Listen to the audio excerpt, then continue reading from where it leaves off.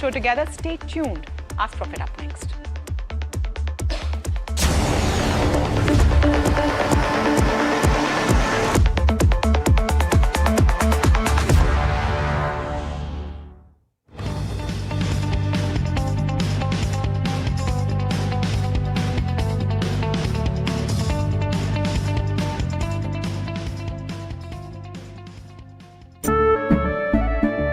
केसरिया से मन जोगी हुआ रे, दिल झूमे देखो मतवारा हुआ रे।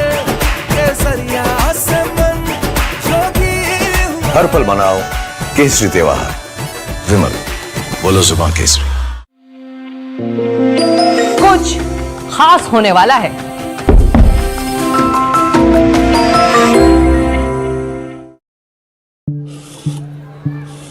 हाथ, ये जो हाथ है ना, सिर्फ लकड़ी ही नहीं, हमारा कल भी तराशते हैं। बंद हो या हो कोई स्ट्राइक, इनका शटर हमेशा खुल जाता है। इन हाथों का यही तो आपसे नाता है, और इन्हें हम आसानी से लोन देकर अपना फर्ज निभाते हैं। कैप्री लोन्स फर्ज निभाते हैं। Hi, I'm Tamanna Inamdar. Watch me on NDTV Profit, where I break down the day's biggest business stories. What happened, why it matters, and what it means for your money. Hi, I'm Neeraj Shah. Watch me on NDTV Profit for the most incisive market intelligence and meaningful corporate conversations. And I'm Alex Matthew. Markets, mutual funds, insurance, personal finance. I help you cut through the noise and make smarter financial choices. And here's where you can watch us.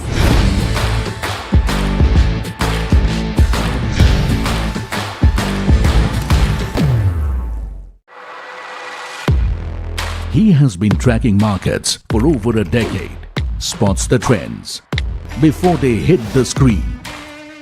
And he is now bringing his analysis to the show that the market watches. Watch Sharad Dubey on Know Your Company, a show that puts the most traded stocks under the scanner. We dissect the company so that you, the investor, don't have to get the management to answer questions relevant to you. Watch Know Your Company weekdays at 11:30 a.m. to understand your next big bet. New year, new power panel, India Market Open, now in its boldest lineup. This is where the trends get tested and stocks get conviction. I'll recommend a buy call on a stock only when I'm fully convinced on the stock. With a table-thumping buy. And when the street wants the levels, he brings the chart. Charts speak the truth, and I deliver the levels with no frills. Parag Thakkar and Kush Bohra are now part of the morning crew with Tamanna, Neeraj and Alex. Same show, sharper voices. Every morning on India Market Open.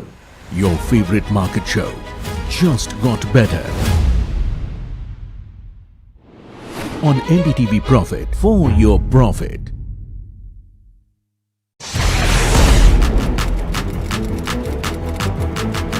When the headlines move fast, perspective matters. On Editor's Cut, our editors come together with experts to distill the week's information blitz into clear perspective. Down the stories shaping the world, from markets and the economy to global conflicts and what lies ahead. This is where experience meets insight.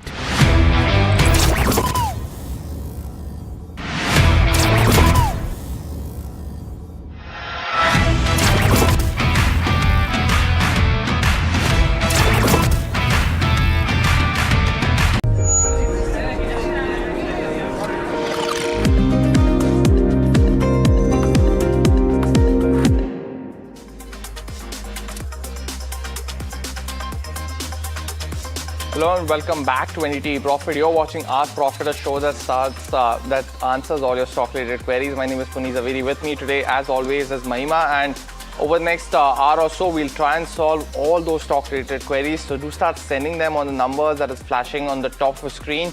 You can also call us, speak to us directly, as well as to our guests on the stock-related queries as well. But before we do that, it's a very quick check of the markets, because an interesting session today. We started off mildly in the red and then bounced back and now back in the green. So the Nifty at 24,400 odd levels, just about an 83 to 90 point uptick. So the implied open, while not all as accurate, it is at this point of time at least. It showed an 80 point uptick in the implied open today in the morning. So that level has now come back yet again. In the heat map, of course, the banking names continue to dominate the news flow today. ICICI Bank, stellar results over the weekend. You had brokerages continuing to maintain their positive view on the stock, and it's now one of the top 3 gainers in the Nifty 50 trend, buzzing on the back of a bonus issue potentially on April 22nd. And so is SBI, possibly expecting some better performance given now results of ICICI Bank visible now.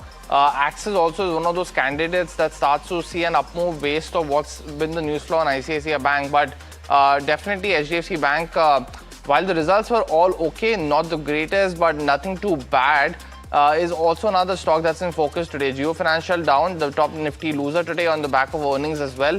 But largely 30 stocks in the Nifty 50. HDFC Bank, that's the only one you can see in blue today. Almost flat at this point of time on the Nifty 50, but started off in the red for this counter.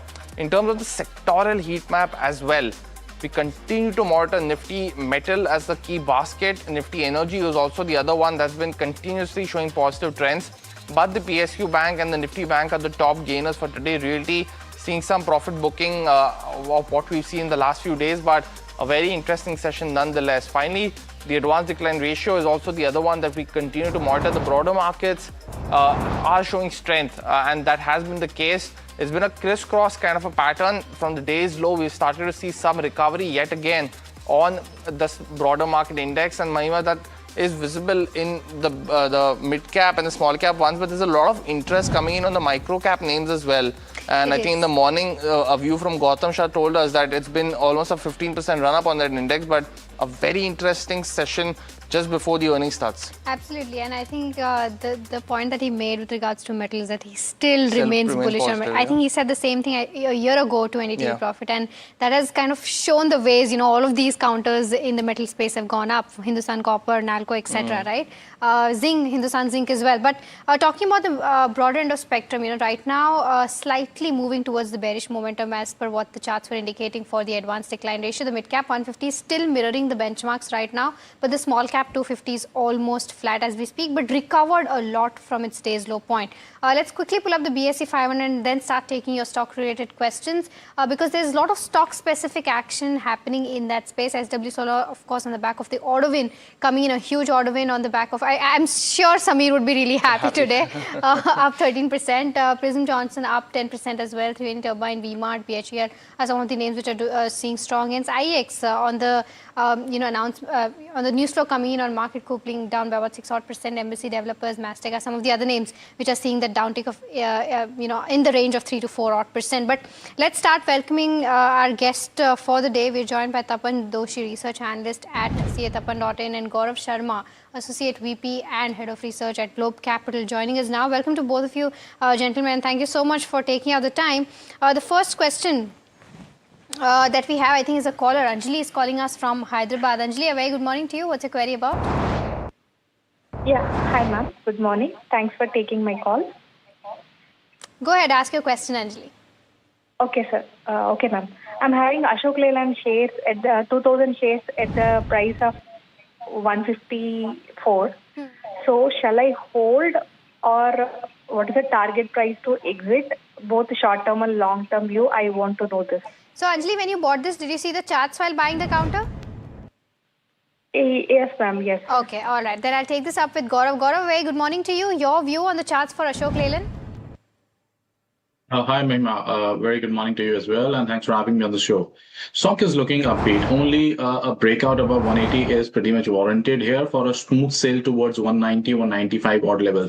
I'll advise the viewer to hold on to her position, take a stop at 165.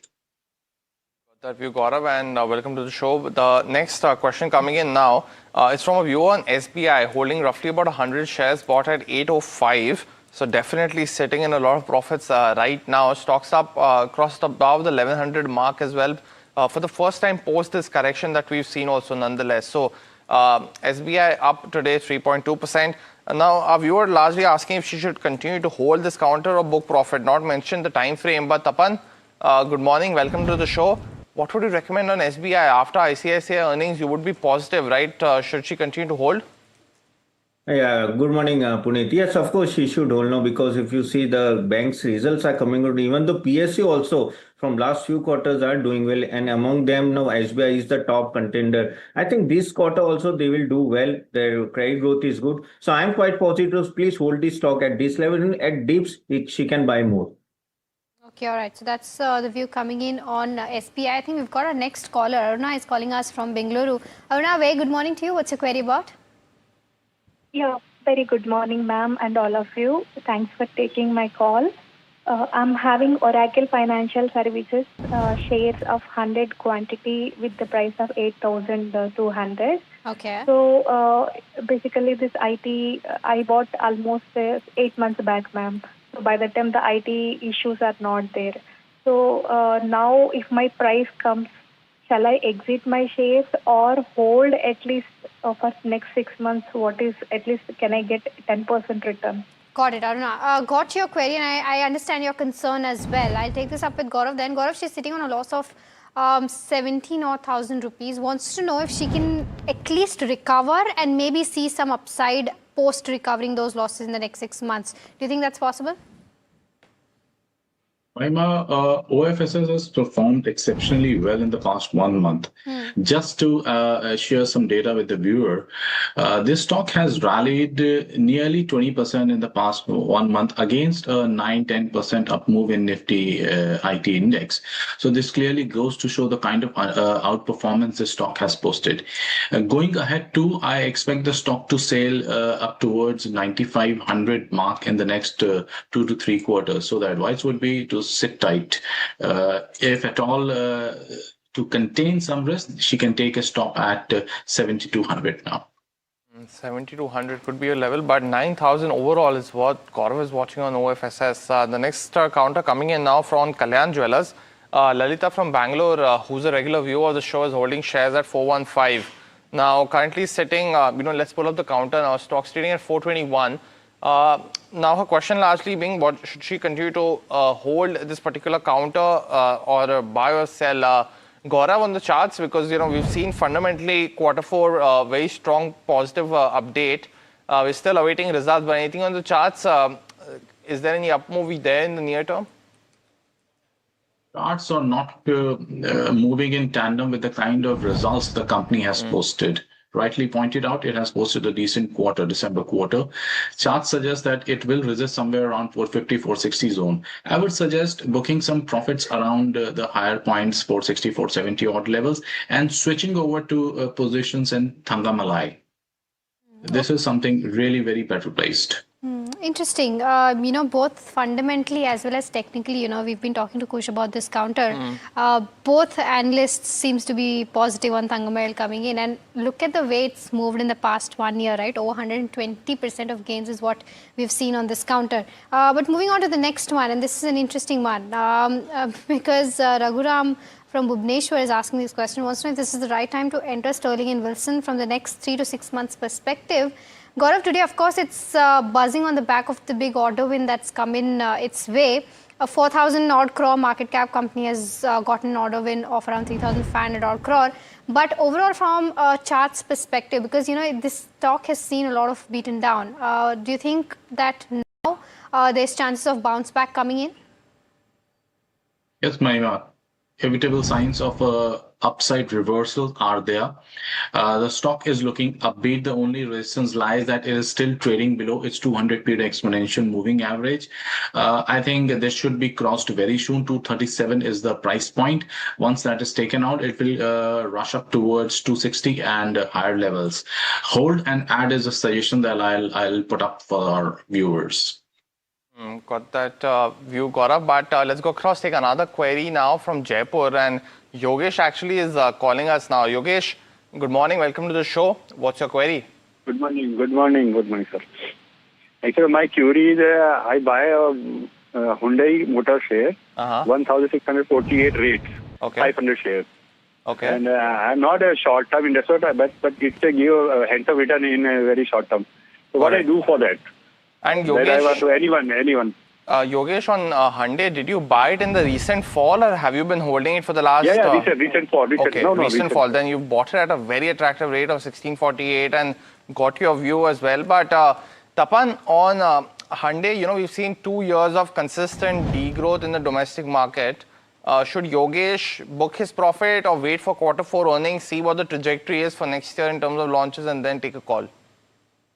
No, he entered at a very good point. No, I think he should hold on the stock, wait for 1 or 2 quarter results. The reason is I think the company will be doing well. Even the monthly updates are okay. I think the margin may increase over the time. So better to hold for 1 or 2 quarters than only do something on this one.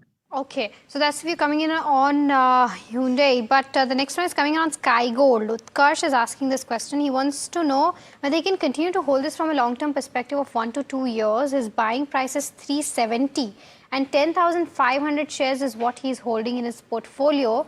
Tapan, I'll stick with you for this one. Your view on Sky Gold, because he's sitting on handsome profits right now considering the quantity that he's purchased.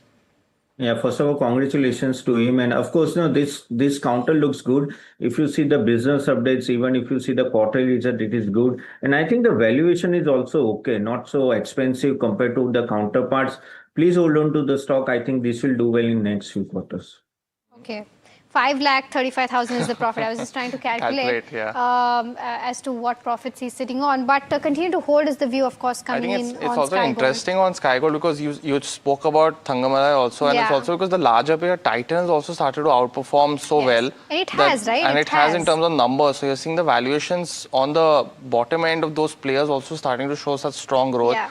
So definitely it's going to be a busy quarter for you in this one. But go across, take the next query. Now we spoke about Hyundai, which was a query from Yogesh to Tapan. But Tapan, on from Nagababu from Andhra Pradesh also, he wants to enter Mahindra & Mahindra for the next 3 to 5 years. Now, there's largely a positive consensus buy on this particular counter. But what is your view now? Because we've seen, the EV portfolio do very well in the last 1 year.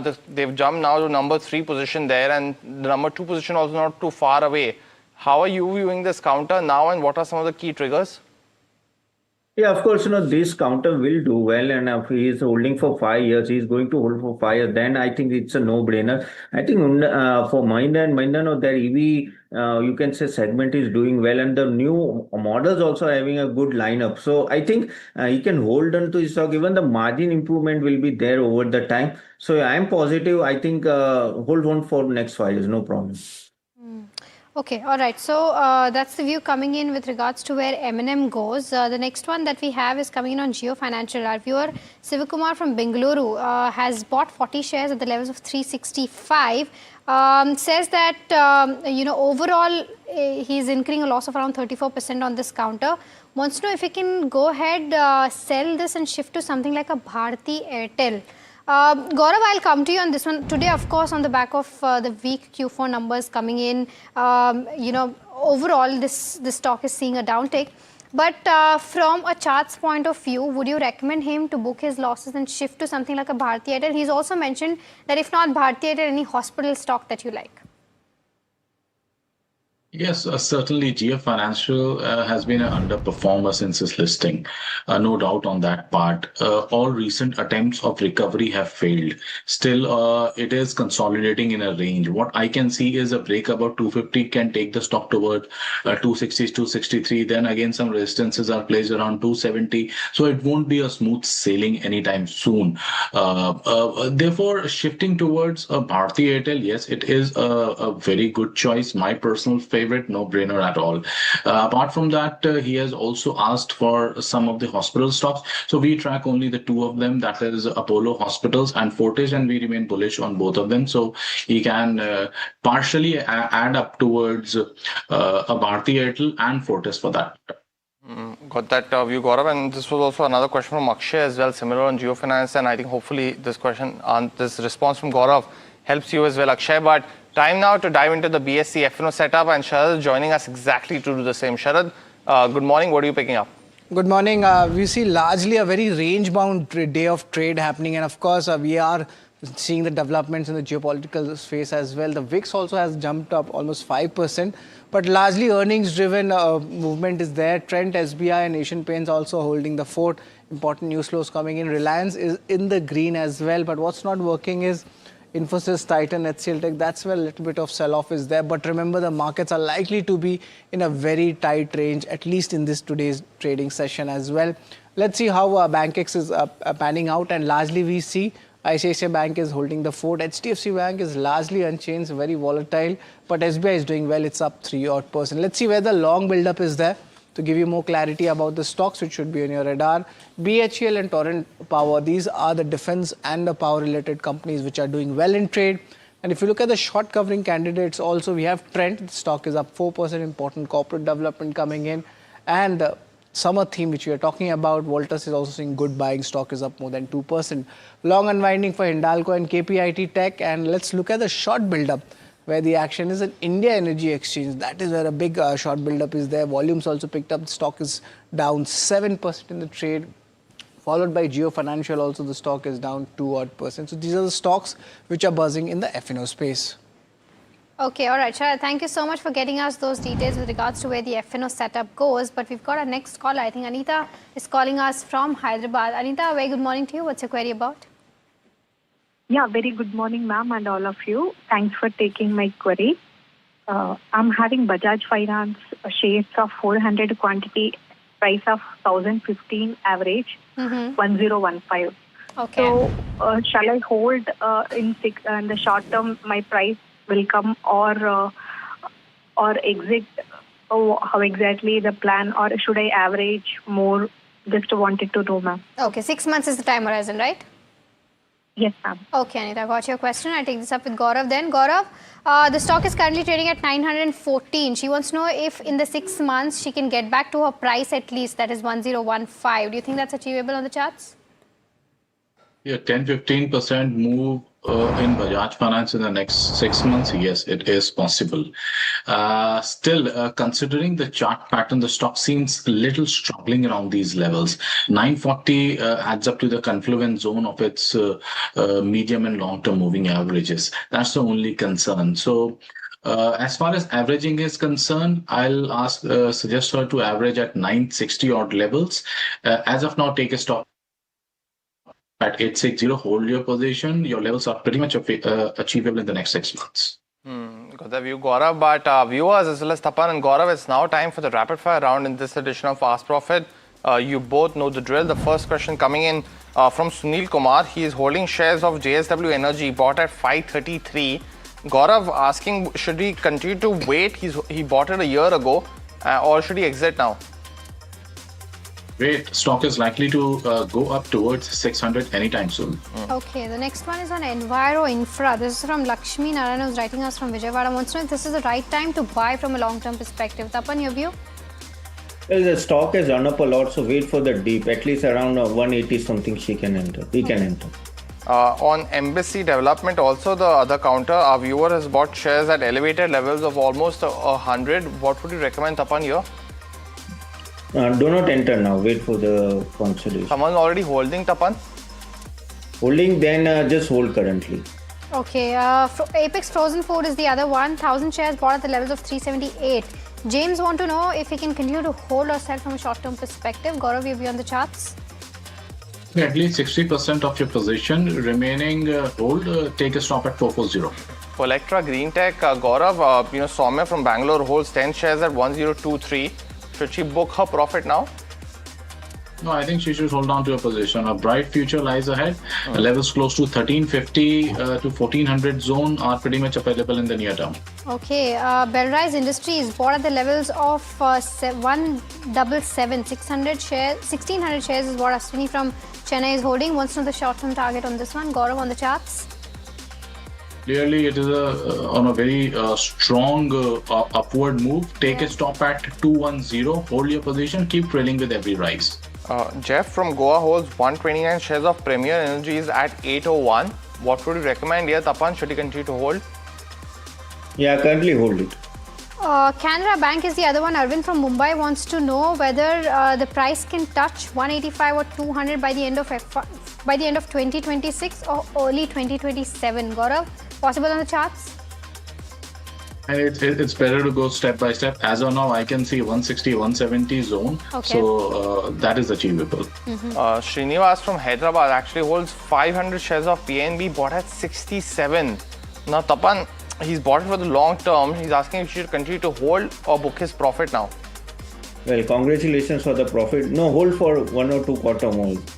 Tapan, good time to enter IRCTC from a long-term perspective? No. G. Varnova, Tapan, a good time to enter for the next 1 year is what Jeet is asking. We also had a initiating coverage note from Motilal, but what's your view? Yeah, it's a good stock. You can enter. MRPL or Chennai Petroleum, which one is better from a 1 year perspective where charts are concerned? Sabu from Kerala wants to know. Gaurav, which one of these are you liking? MRPL and Chennai Petroleum? The neck-to-neck competition. Any of those, very difficult choice to make. Sanofi Consumer Healthcare, Gaurav, what are our viewers Sunny at 4,200? What would be your view on the stock now in the short term? You should consider switching it over. I don't see any good value coming in soon. Dr. Reddy's and Cipla, Lupin, they are better placed. Okay, sticking to the healthcare space, Tapan, this one's for you. Good to make fresh entry in Max Health or Narayana Hrudayalaya or Apollo Hospital? Which one of these are you liking? I think Narayana Hrudayalaya. NTPC Green, Abdul Rashid wants to know if it's a good time to enter for the next 1 year, Tapan? No, better to go for NTPC. KRN Heat, 25 shares bought at the levels of 928. Kishore from Chennai wants a 6 months view on this one. Gaurav?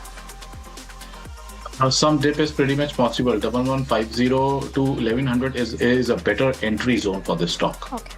Muralidhar has bought into Aisha Motors at 7128. He's holding 44 shares, Tapan.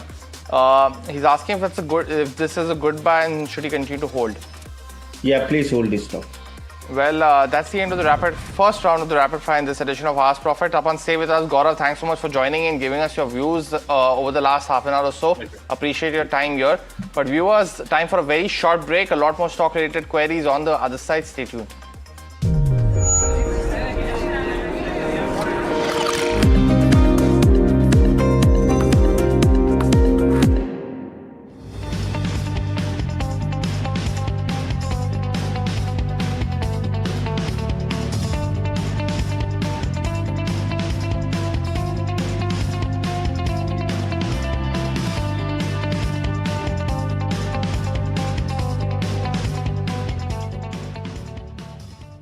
Capri Global Capital Limited is a well-diversified, retail-focused, systematically important, non-deposit-taking NBFC. The company announces its public issue of secured, rated, listed, redeemable, non-convertible debentures offering a coupon rate of up to 9.5% per annum and a security cover of 110%. The issue opens on April 15th, 2026 and closes on April 28th, 2026. For issue structure, risk factors, detailed disclaimers and more information, please refer to the self-prospectus and the tranche 1 prospectus dated March 30th, 2026, together referred to as the prospectus, are available on the website of SEBI, Stock Exchange, the company and the lead manager.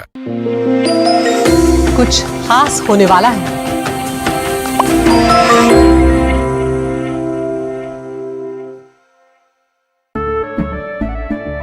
केसरिया से मन जोगी हुआ रे, दिल झूमे देखो मतवारा हुआ रे, केसरिया से मन जोगी हुआ। हर पल मनाओ केसरी त्योहार। विमल, बोलो जुबान Kesari. Hi, I'm Tamanna Inamdar. Watch me on NDTV Profit, where I break down the day's biggest business stories. What happened, why it matters, and what it means for your money. Hi, I'm Neeraj Shah. Watch me on NDTV Profit for the most incisive market intelligence and meaningful corporate conversation. And I'm Alex Matthew. Markets, mutual funds, insurance, personal finance. I help you cut through the noise and make smarter financial choices. And here's where you can watch us.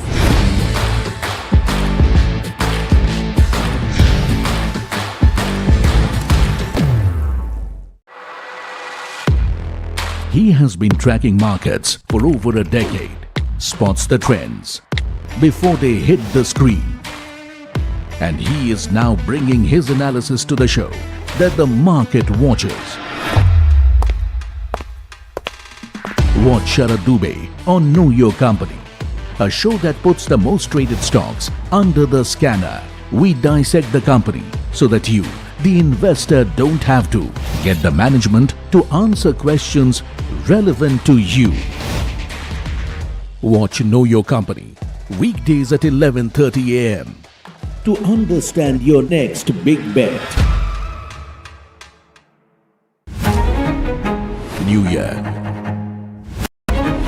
new power panel.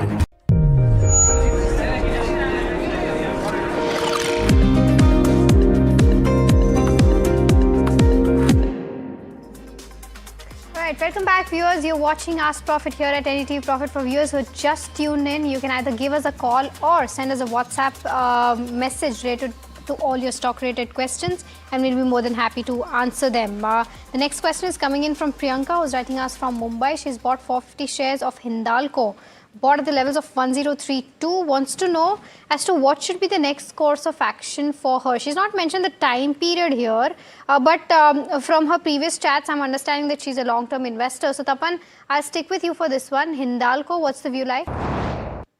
Yeah, if you see the stock has gone up again, and but the overall the financials looks okay. Even the margin, yeah, I think that there will be improvement in next 1 or 2 quarters. Talking about the metal sector is doing good, so better to hold this stock for 1 or 2 quarter more. Tapan, let me also welcome Ajit Mishra, SVP Research at Editorial Broking on the technical side now. Ajit, very good morning. Welcome to Ask Profit. Just a quick first question coming in from Priyanka from Mumbai. She's holding 450 shares of Hindalco at 1032. Now asking, okay, sure, just take this question. Let me go actually take the other one now. This one's coming in on Yes Bank. Krishnan actually is holding 10,000 shares at 20.9 and he's from Chennai. Now, Ajit, what's your opinion now? Because we've seen the results largely being okay. Stocks not reacting too much. Brokerage is not increasing too much in terms of target prices. A new CEO at the helm. On the fundamentals, on the charts though, this one's a better question to ask you, right? What's your view now? Yeah, good morning, Puneet. So, Puneet, what we are seeing is that it's been almost like several years now that, to be precise, means since 2022, we are seeing this band continuing in Yes Bank largely, like 25 to 16 is what it's been hovering in. Currently, we are in the middle of the band, but the underperformance, if you compare it with the other private banking majors and PSU counters, it's a clear, decision that in case if somebody is sticking his guns to an underperforming name, we may see a rebound every now and then, but a sustained recovery or up move is missing. So my opinion, since he bought it at very close to the current levels, the prudent approach is to exit from this and look for buying opportunity in ICICI or Axis Bank. Okay, all right. So that's the view coming in on Yes Bank. The next one is coming in from Biju, who's writing us from Chennai, asking about the pharma space. He says that he has 40,000 to invest in, wants to know whether to invest in Dr. Reddy's, Cipla, or any good pharma counter that you're liking. Tapan, your view on this one? I think Cipla will be a better counter to invest now, because if you see the stock is already come down a little bit, and if you see the valuation looks okay compared to the counterparts, and their US sales and Europe sales are going up, some patents are also coming. So just go for Cipla.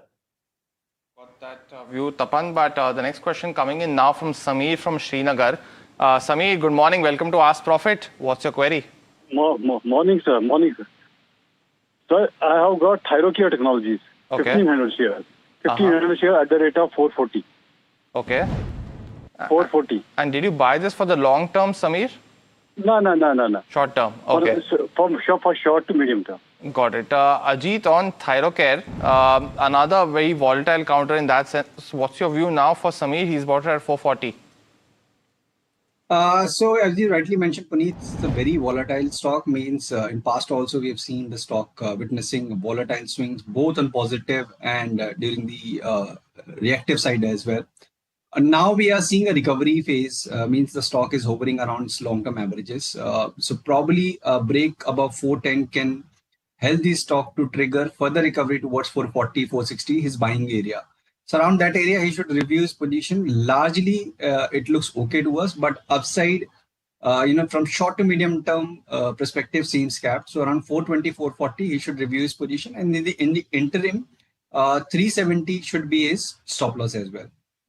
Okay, all right. So that's the view coming in on Thyro. Okay, the next one is directed towards you, Ajit. This is a viewer query from Prashant, who's writing us from Bengaluru, asking about the charts for BSE. He says that, in fact, let me take his entire question. It's on capital markets. I'll give him that leeway. Puneet here is laughing, but basically he's saying that he does not have any position in capital markets portfolio. He wants to know as to what is the best bet right now from a charts point of view and what is the best entry point. He's talked about BSE, CDSL, MCX as well as HDFC AMC. Wants to know which one is better amongst this. Ajit, I know you'll take time to pull these charts up.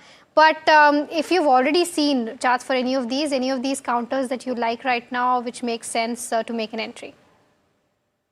So all these counters, Mahima, they have done exceptionally well in this recent leg of rebound. We are seeing that BSE is quoting at the record highs. CDSL is slightly on the back foot, but yes, we are seeing gradual recovery from CDSL as well. HDFC AMC also inching towards record high zone. So this entire theme, MCX is anyways trading at the record high. So the entire theme is participating in this recovery, which is a good part. BSE is outperforming at present, means we are seeing every passing day helping the stock to inch towards a newer high. For fresh buying, short-term buying, HDFC AMC looks comparatively better because we still have room on further upside, means the stock has reclaimed the long-term averages of late. Candles are decisive, volumes are very strong. So all this indicates this momentum is here to stay. So 3,000 is what we are eyeing in the near future, the record high area as an immediate target. And 2650 zone is the buying area. So he can look for a fresh long position even at current levels and add more in case if it witnesses any dip towards 2700 mark. For the entire position, his stop should be at 2600 and 3,000 is the immediate target.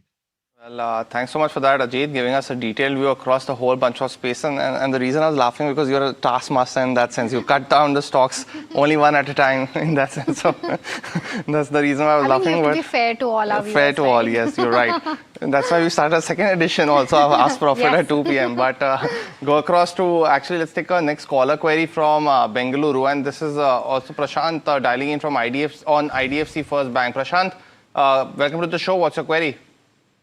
Hi, hello everyone. Good morning. I hold about 500 shares of IDFC First Bank at 70.50. Should I hold it for long term or should I stick to short term? What's the prospects of this, man? And Prashant, do you have any other banking names in your portfolio or is it only IDFC? This is the only one. This is the only one. Got it. Well, Tapan, stock's been, post what we saw some issues propping up in this quarter in that range only, right? It's not recovered.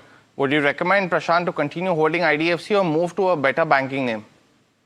No, my take will be better to move. The reason is whatever in last 1 or 2 quarter happened with IDFC First Bank, of course the governance issue also. So it's not so great. Again, lot of talk is there from the IDFC First Bank management, but they are not able to deliver. Many good private banks are there, they are able to deliver. So I think better to move around 70 if its price comes and go to better private bank or even PSU banks. I think that will be good. Okay, all right. So that's the view coming in on IDFC First Bank. The next one that we have, and this is a query that I'm sure Samir would have loved to answer again. But I mean, I just can't think about SW Solar and not think about Samir, right? But this is from Satyan, who's writing in, and he says that he's got Apollo Microsystems holding since when it was 260, wants to know if there is further upside for this one or profit booking makes sense on this one from a medium term perspective or switch to something like an SW Solar. Ajit, I'll stick with you for this one as well. Your view on SW Solar versus Apollo Microsystems that he's holding right now. So in my opinion, Mahima, he should stick his guns with Apollo. Means for the obvious reason, because when it comes to the outperformance during the recovery phase, herein the stock is showing noticeable momentum with volumes, and we are just like 5 to 6% away from these recent highs as well. So this clearly shows momentum is in the favor, and what he can do is he can maintain a trailing stop loss now. Means 270 is something that he can maintain as a trailing stop loss for this position, and 330, 340 is something that he can consider as the targets. SW Solar is also witnessing traction, very strong traction rather in today's session. The stock is up roughly around 15%. Volumes are almost 5 times of the average volume, but it's still trading below its all long-term averages. So we have hurdle at 230, and once we surpass this, then probably this recovery may further extend. But comparatively, if somebody has to hold it for a medium-term perspective, Apollo Microsystem looks comparatively better. Stocks also up almost 24-25%. Apollo Microsystem got that approval for ammunition manufacturing in India, has sizzled through in that sense over the last 2 days. But let's go across, take another caller now from Vijayawada. Balaji has a stock query for us. Balaji, good morning. Welcome to the show. What's your query? Good morning. Good morning. Thank you. Actually, I have exited Interglobe Aviation recently at 4,100 rupees per share.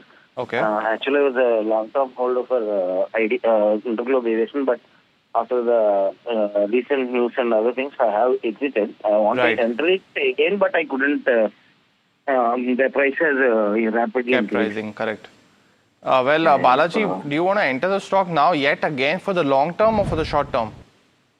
Yeah, for long term only. Should I wait for dips or should I buy it at the present price? Well, it's a very fair question, Balaji. Tapan, what would you recommend to Balaji? Is it a good time to enter Indigo? Probably just put your feet in the water, or wait for some more time, see some correction and then buy in? No, my take will be better to avoid Indigo. No, lot of if whatever thing is happened in last 1 quarter is not going for Indigo. Again, margin pressures will be there. Again, flight operations slowly and gradually coming up, but it will take time. Again, the government is behind Indigo somehow, so operation costs will go up. So, my think better to have a lot of uncertainty. I think better to avoid complete aviation sector, if I want to say.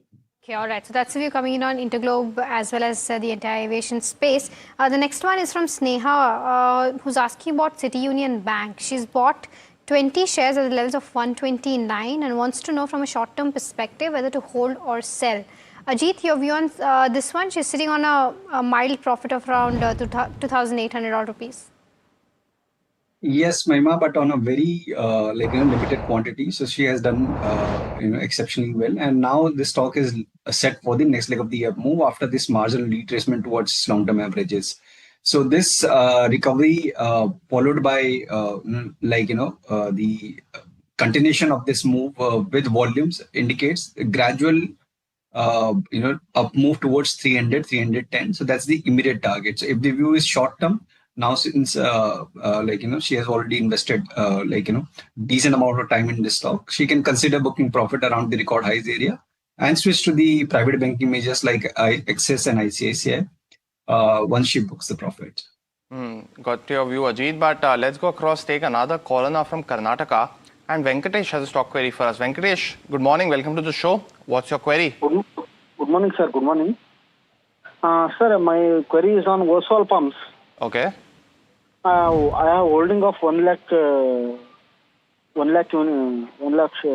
investment in Oswald Pumps. Okay. I have corrected nearly 40 to 50%, sir. 40%. That's why I want to query about it. And Venkatesh, I have bought on a IPO, sir. Okay, you bought in the IPO, got it. But Venkatesh, this position itself is almost 6.2 crores in one stock. Is that your whole portfolio, or do you have some other stocks also in your portfolio? No, sir. Other also is there, sir. Oswald Pumps is ज़्यादा है. Okay, Oswald Pumps ही ज़्यादा है. Got it. Well, Venkatesh जी, पहले तो आपका position इतना बड़ा है, उसके लिए congratulations. But please एक स्टॉक में इतना वेट मत रखिए, स्पेशली क्योंकि वो काफ़ी स्मॉल कैप, मिड कैप्स में वो एक हो सकती है दिक्कत. But तपन, ओसवाल पंप्स पे आपका क्या व्यू है? बिकॉज वेंकटेश की क्वांटिटी बहुत ज़्यादा है. He is bought it at 625. Stock ने रिकवर किया है 290 से 420, बट क्या व्यू रहेगी आपकी? नहीं, फर्स्ट ऑफ पुनीत, जैसे आपने बताया कि पोजीशन कुछ ज्यादा ही बड़ी है, आई थिंक उनको रिस्ट्रिक्ट करनी पड़ेगी. आई थिंक ऊपर आता है तो प्लीज थोड़ा पोजीशन कम कीजिए. It will be a market performer, ऐसा नहीं कि सडनली भागेंगे, क्वार्टर टू क्वार्टर रिजल्ट देखिए आप। एंड मेरे हिसाब से I think more than 50% position कम करके किसी और स्टॉक्स में जाए तो बेटर रहेगा। काफी सारे हम लोग सेगमेंट बात करें, लेकिन अभी होल्ड कीजिए, लेकिन धीरे धीरे डिक्रीज करते जाइए आप पोजीशन अपनी। Okay, so that's the view coming in on Oswald Boffa. I think what Puneet said, just for the sake of repeating it, it's very important for our viewers to understand that, concentration in that one mid cap or small cap stock, is not advisable. You should diversify your portfolio and not just hold one portfolio with a big amount going forward as well. So keep that in mind, because 6 crores, right, is the overall position that he has. 2 crores right and now, loss is already 2 crore rupees. So keep that in mind, Venkatesh, going forward as well. But moving on to the next one, I think Raju from Tirupati wants to know about Godfrey Phillips, wants to know as to what will be the right entry levels from a slightly long-term perspective. Ajit, what are you seeing on the charts? So my correction seems over now, means we are seeing a phase of consolidation after this retracement from the record highs from 3,800 to 1,800 mark. But the momentum is still missing. So in case if he's planning to accumulate, let's say from medium to long term perspective, the range could be close to around, let's say 1,900 to 2,200, the current price area. And for fresh momentum, this once this stock surpasses this 2,450, 2,500 levels, then probably we will see the next level of the up move towards 2,800, 3,000 levels in the coming months. So as of now, he can start accumulating, but wait for any dip towards 1,900 to add more. Also, Ajit, before we move on, just your quick view also on Oswald Boffa, because just the position itself of Venkatesh was so big. On that counter, if you can give some view, because I know it's a very recent listing. IPO is also very recent, so there wouldn't be too many historical evidence, and it's been so volatile also, right? Went till 800, corrected to 290. Any view on the stock? So Puneet, first that he said that he bought it in IPO. Yeah. So such quantity in IPO, it seems slightly off. But having said that, the kind of decline that stock has experienced post the initial up move, post the IPO, it's a very volatile stocks to be in. So let's say in case if we manage to hold this area close to around 420, 25, then probably 475, 500 is something that the stock might attempt. On the downsides, the support comes around 370, 365 area. So still 50 points down. So still we have 1:2 kind of a ratio, when it comes to the holding the current position at current levels. So he can continue to do so, but around 500, definitely he should revisit his position. Most certainly. And so 4,780 crore market cap, that's almost 11.3 crore shares in terms of the overall the current number of shares that are listed. So, and a lot of positioning. So Ajit, point well made. Probably, I think what we were discussing, that could have bought on the first day of the listing around that price, but most certainly a key one. And hopefully, Venkatesh, this helps you a little bit more.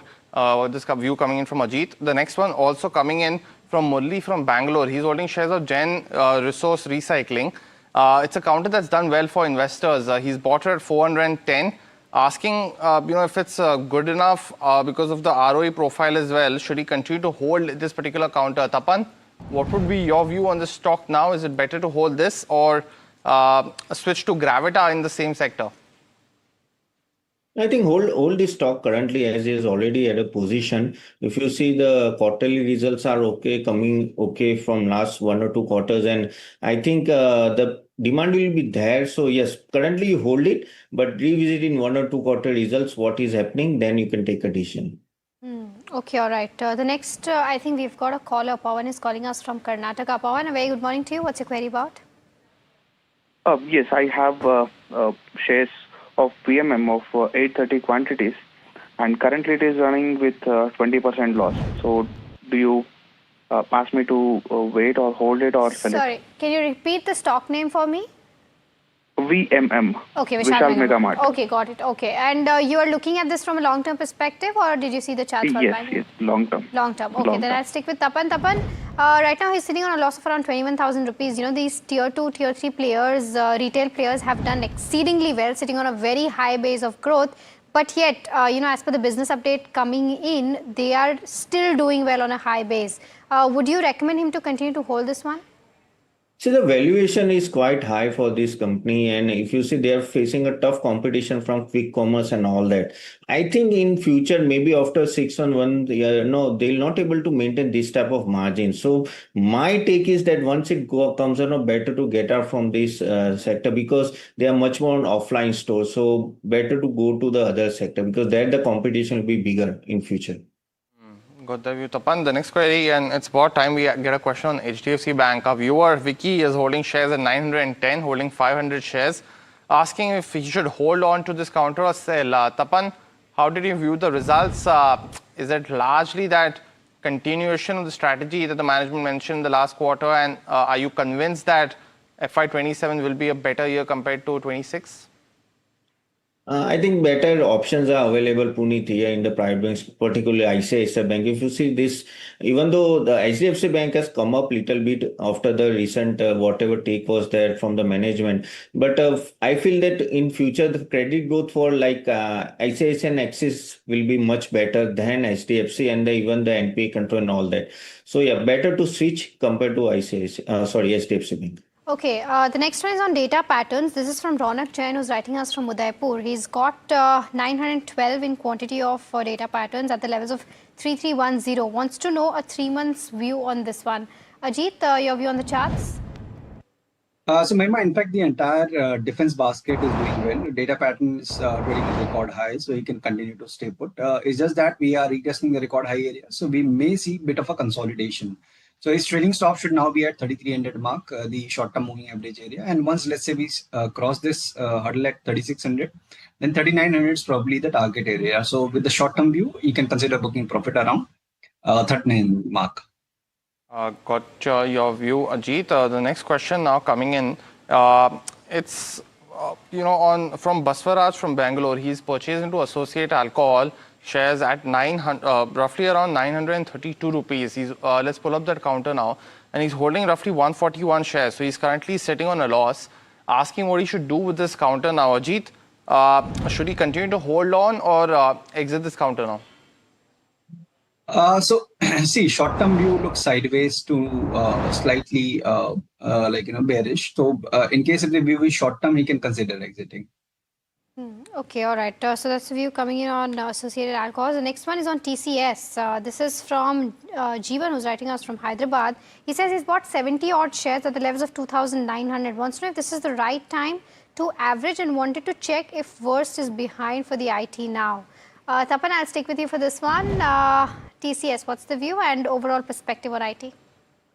No, I'm in a camp where I think IT will take time to recover. So at this level also, I feel, even if you see the guidance also, it's not so encouraging. Even the dollar-rupee revenue also, it's not so great. So my take is better to avoid this stock. Once it comes up, then you better exit and go to other sector. Got the view. Well, it's time now for the rapid fire round. Viewers as well as Tapan and Ajit, you both know the drill. The first question coming in on Dixon Tech. Harsha from Vijayawada is holding shares at 15,000 and 135 shares. So she's invested 20 lakh rupees, currently at a loss of 20%. Tapan, should she continue to hold? And I know the Vivo JV, of course, on the anvil, but what should she watch out for in Q4? Yeah, better to hold. If she's a long-term investor, better to hold. Okay, Mukka Protein is the next one. Arni Agnihotri from Pune is holding 3,500 shares. What are the levels of 30? From a short-term perspective, what are the charts indicating, Ajit? Hold with stop at 22 and use recovery to reduce around 28-30 zone. Got it. Irida bought at 125 by Shobha from Bangalore. Asking, should he just sell this counter at the current juncture, Ajit? Would that be your recommendation? So seeing rebound, but upside still seem capped. So yeah, she can consider exiting. Okay, Scient and Scient DLM, does it make sense to enter these at the current market price? Mari from Hyderabad is asking. Tapan? I think Scient DLM, he can enter. The next question coming in is from Kishore from Hyderabad, holding 49 shares of Siemens Energy at 2,700. Tapan, he's asking if he should add some more shares at this point of time. Can he do that? Yeah, I can add. No, I think better future is there for Siemens Energy. HDFC Life, from a long-term perspective, Narendra wants to know if you can continue to hold his buying levels to 90. It's like attractive levels for sure. Tapan, your view on this one? Yeah, please hold it. Paras Defense bought at 353 100 shares in April 2024. Tapan, it's almost doubled from there. Should he continue to hold or book some profits? Congratulations to him. No, please hold this stock. The next one is on Vintage Coffee. 300 shares bought at the levels of 130. Sunita from Hyderabad wants to know if she can continue to hold from a short-term perspective. Ajit? Vintage Coffee looks sideways to me, so better exit. Savita from Hyderabad is asking a question on PFC. She's holding shares at 396 and also holding REC at 320, both 100 shares. Tapan, should she just switch to PFC for both these holdings, and what's your view now on the counter? Yeah, she can switch to PFC, but keep PFC for long term. It will do well. Okay. Buy Crompton Greaves Consumer at the current price levels from a short-term perspective, and what could be the target, Ajit? Upside seems capped. 275 is the hurdle. So very short-term 256 with SL one can consider, but around 275, 276 one should book profits. Okay. Vijay from Chennai wants to know a short-term target of HDFC Bank, Ajit. Upside seems capped because it's underperforming, still hovering in a very tight band around 20 EMA mark. So better avoid, switch to ICICI rather. Okay, the correct price to enter Reddington from a short-term perspective. Ajit, your view on the chart? Reddington is still struggling below the long-term averages. Wait for a close up of 250 to enter. Next question is on NLC India, bought at 56. Ajit, what should Vishwanathan do with his 600 shares? He should definitely stay put. NLC has witnessed a multi-year, consolidation range breakout, trading at the record high. So 285 should be the stop. 345, 360 positionally should be the target zone. Okay, HAL 200 shares bought at the levels of 416. Should I hold or sell? Rajiv from Pune wants to know. So significant profits is what he's sitting at. Tapan, your view? Yeah, congratulations. Yes, hold for long term. Manoj Ahuja from Dubai holds BSC at almost 2,140. What's your view, Ajit, now on this counter? Should he book profit? At least book partial profit and maintain a trailing stop at 3,200. Okay, HPL Engineering bought at the levels of 678. Kumar from Hyderabad wants to know if he can continue to hold or not. Ajit, your view on the charts? Hold with 740 as a stop loss, around 900 reevaluate. Okay, all right. So that brings us to the end of course, this edition of Rapid Fire Round for Ask Profit. But just a slight correction. I think the HAL query that we asked, the buying price was not 416. I don't think it ever went to that. It was 4162. So that's just a correction from my end. But Tapan as well as Ajit, thank you so much for helping us answer all those 60 stock-related questions that we managed to answer in the last 1 hour. And of course, taking out the time and helping us answer all those queries. But viewers, completely out of time on this edition of Ask Profit. Thank you so much for joining in, but do stay tuned. KYC comes up next.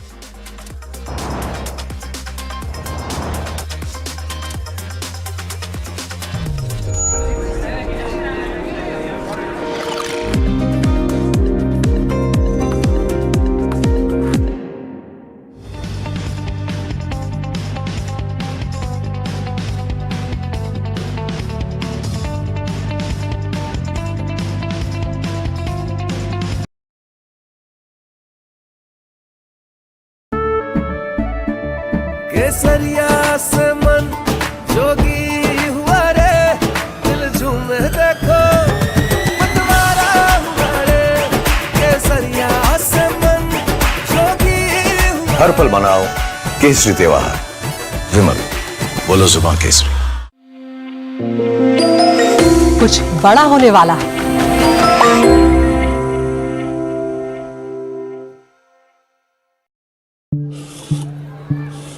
हाथ, ये जो हाथ है ना, सिर्फ लकड़ी ही नहीं, हमारा कल भी तराशते हैं। बंद हो या हो कोई स्ट्राइक, इनका शटर हमेशा खुल जाता है। इन हाथों का यही तो आपसे नाता है और इन्हें हम आसानी से लोन देकर अपना फर्ज निभाते हैं। कैप्री लोन्स फर्ज निभाते हैं। Hi, I'm Tamanna Inamdar.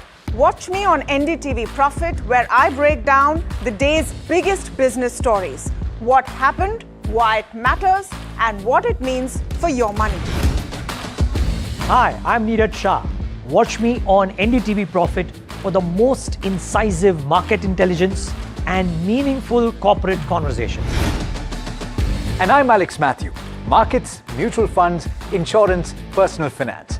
I help you cut through the noise and make smarter financial choices. And here's where you can watch us.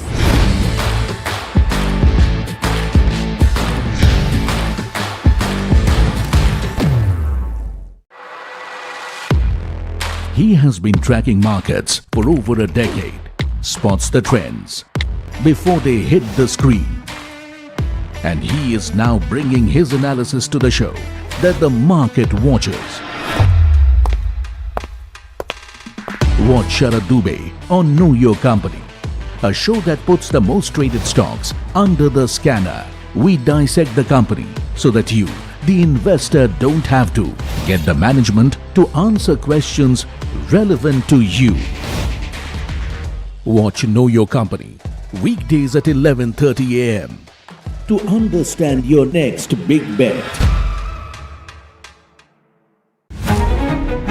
New year, new power panel, India market open, now in its boldest lineup. This is where the trends get tested and stocks get conviction. I'll recommend a buy call on a stock only when I'm fully convinced on the stock. With a table-thumping buy. And when the street wants the levels, he brings the chart. Charts speak the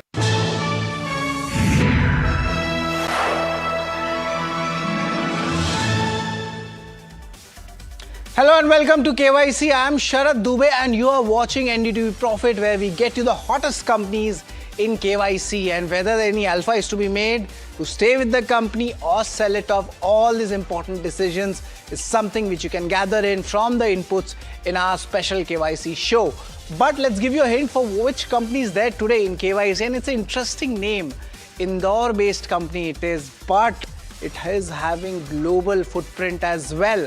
The second hint I would like to give you, the company deals with the water infrastructure and the solutions and the equipment segment. Remember the water theme which was very strong 2 years ago? Of course, that company is one of the beneficiaries from that as well. But the company is already up 6 times in the last 5 years. It's already a multi-bagger if you have been holding it for a long time. Interesting company, but company is which one? That's the most important one. The company in focus in KYC today is Jash Engineering. This is the company which we are talking about right now. Definitely it's out of favor in the markets. I'll get you the reasons why it is, and there might be some silver lining at play as well. But why are we calling this company? That's the main question to be asked. The first one is definitely going to be on the FY26 revenue. That has missed its guidance. Will there be more pain?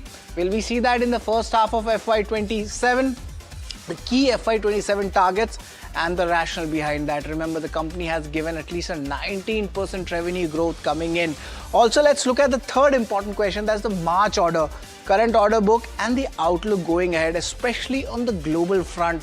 There are lots of misses rather than hits when it comes to the exports for the company. The US tariff situation, what's the progress coming, especially regarding its refund?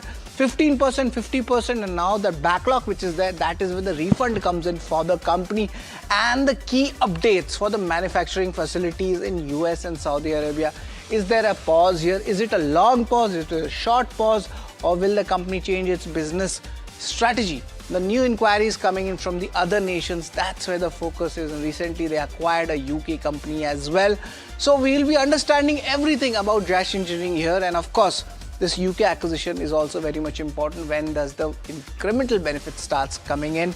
And to be honest, if everything is wrong, there must be some silver lining in the medium term. And that is where we will be asking this question. And joining in will be Prateek Patel. He is the CMD at Jash Engineering, where Prateek will help us decode the important updates and the outlook ahead for the company. It'll be a very interesting conversation, but let's see about the company. What are the key details which you should be knowing about Jash Engineering? Once it was the favorite of the markets. And remember, it's an Indore-based water solutions company. There's a lot of products also which company has regarding this water infra theme. I'm just giving you a revision.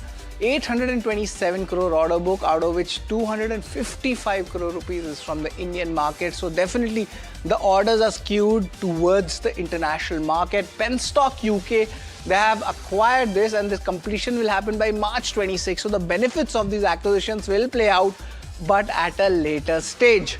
Let's also talk about the growth strategy. They are eyeing almost 100 crore plus revenue from this region by 2030. I'm talking about the new GCC region. The SEZ expansion is going on for the Indore plant, the Pithampur, which we talk about. So that's what we will be talking about. Also, let's see the product revenue by composition and the water control gates. That's the most important one. 61% of revenue comes from this segment, the water control segment. Also, the remaining 16% comes in from the screening equipments, valves and hydropower. That's the balanced numbers you're looking at. But to be honest, अगर simplify करें तो water segment, water infra segment की company है और उनके अलग-अलग products हैं. But revenue composition, let's see what's happening here. India, it's 46% and US is 37%. That is where the concern lies, the way there has been a confusion in the tariffs and the way the growth outlook has been derailed for the company, especially for US markets and now even Saudi Arabia markets. That's what we'll try to get into the management's head on that. Recent updates, FY26 revenue was at 736 crore. The guidance came in at 775 to 800 crores. That means there is a miss in the estimate. Now they have initiated steps to claim the refund, and of course this will take time. This is not going to be easy because the tariff numbers, they are fluctuating as Donald Trump talks about them. There is a deferred investments plan playing out in both the US and Saudi Arabian markets, and this is because of the geopolitical tension. So this is one of the key overhangs for the stock. But the question remains is the worst over for Jash Engineering? First question is the selling pressures seen is largely over for the DIs. We have seen a complete exit, we could say almost coming in for the DIs. There is a lack of analyst coverage here. The interest is not there. And that is where I mean to say that smart money might be accumulating in certain current levels. So you should be watching out at Jash Engineering in this current scenario as well. There is action happening, but of course we do not know the news flow yet. The valuations are almost below 60% from its 5-year peak. And despite that, it's a high ROCE business model. So that is where we feel that Jash Engineering might create alpha from the current levels as well. The US tariff stability from FY27 onwards, when it will come, we don't know. But hopefully it can come in the first half of financial 27. So that's the entire thesis. Is the worst over for Jash Engineering. But let's give you more details about how we judge a company in the KYC show. And largely we talk about the key numbers, which is very much important, where we check the income statement, balance sheet and cash flow. And also we get you the ROCE numbers here. In this case, that's the return ratios as well. But shareholding is important. Has the promoter sold? Is the FIs or DIs exiting this counter? And of course the street trade कितना पैसा बना, 5 साल में कितना बना, 1 साल में कितना बना, या इस साल में कितना पैसा बना. Valuations, will get some interesting names which have been buzzing recently as well. All of them are in this water infra space. And lastly, outlook. Already we have shared that with the management, but the industry, where does the story lie? So these are the important operational parameters where we'll be judging the company. The first one, let's talk about it. That's the income statement. And the income statement, last 3 years, company has done really well. Revenue 3-year CAGR is up 26%. EBITDA, look at that, 39%, 40%. So there's a very good strength when it comes to the financials as well in the past. But the Q3 numbers have seen a bigger impact, and we can see that in the Q4 numbers also, as the management has already come out with its update, especially on the revenue front. And that is where a little bit of concern comes last 3 months and in this current 3 months as well. Because of that, I'm going to give this a neutral rating. And look at that, the margins has also come down from that 15%, 16% average, it's down at 11%. So a little bit of concern is definitely there when it comes to financials. And that is why the EPS is getting impacted and we are seeing an overhang in the stock as well. So net income statement, we talk about it, is largely neutral. But let's look at the balance sheet. In these trying situations, a company, when it maintains its balance sheet, that is where the strength comes in. Reserves are strong at 420 crore rupees, no major deployment, and that's a healthy strategy as well. Looking at the current market scenario, and seems like there is a pause. But net, let's look at the borrowings and the cash balances also. The borrowings are at the lower level and they have maintained that. There's no concern about it.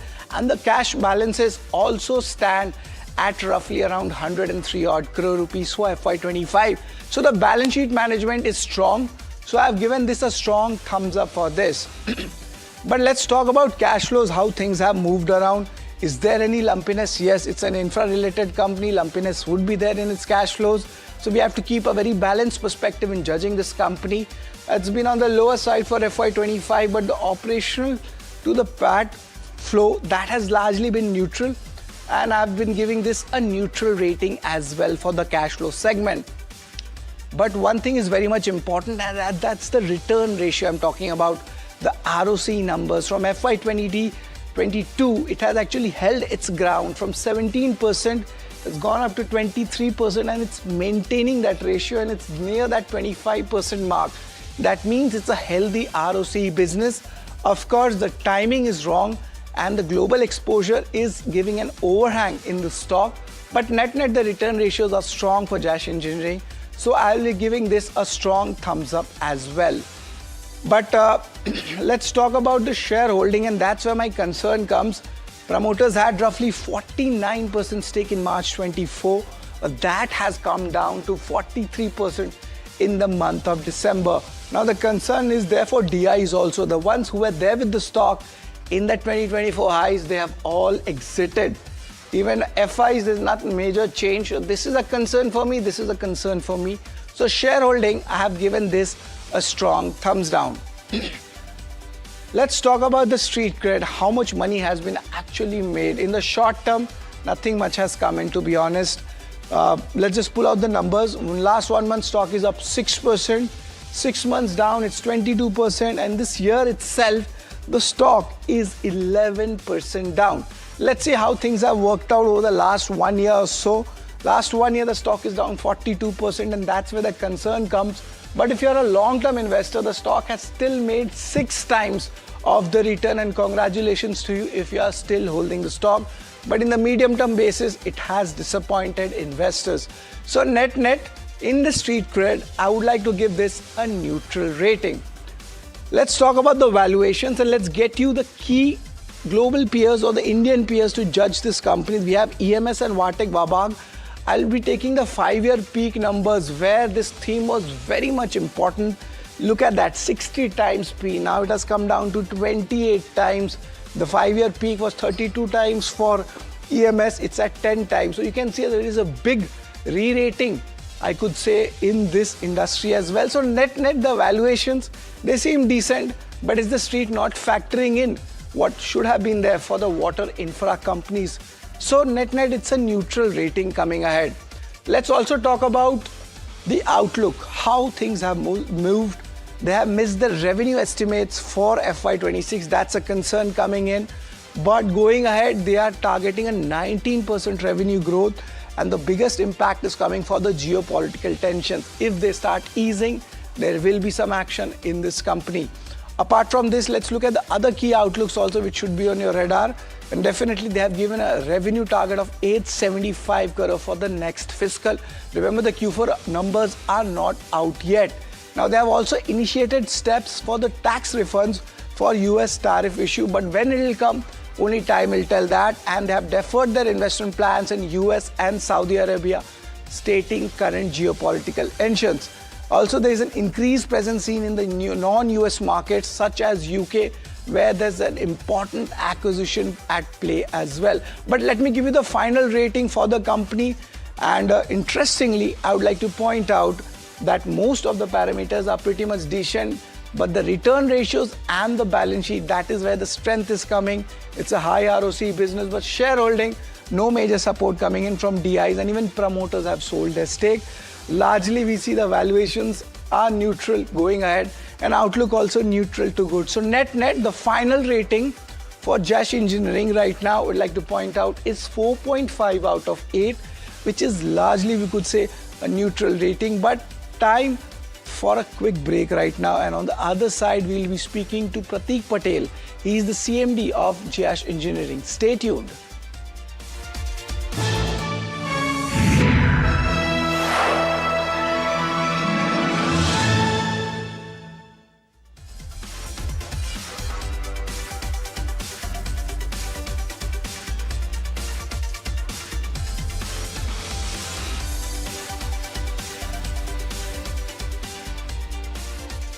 Capri Global Capital Limited is a well-diversified, retail-focused, systematically important, non-deposit taking NBFC. The company announces its public issue of secured, rated, listed, redeemable, non-convertible debentures offering a coupon rate of up to 9.5% per annum and a security cover of 110%. The issue opens on April 15th, 2026 and closes on April 28th, 2026. For issue structure, risk factors, detailed disclaimers and more information, please refer to the self-prospectus and the tranche 1 prospectus dated March 30th, 2026, together referred to as the prospectus, are available on the website of SEBI, Stock Exchange, the company and the lead manager.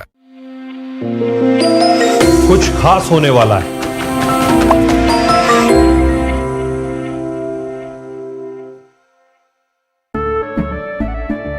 केसरिया से मन जोगी हुआ रे, दिल झूमे देखो मतवारा हुआ रे। केसरिया से मन जोगी हुआ। हर पल मनाओ केसरी त्योहार। विमल, बोलो जुबान Kesari. Hi, I'm Tamanna Inamdar. Watch me on NDTV Profit.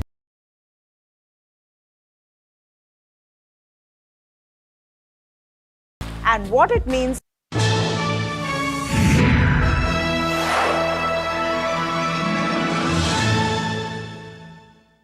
Right, we are joined in by Mr. Pratik Patel. He's the chairman and MD of Jash Engineering. He's having over 30 years experience in the industry and he joined the company as a graduating fellow as an estimation engineer, and he was inducted into the company's leadership team in 1996.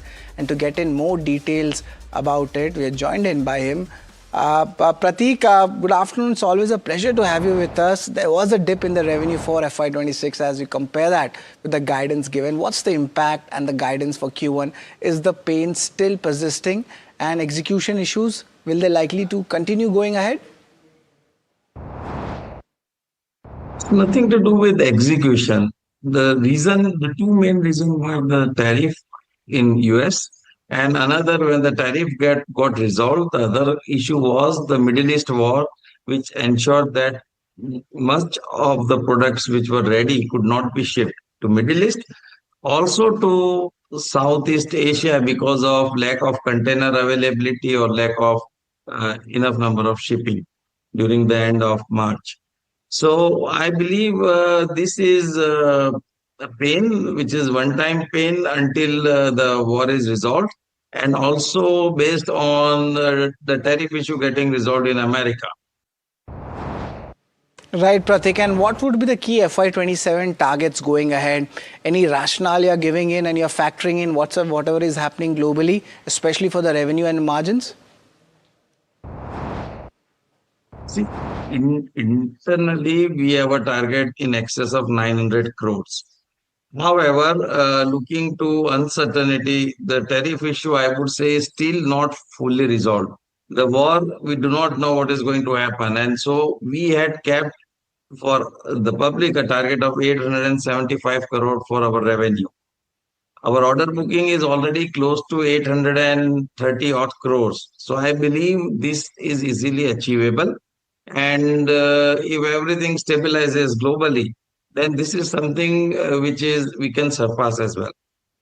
Right. And Pratik ji, if I'd like to point out the entire order book status, what's there in the March, how's the order book outlook looking like, especially if you divide it between domestic and the non-domestic areas. What's your view on that? Our order book is quite strong. As I said, it is in excess of 830 crores. So based on these 830 crores, we are quite confident to achieve this year revenue target of 875. As I said, our internal target is above 900, and we are quite confident if there is good stability in the world, it is possible to achieve that as well. Well, there seems to be some kind of a clarity coming in the US tariff segment. Now it's imposed 50%, earlier it was 50%. So is there any chance for the company to get the refund? And if yes, any timelines have been initiated here? So first of all, just to understand what is the US tariff. The first tariff increase was to 25% in January, which was subsequently increased to 50% in June. Now, we do not have such margins to absorb 50%, and so we had curtailed our production for America. Finally, in February, 2026, because of Supreme Court intervention in America, the tariff is scaled back, and now the tariff applicable to us as of today is 10%. If this is continued, I have my doubts about this, but if this is continued, then the tariff issue is resolved. However, when we talk about the other question you asked was what about the future outlook of tariff? I believe that the Trump administration still is finding ways to impose further tariffs. And if they are successful with that, then again it would look that India would have a tough time with higher tariff. The thing which we have to understand is tariff as such does not affect our business. It is imposition of tariff midway. So if the government decides, US government decides that the tariff of 50% is going to be there throughout the year, then we will do our costing according to that and build up margins on the tariff. However, what is happening is, if you see the last year, from 0 it went to 25, from 25 it went to 50, and Mr. President was still saying that we will impose further penalties. So in such an uncertain environment, it is very difficult to do business for any company. And the same is true for us as well. So if there is a sustained tariff throughout the year, then it is not a problem for us, and we don't see any problem in achieving our targets whatsoever. That means, just to put that in perspective for viewers, the medium term and the long term targets for Josh Engineering doesn't change, and that's what's being factored in. Quite an honest way of talking about it, especially coming in from the management. But let's talk about one more update which has come in recently, especially on the manufacturing facilities, US and Saudi Arabia. There seems like there's a deferment of plans at play. Pratik, if you just give us more light on this. As of today, because of the war, everything in Saudi Arabia is stopped. Same because of the war and inflation in America, we have put on hold our investment plan for the second plant in America. I am going there in May, and thereafter we'll take a call how to go ahead. However, the investment in India is going full stream, and by end of May, we would have invested close to 70 crores in Indian operations to expand our facility so that we can do 1,200 crore revenue from the current facility. Once the Saudi Arabian and new plant in America is set up, then we are going to be in a position to deliver up to 1,500 crore worth of revenue from our facilities worldwide. Right, that's an important update coming in from the global perspective. But yes, the domestic investments, they are going at 100% and that is something which is giving a clarity to the overall stakeholders who are listening and viewing KYC. But Pratik, has there any new inquiries come from the other nations? And recently there was a rationale for a UK-based acquisition as well. That's called Pen Stocks. Needed your view on this. Are you diversifying now? Yes, we are supplying to 45 countries and we are opening up new countries. This year we are entering into Vietnam, we are entering into Indonesia. So every year we are adding new countries. But as I said, we already have 45 countries on board. And we did an acquisition in 2 weeks back in UK. So now we have two companies in UK, which we aim to merge and have a single company in UK. But because of these two acquisitions in UK, we are looking at scaling up the UK business in a big way. Presently, it is at 3 million pounds a year, and which we plan to scale up to 12 million pounds in 3 years' time. So our business elsewhere other than UK, US and India is also growing.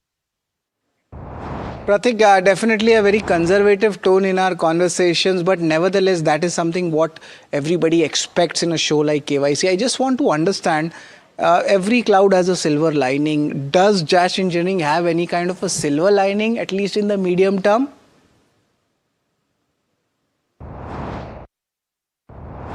See, it is a little bit difficult looking to the current scenario to give very strong and positive opinion on what the company will achieve.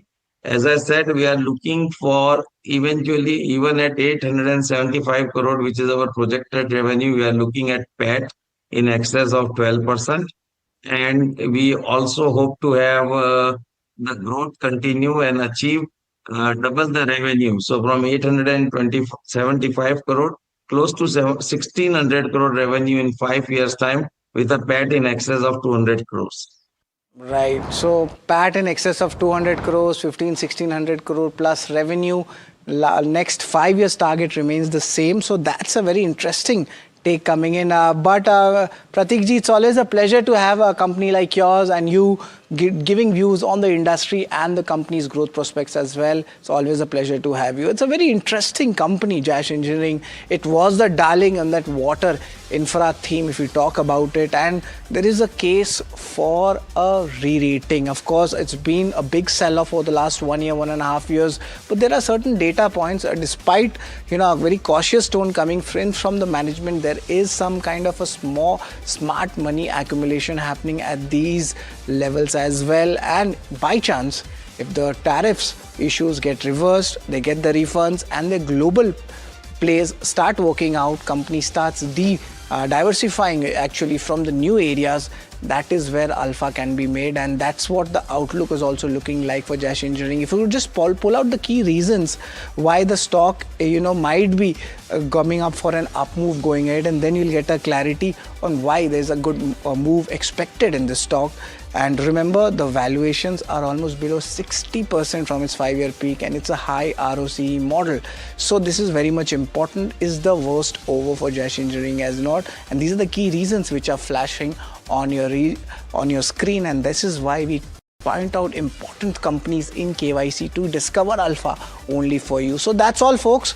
Thanks for tuning into KYC, and only on NDTV Profit you're going to get these interesting companies where even if they are beaten down, we might find some reasons for their alpha. So stay tuned to NDTV Profit.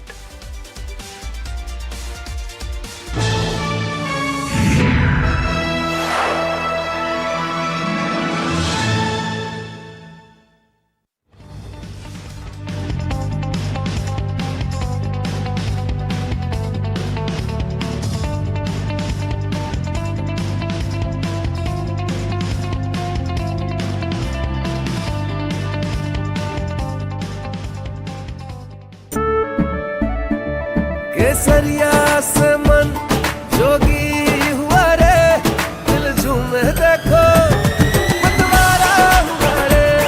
केसरिया से मन जोगी हुआ। हर पल मनाओ केसरी त्योहार।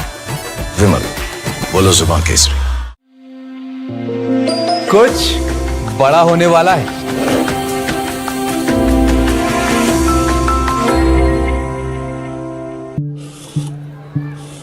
हाथ, ये जो हाथ है ना, सिर्फ लकड़ी ही नहीं, हमारा कल भी तराशते हैं।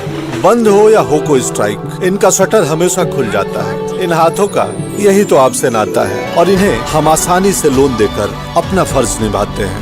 कैप्री लोन्स फर्ज निभाते हैं। Hi, I'm Tamanna Inamdar. Watch me on NDTV Profit, where I break down the day's biggest business stories. What happened, why it matters, and what it means for your money. Hi, I'm Neeraj Shah.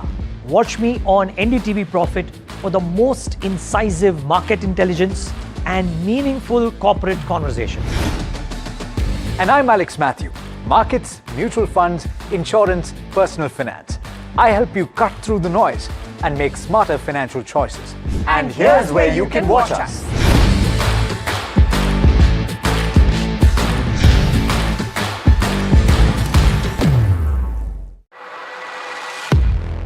He has been tracking markets for over a decade, spots the trends before they hit the screen.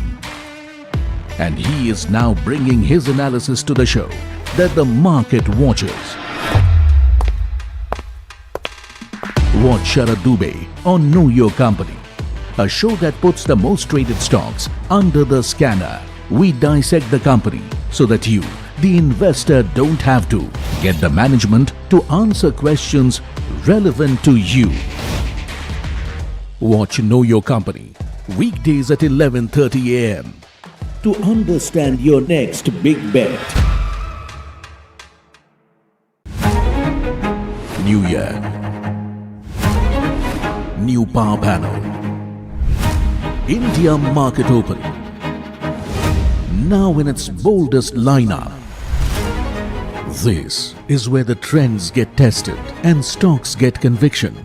I'll recommend a buy call on a stock only when I'm fully convinced on the stock. With a table thumping buy. And when the street wants the levels, he brings the chart. Charts speak the truth, and I deliver the levels with no frills. Parag Thakkar and Kush Bohra are now part of the morning crew with Tamanna, Neeraj and Alex.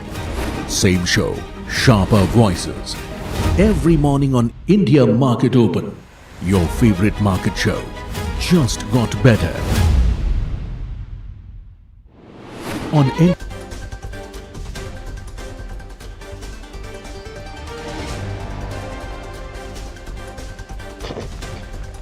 Benchmarks start the week on decent footing. Nifty nears the day's highs. Sensex jumps more than 300 points. PSU banks, energy lead the gains. Metals and real estate on the back foot today. Energy markets jolted by fresh escalation at sea, with Brent soaring as much as 8%. War premium returns to the barrel after US Navy seizes an Iranian-linked ship, while Tehran fired at vessels and reimposed controls on the Strait of Hormuz. HDFC Bank reported a stronger than expected rise in the fourth quarter profit, helped by a pickup in the lending to consumers. Though lending margins remained weak for the bank, ICICI Bank too reported a beat in Q4 profits, led by robust loan growth and lower provisions for bad loans. IEX is in the spotlight after CERC released its draft power market regulations. The proposal on market coupling could reshape price discovery across exchanges, raising questions on liquidity, volumes, and the competitive landscape. Asian Paints is turning up the price dial again. The company has announced a second 3 to 5% price hike effective from 5th of May, pushing cumulative increases into high single to double digits, underscoring the persistent cost pressure and strong confidence in pricing power. The visiting South Korean President Lee Jae-myung will meet the Prime Minister Narendra Modi today to discuss trade and ties. Yesterday, External Affairs Minister S. Jaishankar called on President Lee as he kicked off his visit to India.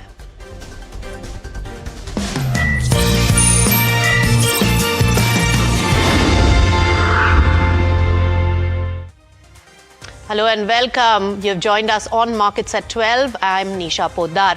And let's take a quick look at the market. And yes, after an initial lackluster opening, but then today, by the middle of the trading session, the market is looking very healthy, almost 0.5% up by the middle of the trading session and at the high point of the trade as well. In fact, the large companies and the big boys like ICICI Bank, HDFC Bank, Reliance Power, Reliance Industries, these are the companies which actually sprung back, and SBI, the largest banker, is the one which is showing the maximum amount of contribution. When we talk about the draggers, Larsen & Toubro, and from the metal pack, Hindalco, as well as some of the others like Titan from consumption, are the ones which are really dragging in trade at the particular moment. Also take a look at the sectors really which are doing well. Almost a majority of the sectors really in the green and only a handful in the red. We are talking about metal as well as real estate, which are the draggers in trade. But if you really take a look look, energy, banks, media, these are the ones really doing well in trade. Also to focus would be on the oil market, and crude oil prices are a worry once again because of the flip-flop in the negotiations, and with the news of also another round of negotiations coming in. All right, let's take it straight to some of the news that are really developing, and let's take it to Danish, my colleague, who's joining in with more details coming in on a developing story. Danish? The Ministry of Petroleum and Natural Gas has called for an important meeting today, which is supposed to take place at 3:30. And the Additional Secretary of the Ministry of Petroleum will be chairing this meeting. And this meeting has been called to chart the next roadmap for India's flexi fuel engine. And this meeting will be attended by various stakeholders, which will involve many OMCs as well as a few auto companies. And together, they will be deliberating that how ethanol blending can be brought up a notch as far as the E20 is concerned. Because currently, we're seeing that the government mandate for ethanol blending currently stands at 20%. But we are in the middle of the West Asia crisis, and we are seeing the way the crude oil prices have been really volatile over the past few weeks. So because of that, the government feels that they must now start looking and exploring that how ethanol blending can be further enhanced. And over a few months back, when the E20 mandate was there, we also saw that the government took a bit of backlash from people because there were certain people that claimed that the E20 petrol is impacting their engines and the vehicle quality. So now we'll have to really wait and watch that what is the next ethanol blending target that the government comes out with. So all if we see, a big meeting has been called today, and at 3:30 p.m., what should be India's flexi fuel roadmap, that will be decided by the government. All right, some important developments there, and Danish there reporting on the latest. Thank you so much, Danish, for joining in. Let's take it straight across on the market momentum. Sachin Jasuja, who's the head of equities and founder partner at Centricity Wealth Tech, joins in now. Sachin, pleasure welcoming you on NDTV Profit. What do you make of the flip-flop in the war situation and therefore the market, which has clearly put it behind us? Good afternoon, Nisha. Yes, I think the flip-flop will continue to happen in coming days also. But what market is looking at is the crude price. So even again we have seen escalation in the war situation. First on the weekend, on the Friday evening, we saw that there is some relief and some kind of deal can happen. And now again the situation has got worsened, but still. The crude is at a stable, situation at around $95 per barrel. Even the forward contracts are happening at around $85 per barrel. That is the thing, and that remains a key concern. Even the inflation for next maybe 3 months to 4 months, we will see that there is some uptick in the inflation on account of crude, as it was higher for last few months. But see, the markets are always forward-looking. If the market is convinced that the situation will improve after 3 months, 6 months, then the market will not wait till that time. It will bounce back. And when we look at the corporate earnings side, so far the earnings have been fine. The margins are holding. The balance sheets are okay. I mean, these are strong balance sheets now. So the corporates can take risk whenever the situation stabilizes. So looking at that thing, we remain, fairly constructive, fairly positive on the market. Fairly positive. How do you play the banks now? They have gained quite a bit of momentum, Sachin, and banks have been the worst, hit when it comes to volatility. The big top 5 banks have been either seeing down days or good days basis the overall market jitteriness, and it is also a lot to do with the FII inflow and outflow and trade off that is being seen as a reversal and a rotation globally. Now, putting all that into perspective, how would you play the big banks, especially SBI, HDFC Bank, ICICI and Axis?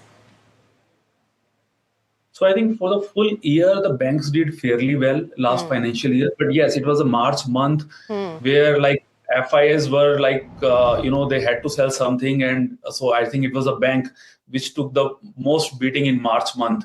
So the bank likes of even ICICI Bank, HDFC Bank corrected very heavily in March month. But now, once the results are out, everybody is looking at the situation that they're still maintaining their net interest margin. ROAs are really healthy. see larger banks, and when we look at their gross NPA ratio, so still, safest to have these larger banks, and we are positive on the larger bank side.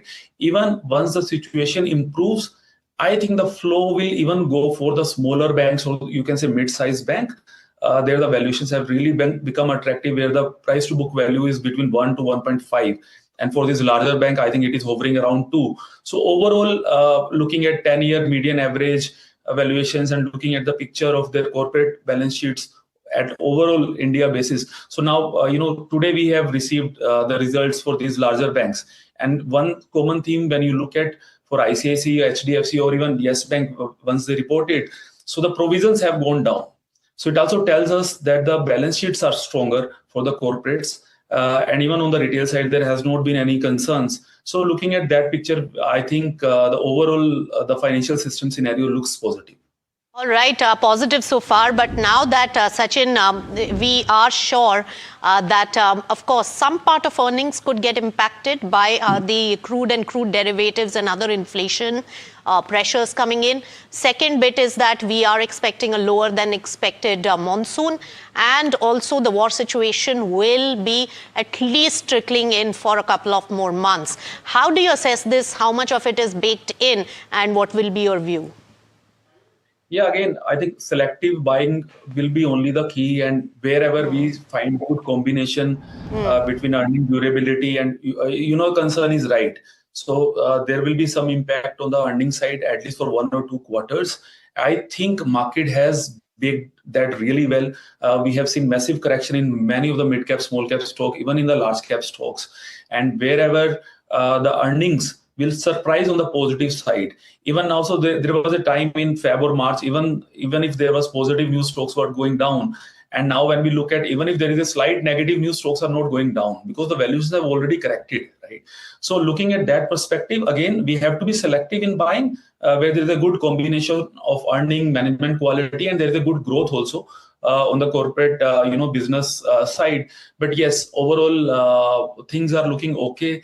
And but this is the market. This is not the time where you step back. I think this is a market where you go in the market, you evaluate companies.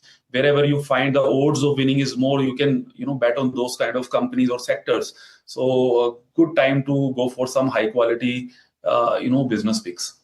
All right, Sachin, thanks so much for joining in with all your views and perspective on the market. Thank you so much. All right, shifting gears to one particular company, Zentech from the defense space has got an order of cannons from the government, and that stock is on a tear. In fact, if you take a look at 5-day chart of Zentech, and it has gained over $100 in the last 2 trading sessions, and that's like a big bump up coming in on Zentech. We are joined by the management, Ashok Atluri, who's the managing director of Zen Technologies, joins in. Ashok, pleasure having you on NDTV Profit. And of course, your stock is really zooming in trade on the back of the order win from the government. It's from the hardware side where you're now also venturing in. Give us a sense on the order dynamics in terms of how large an order, when are you going to complete it, and when will those revenues as well as profits really be part of your balance sheet? Ashok? Actually, what we have got is the license from the government to manufacture 12.7, 20, 23, and 30 and 40 mm cannons. So, we think that this was, kind of a missing piece in our hard kill portfolio. We have integrated like L70 and, Zu-23, but having these licenses will now give us the power to bundle these hard kill solutions along with our anti-drone systems, which is the need of the hour. We have seen that these, some of the calibers were used effectively against, Iran attacks by Middle East, when, they were able to neutralize Shahed drones. As they're commonly being said, it is Shahed drone that won the war more than anything else. So these things fit into the portfolio very well.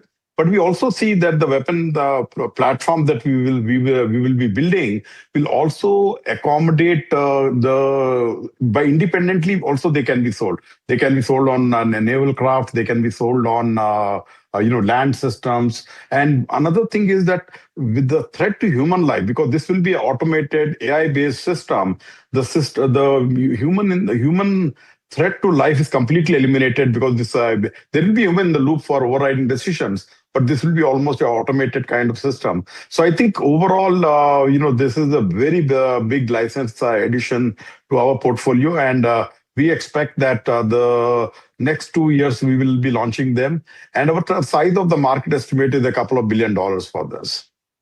Right. So next 2 years, you'll be building it, Ashok, in terms of the capabilities of these cannons. How ready are you already in terms of technology capability, and will it also require investment, and it will take 2 years? So what will be the path ahead for this? So in terms of capability, we already have a lot of the designs and all that we are trying to do, and we are trying to collaborate where required, including manufacturing. So what we are trying to do is, as has been always the strategy, that do the critical and crucial components and parts inside subsystems inside the company, while outsource 80-85% of the thing outside, because there is a lot of manufacturing and capable supply chain that we have.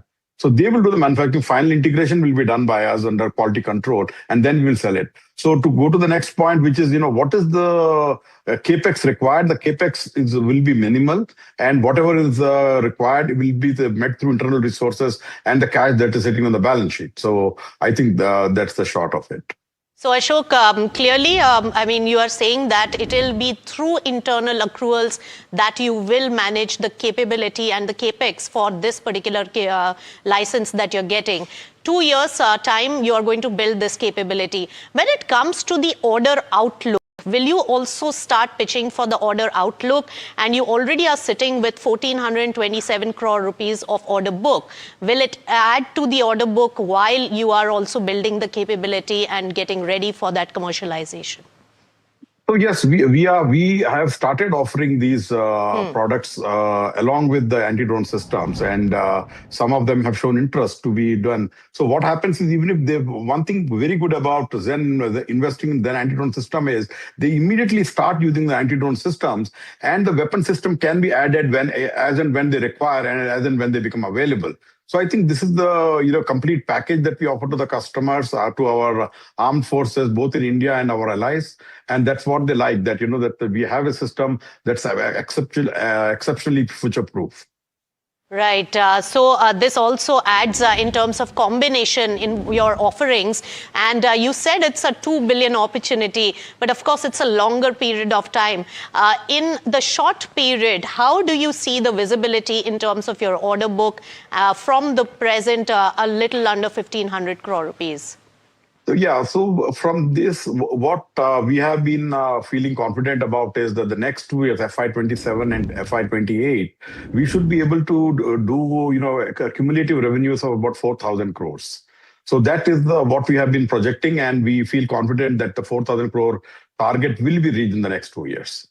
In terms of EBITDA margins, between FY25 and 26, there has been a huge amount of bump up in your EBITDA margins. How do you see, Ashok, this particular year's run rate? Of course, it's almost priced in, but how do you see the sustainability of the last EBITDA margins of close to 45%? I think we have been assuring our investors that the EBITDA margin will be at the rate of 35%, and we think that there's going to be a huge increase in the R&D expenditure, because we are trying to do a lot of R&D ourselves and through our subsidiaries, and the expenditure is going up, and we think the opportunities that the design, development, and manufacturing, the IDDM category, which India is talking about, that is being made default in the upcoming 2026 defense acquisition procedure. If the draft is anything to go by, IDDM will very much become very important, and people who have been doing TOTs and trying to get the technology from outside and manufacturing here will be left in the lurch. But companies that have actually built the capability within India for designing, developing, and having the manufacturing facility, they will definitely have a big lead in this with the new DAP coming in. So I think, yes, we are very, very advantageously positioned because we always believe that, it should be design and development. Manufacturing is just a very, very small part of the whole value add system. All right, but Ashok, when we look at this particular capability and many aspects that are really developing for the company, last year in the calendar year, of course, delays, deferments, and also the risk of government orders sometimes has been plaguing the sector, not as much sentimentally the stock in a war situation. How do you read into that particular part and also allay fears of the risks coming in from the government orders and delays and deferments as you have seen in the past? So, what had happened last year was, that the regular, because of the, Operation Sindoor, lot of regular procurement that were happening in a normal pace and normal phase, they got impacted, and, government started buying, for the crisis. And because of that, the few orders were placed, but the regular thing got delayed. But now everything is on track, and we expect that, again, that's why you set up an ambitious target that, we should be able to achieve 4,000 crores. So with this, I think that I think of the past that defense companies within India will not get orders, especially those who do IDDM. I think the space is set now for the second good. I call it the .com 2 version of companies like the Googles and etc. coming up. I think these companies will really come up. And especially the companies that have actually believed that we should not just get technology and manufacture here, but have design developed from India with the capability to do the world's best. Again, India is, we in Zen Technologies have always believed that you just can't give the best in India to the Indian armed forces. It has to be best in the world, because in the war, there are no runners-up, and we have to ensure that what they have is the best. And that's why we are able to export from India too. I think we are all set. Government is all set. I think this is going to be a fantastic time ahead. That's right. Ashok, you mentioned exports, and a lot of, defense-based companies are also gaining momentum, and the stakeholders as well as shareholders are very positive about the export momentum as well. For you, the product, the export mix is minuscule in single digit. How are you looking at ramping it up, and what's the visibility over there? So, 25, we did almost 30% of our revenue was from exports. But this calendar, it kind of slowed down. But based on what we have been having the conversations with various allies, Indian allies, the countries that are friendly with India, what we see is that two things they are really seized off. One, they used to think that war is not going to happen, no need to prepare, no need to train, no need to have the equipment. But now they know that war can happen anytime. If Cambodia and Thailand can fight, there's no country on which war may not come. So they're suddenly getting ready. Preparedness has become the key word. So that is where Zen's training simulators and training solutions will play a major part. So they're getting ready for the war. And second is, of course, the drones have played a major role in the whether it's Armenia, Azerbaijan, Ukraine, Russia, or the recent Israel. They keep saying that Shahid drone won the war. So how do you really neutralize those threats? So that is where anti-drone systems comes. And the recent licenses that we got are the kind of some of the calibers were actually used when Shahid drones were fired on these countries, and they indigenous capability. Yes, Ashok, we are developing indigenous capability, learning from the war strategies currently as well. And you touched upon a very important point. Iran has shown us that whether war or not, we have to be prepared. And that's what is also helping the defense sector. All the best, Ashok, and thanks so much for joining us right here on NDTV Profit. That stock really gaining momentum, over 2.5% gain and over 120 rupees gain in the last two trading sessions. Keep an eye on that. Now, IEX is in focus on the back of the latest release by the Central Electricity Regulatory Commission on the power market regulations. Now, what are the potential changes? Varsha, my colleague, is really digging all that out for all our understanding. Varsha, tell us. Well, CERC has issued new draft rules for market coupling, for market power regulations. Now, CERC is looking to introduce a formal framework for market coupling in power market. Now, what will change under new system? A single central body will decide the price versus currently, if you see, each exchange decides its own price. Now, market coupling will be applicable for day-ahead market, real-time market, and other market segments. And who will decide the electricity price? If I were to talk about, Grid India will become a market coupling operator and will aggregate bids from all the exchanges. Now, what will exchanges do like IEX? So, power exchanges will collect bids from buyers and sellers and will send the bids to grid controller. Now, how will power prices be decided? So, Grid India will combine bids from all the exchanges and one uniform price will be calculated. If transmission is congested, prices may differ by region. Now, when will these CERC rules be applicable? Public comments on the new rules are still invited till 16th May 2026 and detailed market coupling procedures will be issued within the next 6 months. Now, of all this, how this will impact IEX? Of course, a negative one. This will reduces IEX pricing power and IEX will to rotate as a market coupling operator with other exchanges. The moat for IEX will actually vanish. Volumes may shift to rival exchanges because 80% share of spot power market is with IEX and the core revenue from transaction fees and price discovery will vanish and market coupling can pressure margins and overall financials for IEX. So yes, a negative one, but do remember these are just draft rules. All right, these are draft rules at the moment, but yeah, that will also lead to price discovery. Thank you so much, Varsha. Jasmeet is joining in with all the stocks to watch. Jasmeet, what makes to your list today? Well, thank you for that. If you look at the three counters that I'm targeting today's trade, would be first one is Mastag. While the stock is buzzing on the back of the weak Q4 numbers and the stock is tanking in today's trade. Now, if you look at the overall key numbers, the overall CCGO did see an uptick of 1.48%, which is a positive for the company given the last quarter was a negative degrowth. But apart from that, the margins and the EBIT has contracted for the company and even the profits got impacted. While the profits were impacted on the back of that one-time labor code, which we saw some part in Q3 and some part got spilled over in Q4 as well. And that's why we see a degrowth in profits as well. Apart from that, company did see a good signing of AI deal wins, roughly 28 in this particular quarter. And for the annual year, it makes roughly 85 deals in the AI space, which is creating a good momentum for the company. Lastly, if you look at the overall FY26, we could see a good growth coming from the UK geography, given almost 50% of the revenue of the company comes from the UK geography, so that's playing well for the company. Apart from that, the numbers are weak, that's why the stock is standing in today's trade. If you look at the next counter, I have Sterling and Wilson. Well, this particular counter is buzzing into it on the back of that order they have won as an L1 bidder tender under the Coal India, while the particular order is to supply the overall EPC package for the turnkey, and the order is valued at rupees 3,500 odd crores. That's why the overall buzz in the particular stock is up about 50%. Well, lastly is Judging Corp, where the stock is buzzing again on the big back of that MOU they signed with IOCL, roughly for 2,100 odd crores. All right, Jasmeet, thank you so much for getting us all the details of the stock on your list today. Keep an eye out on Nifty 50, 24,456 odd levels. It's 0.4% up in trade, given some bit of momentum.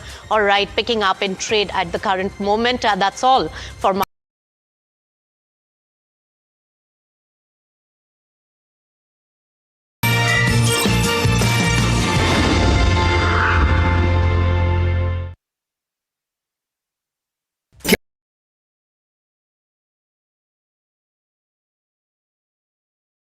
The company announces its public issue of secured rated listed redeemable non-convertible debentures offering a coupon rate of up to 9.5% per annum and a security cover of 110%. The issue opens on April 15th, 2026 and closes on April 28th, 2026. For issue structure, risk factors, detailed disclaimers and more information, please refer to the Sell Prospectus and the Tranche 1 Prospectus dated March 30th, 2026, together referred to as the prospectus, are available on the website of SEBI, Stock Exchange, the company and the lead manager. कुछ बड़ा होने वाला है.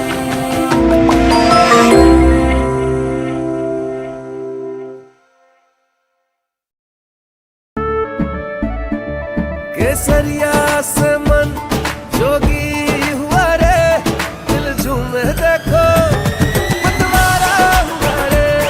केसरिया से मन जोगी हुआ. हर पल मनाओ केसरी त्योहार. विमल, बोलो जुबान Kesari. Hi, I'm Tamanna Inamdar. Watch me on NDTV Profit, where I break down the day's biggest business stories. What happened, why it matters, and what it means for your money. Hi, I'm Neeraj Shah. Watch me on NDTV Profit for the most incisive market intelligence and meaningful corporate conversation. And I'm Alex Matthew. Markets, mutual funds, insurance, personal finance. I help you cut through the noise and make smarter financial choices. And here's where you can watch us.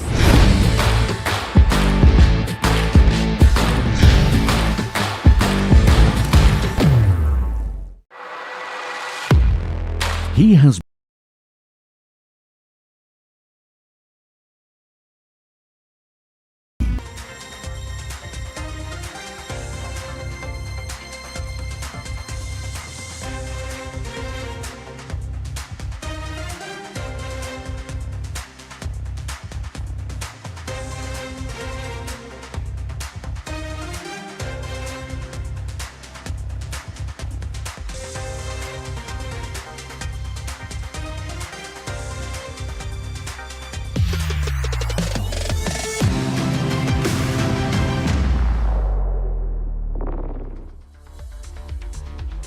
Hello and welcome to NDTV Profit. You're watching Trending Stocks with me, Hiral Dadia and Sharad Dubey, who's standing at the NDTV Profit market pit with all the action. Sharad, good afternoon. An interesting day of trade is what you're seeing, because the kind of reaction that was expected post what happened on Friday, with commentary coming in from Iran and Trump, you know, in less than 48 hours, the shift in terms of stance was absolutely very relevant. And with that, if you see in terms of what markets have done, we've stayed in a pretty range-bound mode now. Correct. Good afternoon, Hiral, for that. But definitely we are seeing a good recovery coming in from the day's low. It's almost a 200-point recovery. And Hiral, we are near the day's high level in the day's trade as well. Nifty Bank also, the story remains the same. Nifty giving almost a 100-point up move already in the green. And now you see Nifty Bank, much better technical placement. That's also up 0.73%. Remember, ICICI Bank came out with a decent set of numbers also. That's also aiding the Nifty Bank. But what are the key triggers to watch out for right now? You had mentioned earlier that the cues were range bound, but interestingly, I would like to say that the Iran-US ceasefire uncertainty is still remaining there. We are 48 hours before the deadline, but in case if any movement changes, then there will be a change in the Nifty Bank as well. Nifty's key resistance levels 24,500 to 700. That's where the capping options data is suggesting. Let's look at the Nifty Bank's resistance. Where is the numbers looking like? It's around 56,900 to 57,200. These are the important levels to actually look out for. Apart from that, let's also look at the key triggers to watch out for. Right now, the advanced decline ratio is still even Stevens at 1:1. In certain counters in the small caps, still the value buying is continuing. And the buying is seen at least in the PSU banking, in the auto space, and certain BFSI names. Selling, but slight selling, is there in the IT and the realty space. But largely, it is a narrow range of trade when it comes to equity or even other major asset classes as well. Remember, it's a wait and watch right now happening, especially with the global triggers which are happening. So largely this is how the markets are placed, but nevertheless the technicals are pretty strong when it comes to both the benchmark indices and also at least the mid-cap index. With regards to where markets are concerned, thank you, Sharad, for that. Very quickly, let's look at the watch list. IEX is in focus, where CERC power market norms, that is what they have drafted. A new draft has come in, and that's what is putting pressure when it comes to IEX in trade.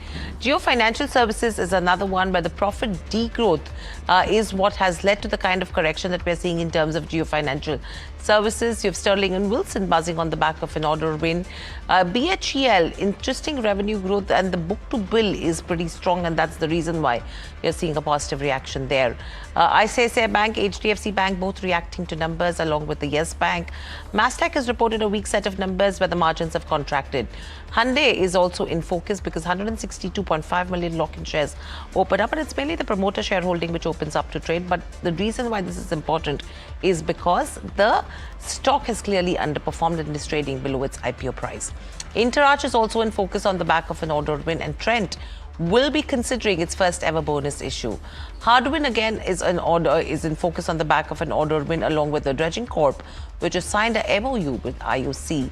EMS again a 200 crore order win is what they're looking at, and Bharat Wire, where Lloyd's Group has bought around over 5% stake in the company. Asian Paints a second round of price hike, and that's the reason why that stock is in focus. So these are the ones that we're watching out for. But Sharad, over to you to take the rapid fire with Kunal Rambia of The Street.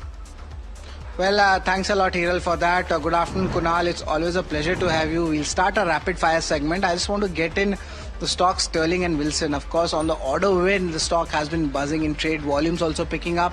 Is the medium-term setup looking good, or is a good time to partially book the profits for this counter?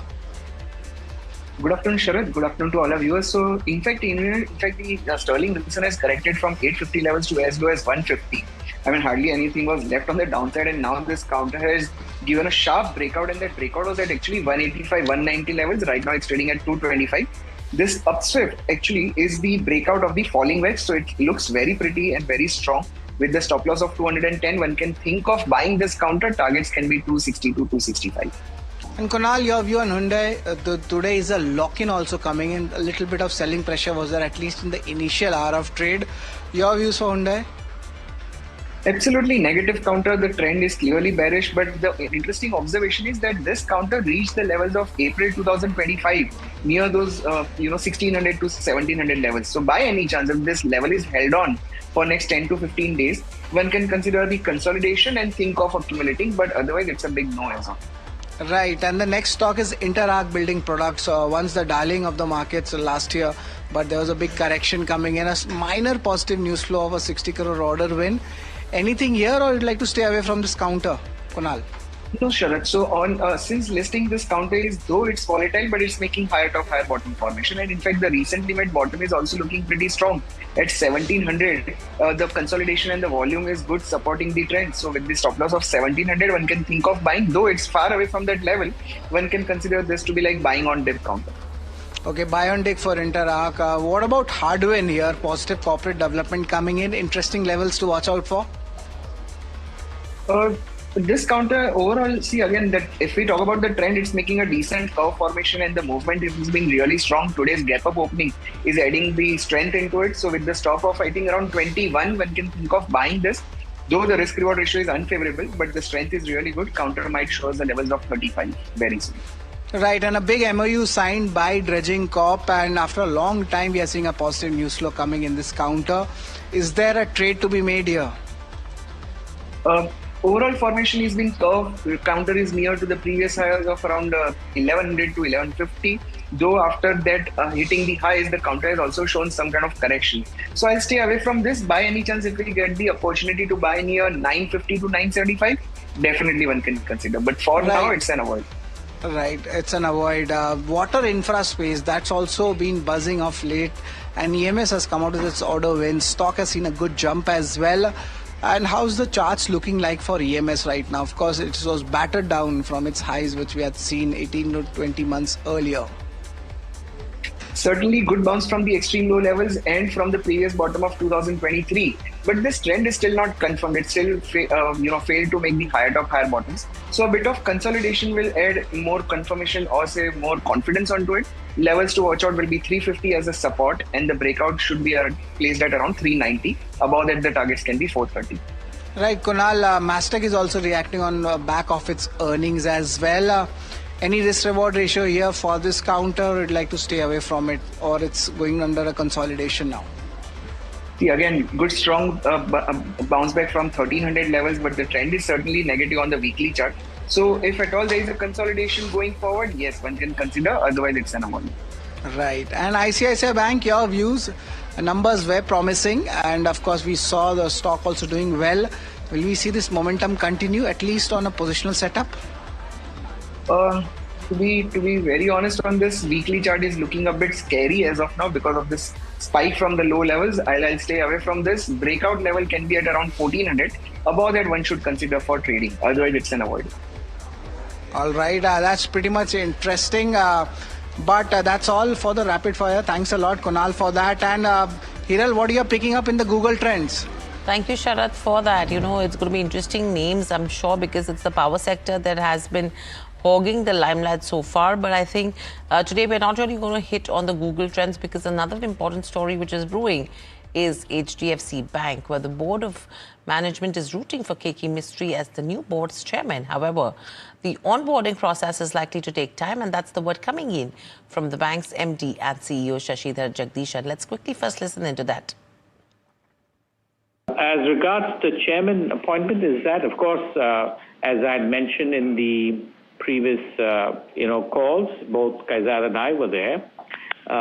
We are all rooting for Mr. Mistry for the post, but of course, we do believe that there are certain processes that we need to conclude or before we can even put forth for the deliberations in the NRC and at the board, and before we can provide recommendations to the regulator. I think that process, we do have sufficient time for that, but it's in progress, and the board, as Kaizad was mentioning, like in my matter, they're seized of this matter, and this will be taken up in due course. Okay, so that's the word coming in there. But let's actually understand, what do these earnings actually mean? If you have to look at HDFC and ICICI Bank, both the biggest ones in the private banking space, with the way earnings have come in terms of the fourth quarter, what are the key highlights and trends one should be looking at? Piyush Shukla joins in with all the details. Piyush, what are you picking up? Because I'm sure you've analyzed both of these earnings pretty closely. And are you picking up any trends on that aspect? Absolutely, Hiral. We have actually compiled and jotted down all the key metrics for the Q4 results for India's top 2 private banks. We can see that, if you can move ahead, we can see that ICICI Bank's overall advances jumped quite high by 16% to 15.53 lakh crore rupees. HDFC Bank has maintained a cautious stance of growing their advances on a slower pace than the industry, at least in FY26. The loans jumped around 12% to 29.60 lakh crore. Q4 is the busiest quarter for banks. In terms of deposit growth also, if we see, HDFC Bank has continued to report higher deposit growth than credit of 14% YOY growth, around 31.05 lakh crore, whereas ICICI Bank's deposits grew 11% in Q4. We can see the net interest income. ICICI Bank has done well on this front. The NII has grown 8%, and HDFC Bank's NII has grown by just 3% in the reporting quarter. We can see the margin-wise, both the banks are more or less have posted decent gains. ICICI Bank's NIM was up 3% quarter-on-quarter, and HDFC Bank's NIM also was up 3% Q-on-Q. Moving on, we can see that HDFC Bank has posted a net profit of 19,221 crore, 9% rise YOY. Same goes with ICICI. The PAT is again up 9% to 13,702 crore rupees. And in terms of return on asset as well, HDFC's ROA stands at 1.96%, whereas ICICI Bank's ROA stands at 2.4%. Credit cost, ICICI Bank does not give specific figures, but HDFC Bank's credit cost actually has come down by a large degree of 20 basis point quarter-on-quarter to 0.35% in Q4. In terms of asset quality, both the banks have reported a fall in their GNPA ratio. ICICI Bank's Q4 GNPA ratio stood at 1.4%, down 13 basis point Q-on-Q, while HDFC Bank's GNPA also was down around 10 to 12 basis points. Yeah, around 10 basis points. In terms of net NPA ratio, ICICI's NNPA ratio is down 4 bips quarter-on-quarter, and HDFC Bank's net NPA ratio is also down by 4 basis points in Q4. Okay, so interesting takeaways coming in when you talk about HDFC Bank and ICICI Bank. Thank you, Piyush, for that. But let's also look at stocks which are trending on Google currently, because last week it was a week where power sector stocks were actually buzzing on every single day. Let's see what comes up in today's session as we speak right now. So, in terms of Google Trends, if you can just have those ones on the screens, Apollo Micro. Again, IEX has been a new addition today, BHEL, and ICICI Bank and Geo Financial Services. So these are the ones which are seeing some good volumes and good searches as well in terms of trends. We know the reasons for all of these counters which are up on your screens. But moving on. Marine exports have surged 14% in FY26. That has been led by recovery in the shrimp demand across the globe. To discuss in detail on the data and its impact on the shrimp stocks, Nitin Awasthi, analyst at InCred, joins in. Nitin, welcome to the show. Always a pleasure to speak to you and have you. Overall, let's understand in terms of FY26, if you have to look at the marine exports, a growth of around 14% that has come in. If you have to look at everything that's going around, from the US tariffs to the West Asia crisis, how would you decode this 14% for the industry? Good, bad, ugly? And if any of this was missing, are you expecting a good surge to come in FY27? I think the most important question you have asked is at the end of all the questions you've asked. So yes, we are expecting calendar year 26 and financial year 27 to again be record numbers, both on the volume and value front. So what we have actually seen, or what the data currently reflects in a financial year basis, we actually saw the first 6 months of the last financial year do very well in the core markets that India normally exports to, which is predominantly the US. However, in the later part of the year, the second half of the year, we saw a drastic reduction in our traditional markets. So US itself, which was our main market when it comes to value of exports, had actually come down and only started to pick up in February and March. So despite that, these numbers have been achieved because of diversification to other markets such as UK and EU, because of the trade deals that were signed. What I want to clarify here is those rates have not yet kicked in. So all these exports that have been done in anticipation. Right. Right, Nitin. Good afternoon. Sharad here. There's an interesting note you posted today morning as well on the El Nino impact. One is on the Ecuador and one is on Indian markets, especially on the rising cost. If you could just give us the perspective for both Ecuador and India and what it means for our companies in the aquaculture segment, then we'll get entire clarity on that. Okay. So firstly, on the Indian perspective, what has happened is fish meal prices are higher by, at absolute rates would be about 175 to 180 rupees a kg. And about 3-4 months ago, these were at 100 rupees a kg. Now, this is something which is very important to the whole shrimp value chain, because this is a core feed ingredient in shrimp feed. Of course, if standalone, this would be problematic. But given that we are rising from a bottom market, and our biggest competitor, the largest exporter in the world, which is Ecuador, is going through supply shocks while demand still holds, what we see is this rise in feed prices will be absorbed, given that the pie of Indian exports is increasing, which had shrunk previously. So that increase which is happening in the pie should be very comforting to all the rising costs, specifically the fish meal one. Right. Thanks a lot, Nitin, for giving us the entire views on India's growing marine exports and also important channel check which you had given out today morning itself. It's always a pleasure to talk to you, Nitin. But joining us, we have Mahesh Oza as well. Good afternoon, Mahesh. We are just talking about aquaculture stocks. They seem to have got a good impetus on the global macro data and how the pricing is going on. There were some concerns on that. How do you see this aquaculture play? And do you think any risk-reward ratio is favorable for a medium or a large cap company in this space?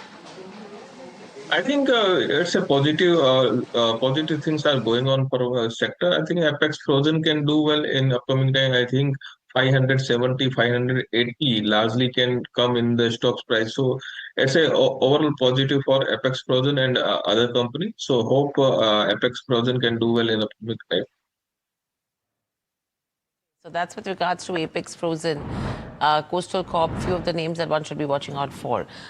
From the IT packet, Mastech also, which reported numbers. Let's pull up that counter on the screens and see what a Mastech has done when trade. In fact, if we can just have a comparative of a Mastech to the Nifty IT index from a 3-month perspective, and that will tell you if Mastech has been able to outperform or underperform the industry as well, because that is going to be an interesting comparison. But today that stock is down 3.5%, and we'll have Jasmeet to tell us more in terms of how quarter been and anything in terms of outlook that the management would have spoken about for FY27. Jasmeet, over to you, and then we look at the comparative charts as well. Well, thank you for that. We see a weak set of number coming in for the particular count, and that's why the stock is dangling in today's trade. If you look at the overall key numbers, we do see that the overall dollar term, the revenue has gone up by 1.48%, is better than the previous quarter, and in the previous quarter the revenue was down 5.6%. That's a positive there. But apart from that, the margins and overall EBIT has contracted for the management, given on the back of that heavy expenses. Now, if you look at the other key counters and how the company has performed, the overall UK geography has done really well for the company, given that it has grown nearly 21%, contributing to the overall growth in FY26. And apart from that, the order book also has a healthy growth on the Q-on-Q basis.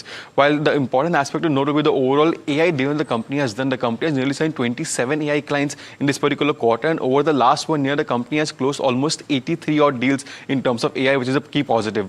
Now, if you look at the key numbers, you look at the overall revenue, is an uptick by 3 odd %, but when you look at the overall EBIT, is down to 1.3 odd %, while the margins have contracted by 70 basis points and have tanked down to that 14% range of earlier 14.8, which is creating the overall trouble, and why the street is being worried.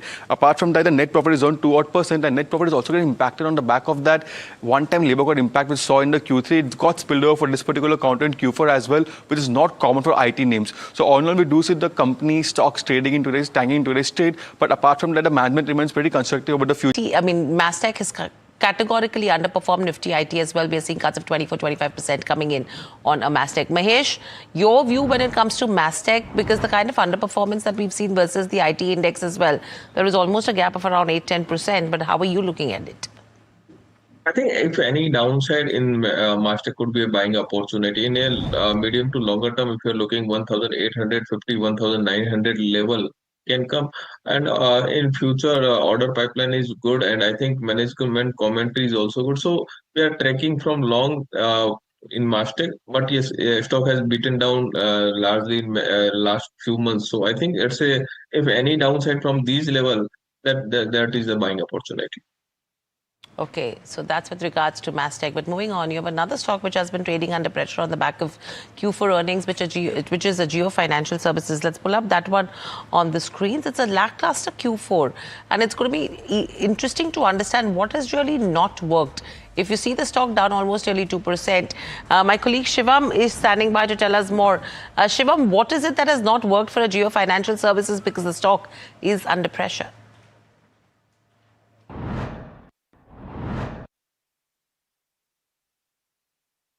So yes, Geo Financials have posted their Q4 earnings. It started with the revenue from operations, which has gone up by more than 2x and currently stands at 1,019 crores.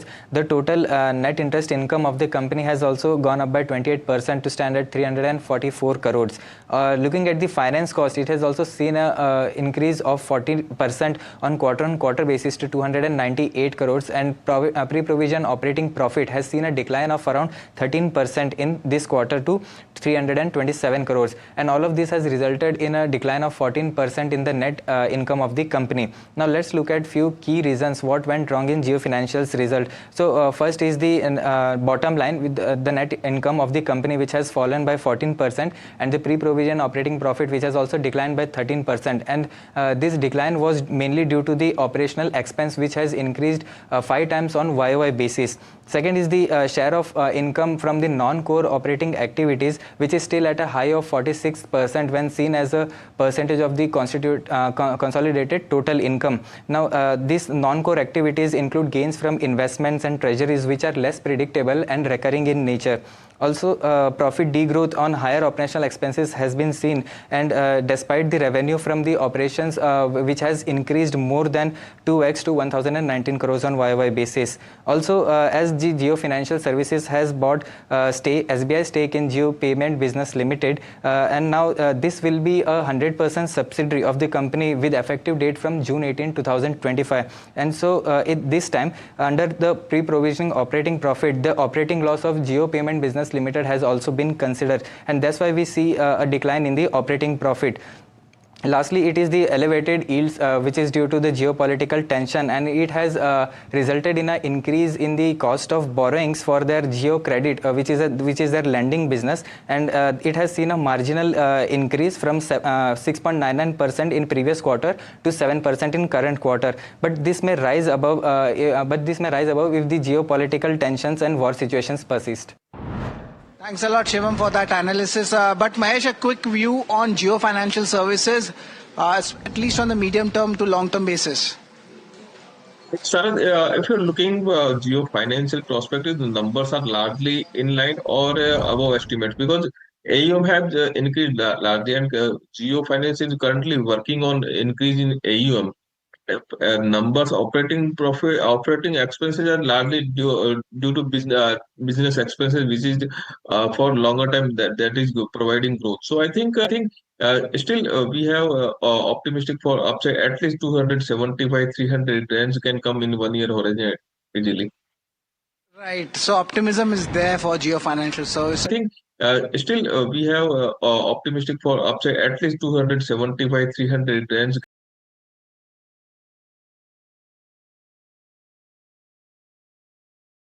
But there's one stock where optimism seems to be not there.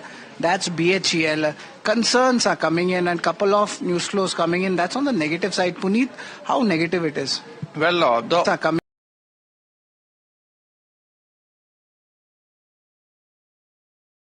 in and couple of news flows coming in. That's on the negative side. Puneet, how negative it is? Well, the order inflow part is slightly negative, where it has fallen by 19%. But the stocks are 4% today, largely seeming to be that the street is more looking at the provisional numbers for revenue, and hence that would be something that it's not as bad as it was expected. So the provisional numbers show that FY26 revenue is up 18%. That's just a 4% miss in terms of revenue estimates according to brokerage from InCred, and hence that is the view possibly leading to a 4% up move today. Now, because of the provision update, we also see that Q4 revenue could improve by almost 32% on a YOY basis, and hence that could be something that the street's looking at. The other aspect has been that InCred also says that the timely as well as profitable execution will unlock the next leg of growth. So something to watch from the management commentary in Q4. Finally, in terms of order inflows, is down 19% on a YOY basis to 75,000 crores. But the book-to-bill ratio is still stable at almost 7 to 7.5. So while there might be near-term headwinds on order inflow, I think streets looking at the just a mere miss in terms of revenue versus analyst estimates. Right, market is a forward discounting machine. Thank you very much, Puneet, for that. But Mahesh, just a quick view. We are running almost out of time. Good time to get into this dip for BHEL? I think already we have seen 260 to 330 levels. So it's a limited upside in the counter. So I think we are neutral to a small upside. That could be 360, 375. So if anyone bought in lower level, they can book on the higher side. And I think it's a limited upside from these level. All right, so limited upside potential coming in for BHEL at the current levels. But we are running out of time now. That's all from me, Hiral, and the entire team which have put together trending stocks. Stay tuned to NDTV Profit.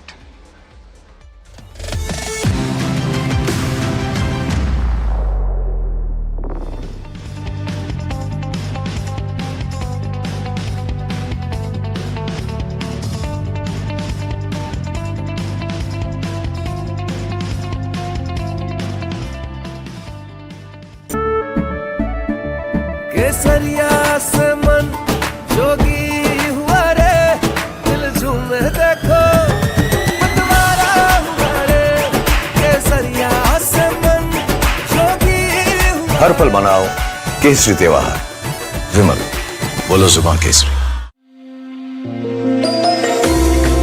कुछ खास होने वाला है।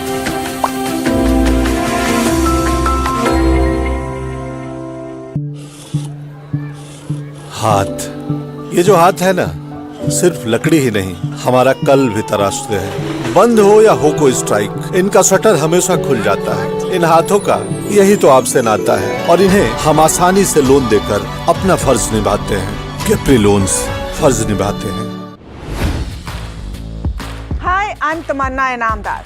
Watch me on NDTV Profit, where I break down the day's biggest business stories. What happened, why it matters, and what it means for your money. Hi, I'm Neeraj Shah. Watch me on NDTV Profit for the most incisive market intelligence and meaningful corporate conversations. And I'm Alex Matthew. Markets, mutual funds, insurance, personal finance. I help you cut through the noise and make smarter financial choices. And here's where you can watch us.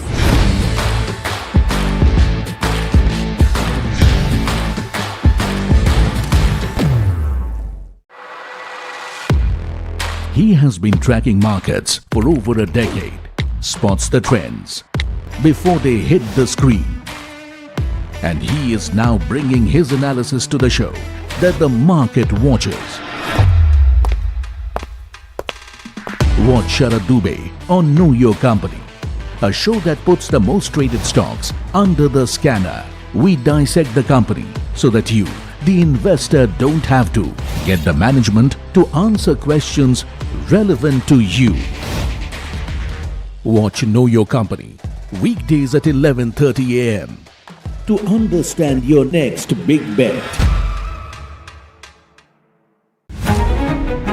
New year, new power panel, India market open, now in its boldest lineup. This is where the trends get tested and stocks get conviction. I'll recommend a buy call on a stock only when I'm fully convinced on the stock. With a table thumping buy. And when the street wants the levels, he brings the chart. Charts speak the truth, and I deliver. Benchmarks start the week on decent footing. Nifty near day's high. Sensex as well jumps more than 380 points. PSU Bank's energy lead gains.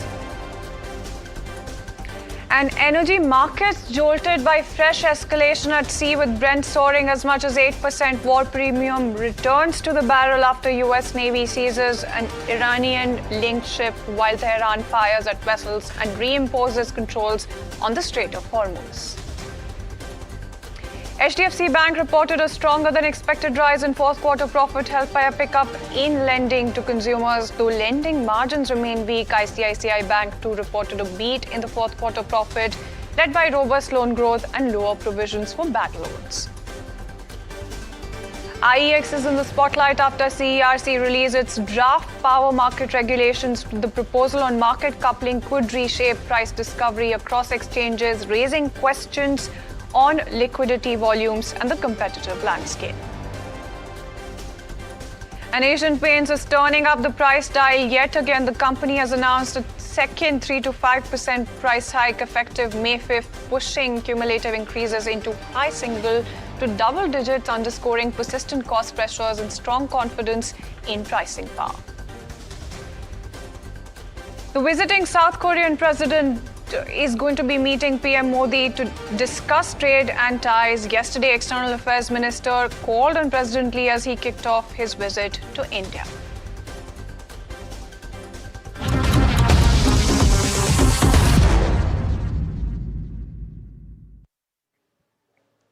Good afternoon. You're watching Lunchtime Trades with me, Shreyanshi Singh, and this is the show that gets you a roundup of everything that is happening in the world of commodities, news and updates as well on the top buzzers at this hour, all while you grab lunch. But before we do that, a very quick look at the markets. And when you take a look at Nifty, it's actually hovering close to the day's high right now. And that's the kind of setup that you're seeing, just a little bit of recovery, if you will, that you've seen, or uptick rather, that you've seen in just the last few minutes, as you can see, when it comes to Nifty 50 as well, but it's in decent shape. Sensex as well, with that 270 odd point uptick also coming in. So decent strength emerging as far as Sensex is also concerned. But let's take a look at the sectoral picture. And it's actually tilted in the favor of green right now. So there's actually Nifty PSU banks leading the gains, energy, media, rural, oil and gas, Nifty bank as well in decent shape right now. So IT, realty as well on the back foot. So that's the little bit of weakness that you're seeing coming in for both of those indices, as you can see in terms of the major indices. Now, when you talk about your top gainers, you have something like a Triveni turbine that stands out, or even Quality Wars, Jyoti CNC. Now, that's the entire broader universe as well. But when you talk about the Nifty 50 as well, you do have a bunch of counters that are holding up in good shape. So it's actually SBI that's eking out quite the gain. Asian Paints after that price hike, second price hike also coming in. And Adani Enterprises, Adani Ports, NTPC and Grasim also in great shape right now from within the Nifty 50 pack. And on the flip side, something like a Hindalco is under pressure with a cut of about 2%. Geo Financial Services, L&T, Kotak Bank, HDFC Life and Wipro, some of the other losers as well from within the Nifty 50 pack as well. But let's also try and take a look at HDFC and ICICI Bank. Now, those are the two counters that are in focus. It's the entire banking pack that's trading quite interestingly right now, with Kotak Bank with that little bit of downtick coming in. On the flip side, something like an SBI that's holding up in decent shape as well. But you know what really is important to take a look at is HDFC Bank as well as ICICI Bank. After that decent set of numbers largely, let's also take a closer look. Now, the stocks are not doing much, but it's very important to take a look at the trajectory that they're shaping right now in terms of those banking heavyweights, because the question that still remains is which bank came out ahead on the key metrics and how do the valuations then really stack up at this point in time. In fact, Piyush is standing by with just that lowdown. We have actually compiled and jotted down all the key metrics for the Q4 results for India's top 2 private banks. We can see that if we can move ahead, we can see that ICICI Bank's overall advances jumped quite high by 16% to 15.53 lakh crore rupees. HDFC Bank has maintained a cautious stance of growing their advances on a slower pace than the industry, at least in FY26. The loans jumped around 12% to 29.60 lakh crore. Q4 is the busiest quarter for banks. In terms of deposit growth also, if we see, HDFC Bank has continued to report higher deposit growth than credit of 14% YOY growth, around 31.05 lakh crore, whereas ICICI Bank's deposits grew 11% in Q4. We can see the net interest income. ICICI Bank has done well on this front. The NII has grown 8% and HDFC Bank's NII has grown by just 3% in the reporting quarter. We can see the margin-wise, both the banks are more or less have posted decent gains. ICICI Bank's NIM was up 3% quarter-on-quarter and HDFC Bank's NIM also was up 3% Q-on-Q. Moving on, we can see that HDFC Bank has posted a net profit of 19,221 crore, 9% rise YOY. Same goes with ICICI. The PAT is again up 9% to 13,702 crore rupees. And in terms of return on asset as well, HDFC's ROA stands at 1.96%, whereas ICICI Bank's ROA stands at 2.4%. Credit cost, ICICI Bank does not give specific figures, but HDFC Bank's credit cost actually has come down by a large degree of 20 basis point quarter-on-quarter to 0.35% in Q4. In terms of asset quality, both the banks have reported a fall in their GNPA ratio. ICICI Bank's Q4 GNPA ratio stood at 1.4%, down 13 basis point Q-on-Q, while HDFC Bank's GNPA also was down around 10 to 12 basis points. Yeah, around 10 basis points. In terms of net NPA ratio, ICICI's NNPA ratio is down 4 bips quarter-on-quarter, and HDFC Bank's net NPA ratio is also down by 4 basis points in Q4. No, absolutely, and that really sets the tone when it comes to both of your banking heavyweights in terms of what's going to be happening going forward as well. Thank you so much, Piyush, for getting us that entire roundup. But let's also quickly take a look at commodity prices right now. and get you the word going as far as gold as well as oil are concerned. Firstly, when you take a look at oil prices, they're actually soaring right now, and you do have that 5% uptick, as you can very clearly see on your screens, with WTI, and about a 5% uptick for Brent as well. So holding up at least above $90 a barrel level. That's Brent for you right now, and WTI crude also just about edging closer to that $90 a barrel level as well. That's quite important. But when you talk about the factors as well, you do have the Hormuz gridlock right now that is raising all of these supply concerns, and that's something that you're looking at. So the war premium, if you will, is really returning to the barrel right now. And why this is important is because a fifth of the world's oil flows through the Hormuz. So everything and anything in terms of the information coming out for Hormuz is very important to take a look at right now. When you talk about oil, lastly, when you talk about gold as well, before we get you some more insights on both of these commodities, when you talk about gold, you do have that stronger dollar really dragging bullion right now. So that strength really returning back to the greenback in terms of the latest movements right now with the Hormuz disruption and renewed inflation risks, also something that you're definitely keeping on your radars for gold prices as well. But Anuj Gupta, commodity expert, is joining us right now. Thank you so much, Mr. Gupta. And a very good afternoon. It doesn't seem like it's a very good afternoon, at least for gold prices, right now. But seems like a decent one for oil. Let's start there. Let's talk about oil prices in terms of the key triggers right now.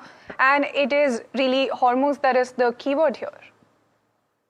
Definitely the only one, the Hormuz, the uncertainty, putting pressure on gold prices. On Friday, we saw when Donald Trump said that, the Hormuz is open, we saw a sharp rally in the gold price and sharp correction in the crude prices. But after that, Iran clarified that it will not happen. And after that, we saw a, 360 kind of turnaround in both the prices. Currently, we have seen gold is trading almost below 4,800 and crude is increased by almost 4-5%. So the main concern only on the Hormuz unclarity. Whenever we saw any clarity on Hormuz, we will see a positive trend in the gold prices. But right now there is no clarity on Hormuz.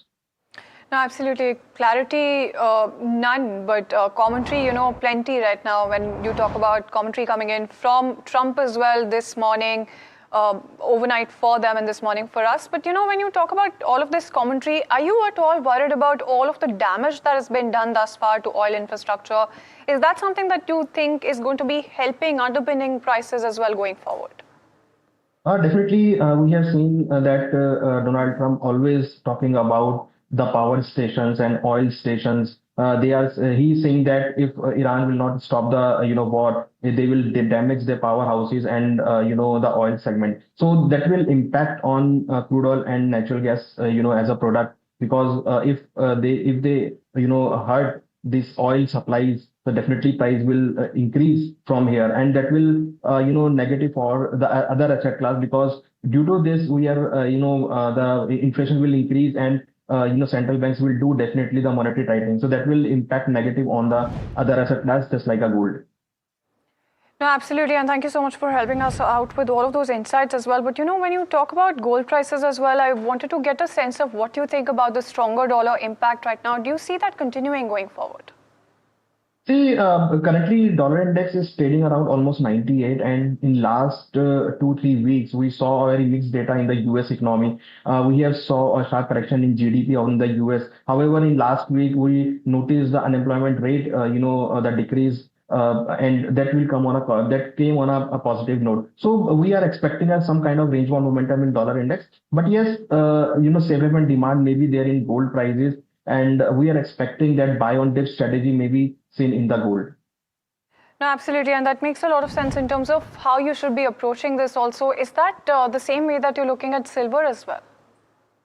Yes, even though we have seen the silver demand is not so much as compared to the gold prices, because due to this escalation or due to this Hormuz disruption, we saw a less, the industrial activity, and due to this, we saw that no, sharp run up in the industrial metal. So we are not expecting so much kind of rally in the silver prices, but yes, as silver is following the gold prices, or silver is trading as tandem with the gold, so we are expecting also a positive trend may be seen in the silver prices. But yes, the $80-$85, which is a very tight range for the silver prices, if silver able to breach $85, then we will see a sharp rally in the silver price.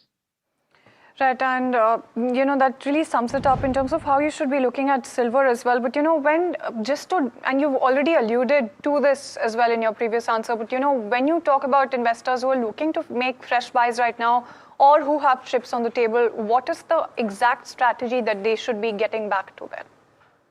See, for the investor kind of thing, I think one should wait for that because the Hormuz unclarity is there and that will impact on the gold and silver prices. So investors who are looking for longer term, perspective for let's say 3 to 5 years, definitely they will go on buy on dip strategy in the gold and silver prices. Currently, we are expecting that almost $47-50 kind of levels are very supportive for the gold and almost $75 in the silver prices. So if it came at that level, then one can start buying in the gold and silver.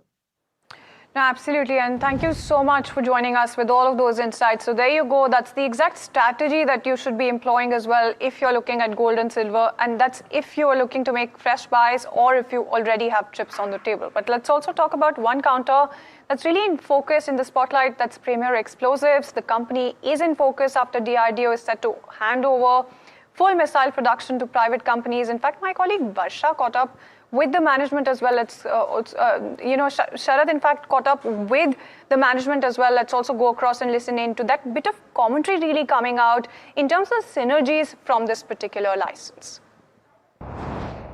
Well, the entire defense industry is buzzing in trade, and to understand a little bit more about the key announcements and what it impacts for Premier Explosives, we are joined in by TV Chaudhary. He's the Deputy MD at Premier Explosives. Good morning, sir. It's always a pleasure to have you, and a very important announcement coming in as DRDO is pushing the private sector in missile production. Now, for this industry as a whole, what does this mean? Yeah, thank you and good morning to everybody. Yeah, it definitely means a lot to the industry because in olden days, DRDO was developing technologies. They were taking for full development of technology almost 10 years or more than 10 years, and then transfer the technology to private sector industry or public sector, which was taking another 4 or 5 years to absorb the technology. Now, by bringing in the DCPP program, the industry is involved right from the beginning of the development R&D stage. So this process, this time taken for the old process is cut short, and now it's being absorbed faster, and then private sector industries are able to do it even with the support right from the beginning. Right, and Mr. Chaudhary, let's get into the details about this. Under this DCPP model, private companies are expected to be involved from the development till delivery. So in this entire process, where does Premier Explosives fit in? See, Premier Explosives has already absorbed several technologies. And in this case, in DCPP programs, Premier Explosives is a very important player in terms of energetic materials, that is the propellants and explosives and pyrotechnics, other things. So even though the DCPP partner is one of the big corporates who is absorbing the technology from DRDO, but the technology for the energetic materials, which is our so that they are naming Premier Explosives, in this case, eligible candidate to participate. And we are able to do that along with multiple players who are actually DCPP receivers, and then we are a subcontractor to them. Right. And Mr. Chaudhary, you have spoken about being the key supplier and exporter for rocket motors. Now, does this DRDO push accelerate the indigenous sourcing in this segment? Yes. The DRDO, in the sense, DRDO is a developing agency, but the other public sector undertakings like BDL, BEL, they are taking the lead in absorbing these technologies and then getting the orders for exports and all those. And what we are doing are other rocket motors, not part of DRDO, but the others for export, for the other export market, which is coming. The specs are given by the customers. Sure, fair enough. Specs are given by the customers, but the indigenous element in this manufacturing is definitely going up. But as the missile technologies improve going ahead, how important is the exports for Premier Explosives, along with, of course, the domestic demand, which you spoke about? But the export market, how does this open up? The exports are very important for us because the 100% rocket motors are made by us for the export purpose. We are not dependent on any hardware supplier or any. We are the sole manufacturers of rocket motors. And if you look at the past 5 years export business we have done, you will realize the contribution made by the export market. Right, and of course the export market is something which we'll watch out for. But in the Telangana, Hyderabad region, there is of course talks of a defense corridor. We have seen your peers also applying for a lot of land. Is the company also looking for an extension in this area, in this defense corridor in Hyderabad, Telangana area? We have already started working in Andhra Pradesh, where the land values are lower and incentives are more. And our industry being an energy material land, so our requirement of land is very large, and the value price of land is very important for us. And Telangana, the land values are very high. So we are going to AP, where the land is available at a cheaper price. Right, so that means some expansion we can expect in this cheaper areas as well. But just a query, just to put a little bit of perspective in place, some buzz in the street definitely is there that there might be a promoter block, in the street for a kind of a sell-off. Some bids are also talking, but this is just a buzz. Just wanted to get your final clarity on this. What's actually happening? Is the promoter stake in the block in the street, or is the talks are happening? No, like you rightly said, it is only buzz what we hear, which are spread. As far as I know, there is no such activity going on at present. Then there you go. So that's the word coming in from the management of Premier Explosives as well. But let's also move on. And amid the continuing crisis in the Strait of Hormuz and disruptions in global energy and shipping routes, a key Indian port is emerging as a major maritime alternative right now. You do have Kerala's Vizhinjam port in Thiruvananthapuram that is witnessing an unprecedented surge when it comes to vessel movement, with over 100 ships currently in queue or seeking berthing calls. In fact, Ashwin Nandakumar brings us this particular report.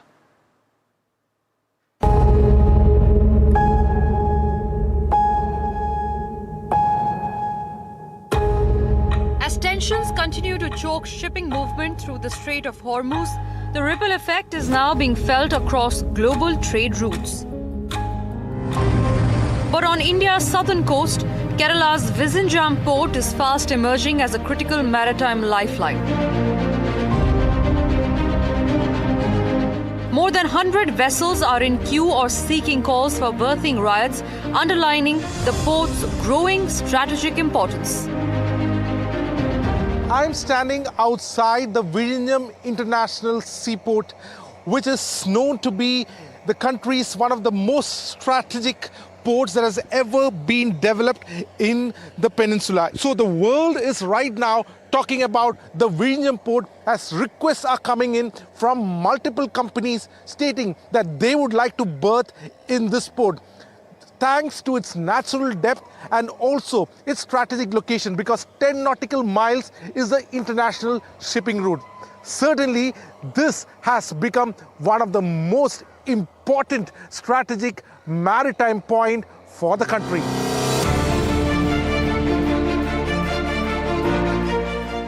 Positioned close to one of the world's busiest east-west international shipping corridors, Vizhinjam's deep water advantage is proving crucial. The port, opened by Adani Ports and Special Economic Zone, is India's first deep water transshipment hub and is now being seen as a viable alternative amid the Gulf crisis. Because of the crisis, over 100 ships have asked for berthing rights in Vizhinjam. We're still a small port. We're developing. Our second phase is still being constructed. It'll only be ready by 2028. But suddenly people have begun to see what a goldmine, what a gem we have on the southwest coast of India. In my constituency, Thiruvananthapuram, and I had something to do with it. I'm very, very pleased to see it coming to such global prominence. Right. And what is very important is that India should realize how important this is for us. For the longest time, we've had no world-class transshipment port in India.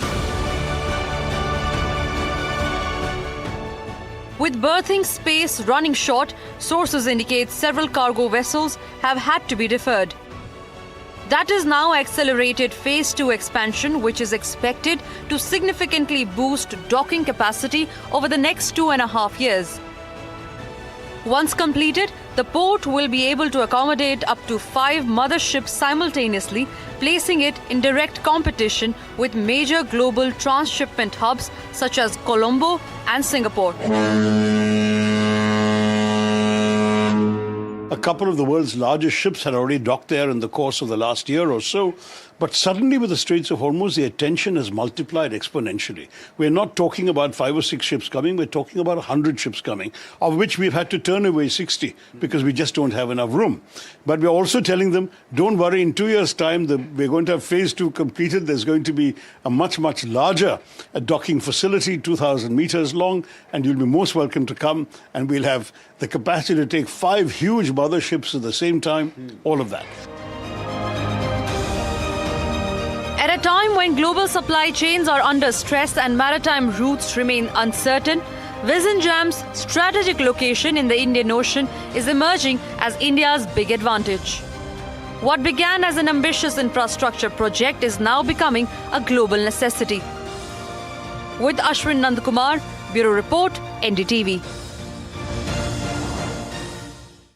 Alright, and there you go. So that's an important update coming in as far as one important port is also concerned. But let's also talk about BHEL that is buzzing away with that 4% uptick as well. The company, of course, has order inflows in FY26 that have fallen. But let's also zoom in on the commentary coming in from InCred. In fact, Puneet is standing by with that highlight.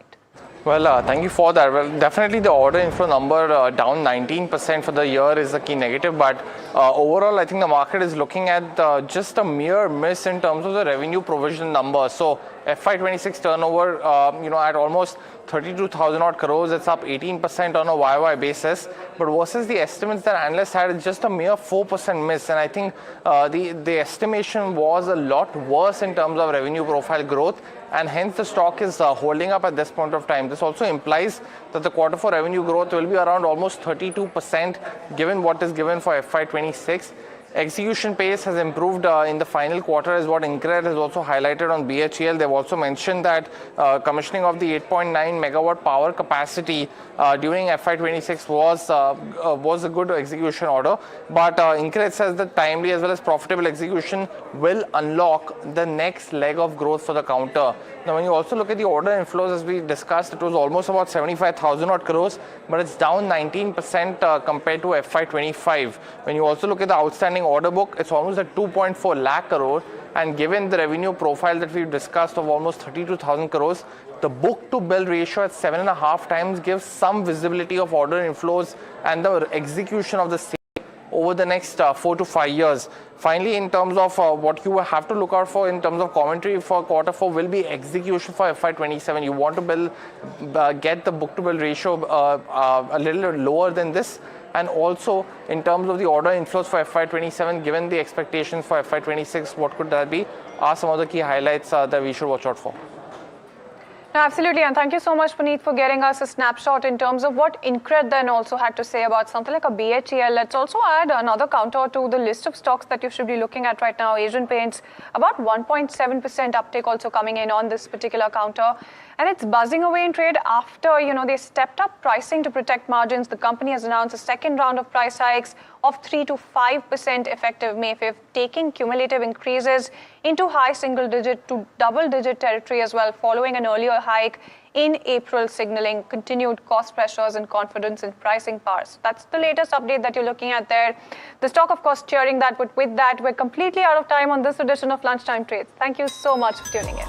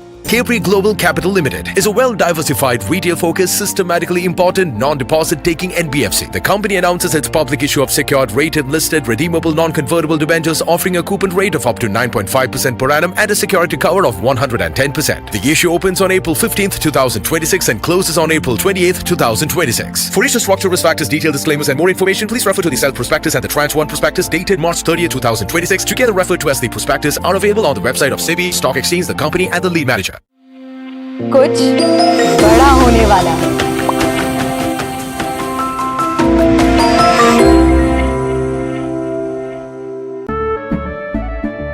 केसरिया से मन जोगी हुआ रे, दिल झूमे देखो मतवारा हुआ रे।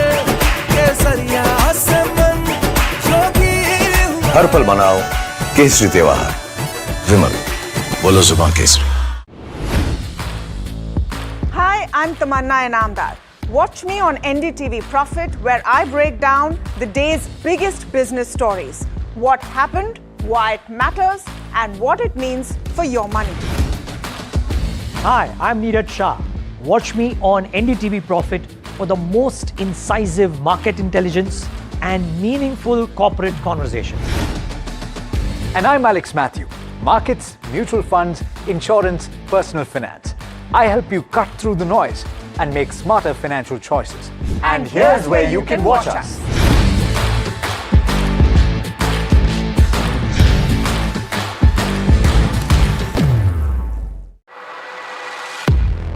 He has been tracking markets for over a decade, spots the trends before they hit the screen. And he is now bringing his analysis to the show that the market watches. Watch Sharad Dubey on Know Your Company, a show that puts the most traded stocks under the scanner. We dissect the company so that you, the investor, don't have to. Get the management to answer questions relevant to you.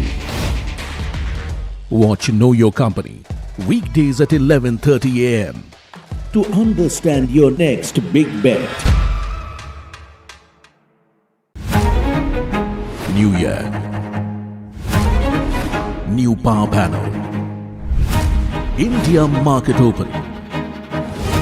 Now in its boldest lineup. This is where the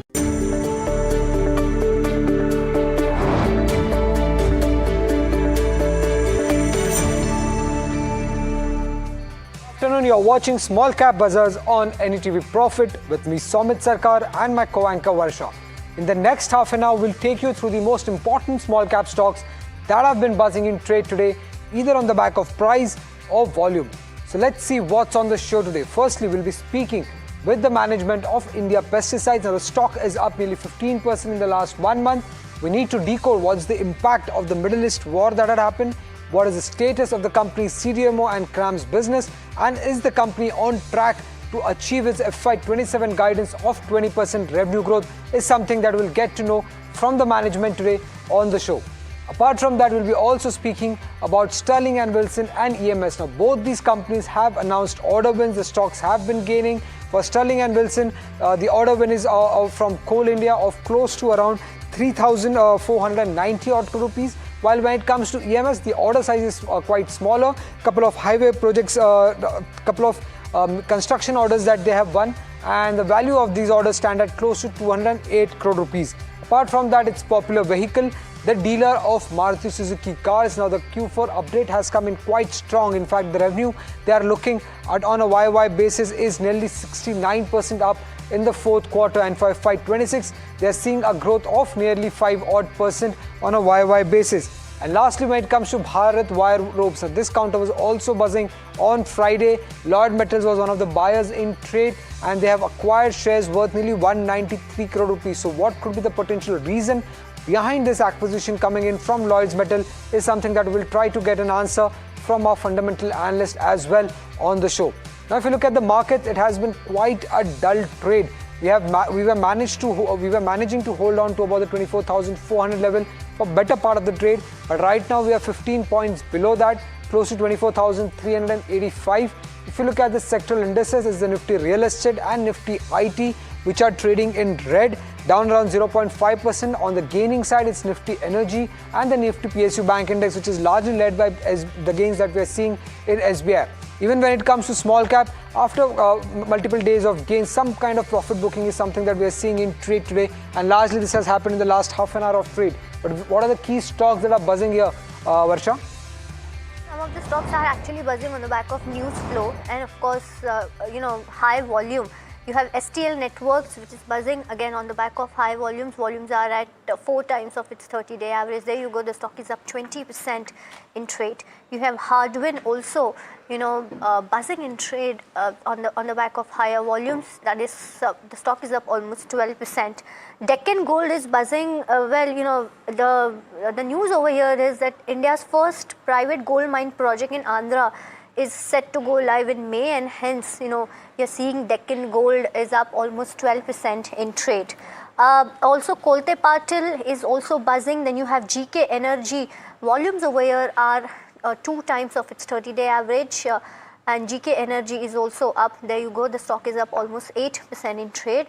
On the losers side, let's see which are the stocks which are on the losing trend. You have Birla Cable and Gayatri Projects, which are losing when it comes to a small cap 250. Not much action when it comes to on the losers, but you do have gainers. But moving on, one stock which is in focus, lots of triggers when it comes to India pesticides. You have CDMO, CRDO. Company was expecting 20% for FY27. Let's see what are the growth prospects for the next 2 years, and for that I'm here joined by Mr. DK Jain, who's CEO at India Pesticides. Mr. Jain, welcome at NDTV Profit, and always pleasure to have you. My first question would be, of course, the ongoing war situation in Middle East. If you see, what's impact on raw material for India Pesticides, and overall how this is going to impact your financials? Good afternoon. Thank you very much for giving this opportunity. Good afternoon to you and to the viewers.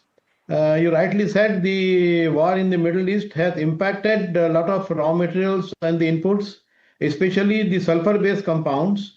And for us also, we use a lot of sulfur-based compounds, though prices have gone up and the availability has also become difficult. But we have been fortunate enough to discuss with our customers, and we are able to pass on the cost differential to our customers. So, sir, a lot of companies are expecting the impact of Middle East situation in FY27, basically in Q1 FY27. With the ongoing war situation, are you on? Do investors still expect the 20% growth in FY27 with 18 to 20% of margin still on track? Yeah, we are still on track. We are still on track. We have been successful in passing on the price increase to our customers, and we feel that we should be able to maintain the guidance what we have given earlier. FY26 also, so the TTM numbers stand at around 1,000 crores.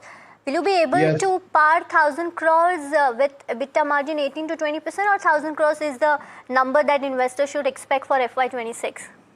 FY26, we will be crossing 1,000 crores because already we have given a guidance in that direction, and we have already surpassed that. And the margin also would be in the same range as expected, around 18%. And sir, any range or any guidance or any internal targets that you have for FY27 on the revenue and the margin front? Sir, revenue we are expecting to increase by almost about 20% minimum, and similarly margins would be in the same range what we are having today. And what would be the factors that would lead to this incremental 200 crore in FY27? Sir, number one is that our subsidiary Shalby Specialities have already started operation. We have the formulation unit already in operation, and one technical grade block is already in operation, and 2 more blocks are under construction now, which will be operational by the end of this year. So we feel that it will add substantial amount, almost about 80 to 100 crores from Shalby's Specialities. And another 100 crores we are expecting from our existing products at our existing plant at Sandila, where we are going to add one more product this year. The work is going on. I believe you are already in mid of some capital expenditure plan. Any guidance for FY27 on capex front? Capex, sir, we are already doing almost about 90 to 100 crores in Shalby's and around 30 crores in Sandila plant. And any fundraise that you would require or any debt raise that you would require for this capex, or will it be completely funded by internal accruals? Mostly it will be by internal accrual. We may take very small loan for our subsidiary Shalby's. We may take a small loan for that. And sir, how are the realizations trending when it comes to domestic and export market? If you could also share a little bit on that, the prices of the end product that you sell. Prices more or less because we have to modify the prices because of the recent geopolitical situation around the world, and this we have been able to do even for our domestic customer as well as for exports. And sir, what is the export contribution currently? Currently, it is about 40% of our revenues. Okay, and any target for next 2 years? Where do you want to take this export contribution? Will it be higher than 40%, or you want to more concentrate on your domestic market? Ma'am, actually we are working on both the fronts. Few products we have selected which are export oriented, and few products we have selected which are domestic oriented. So it will be a mix of both so that we are able to sustain. And it will be in the range of 40 to 50% export and remaining domestic. And sir, also wanted to have an update on your CDMO business. You were working with couple of clients. So any update on that? Yeah, we are still working on them. We have already sent samples to them. The samples have been, in one case, the sample is approved. In another case, there is some small problem in the sample. So we have reworked on the sample and we have already sent them the revised sample. And we hope that this year, it should materialize, and maybe from next year onwards it can start giving some revenue to us. Okay, just one thing that I wanted to understand. Earlier, I believe higher working capital was one of the issues that analysts had pointed out. Anything that has improved on that front?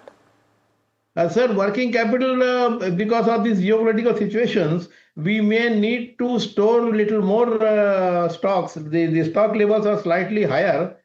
So for that, we may be requiring little more working capital. So maybe by the end of this year, FY27, it may improve upon. Right. But and presently, it is slightly more because we had to keep sufficient stock so that our plants can get running. Right. And sir, also wanted to understand about the volume, volume growth that you're expecting for 27. You said that the prices are stable. What about volumes? Volume will also be growing because of the new products what we are adding, number one.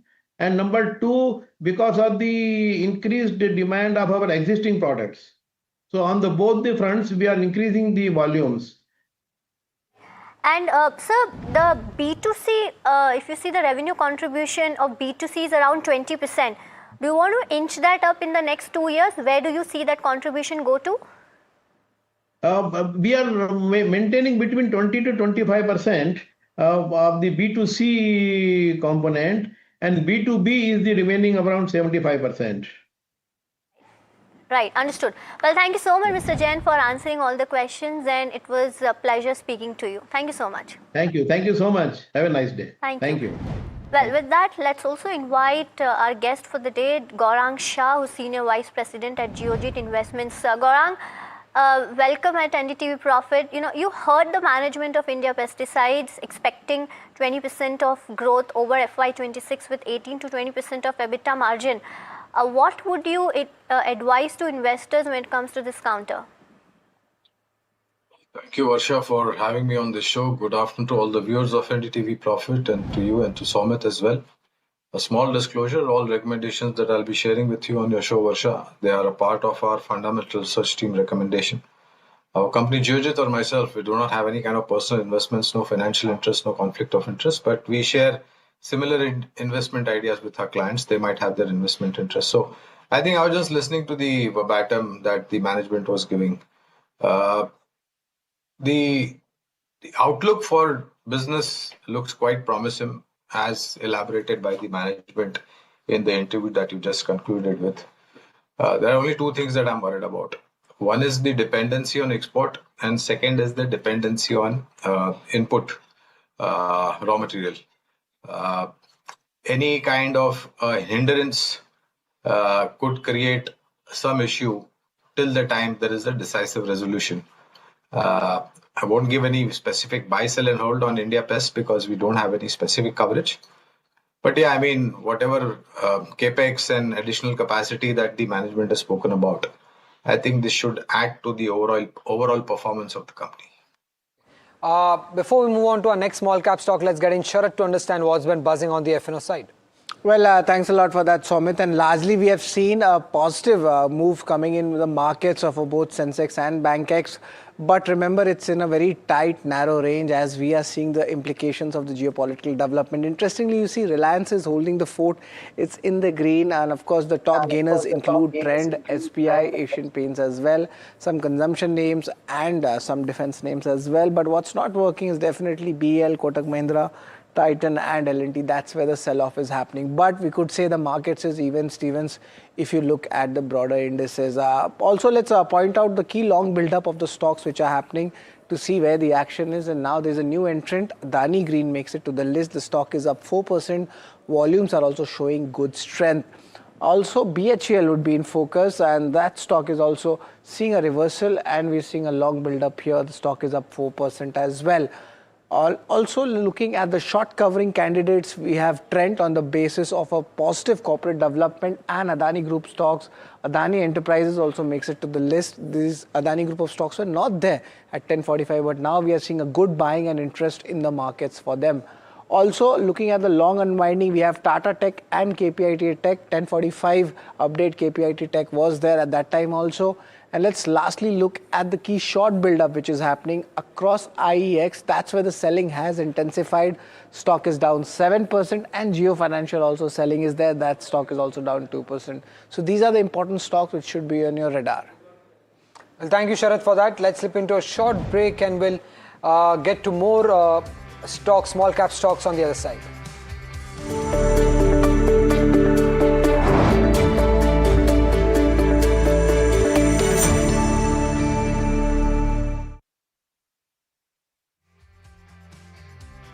Capri Global Capital Limited is a well-diversified, retail-focused, systematically important, non-deposit-taking NBFC. The company announces its public issue of secured, rated, listed, redeemable, non-convertible debentures offering a coupon rate of up to 9.5% per annum and a security cover of 110%. The issue opens on April 15th, 2026 and closes on April 28th, 2026. For issue structure, risk factors, detailed disclaimers and more information, please refer to the self-prospectus and the Tranche 1 prospectus dated March 30th, 2026, together referred to as the prospectus, are available on the website of SEBI, Stock Exchange, the company and the lead manager. कुछ खास होने वाला है।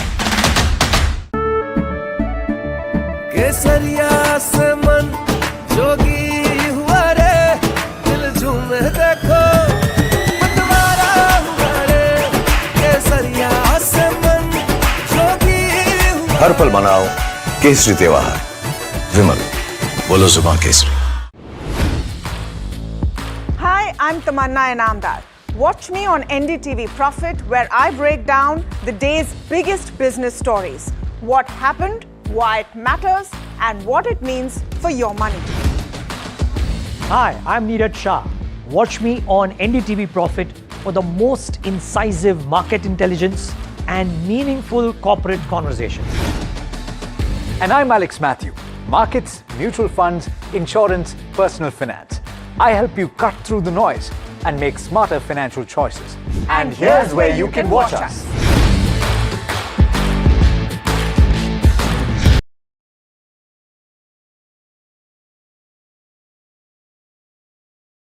He has been tracked.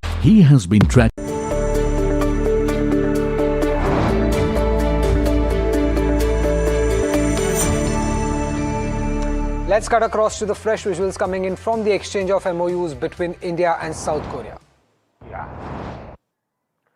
भले ही यह उनकी पहली भारत यात्रा हो, लेकिन भारत के प्रति उनकी आत्मीयता हमारी पहली मुलाकात से ही स्पष्ट रही है।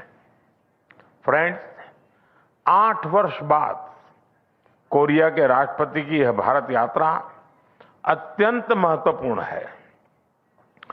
डेमोक्रेटिक वैल्यूज, मार्केट इकोनॉमी और respect for rule of law हम दोनों देशों के डीएनए में है।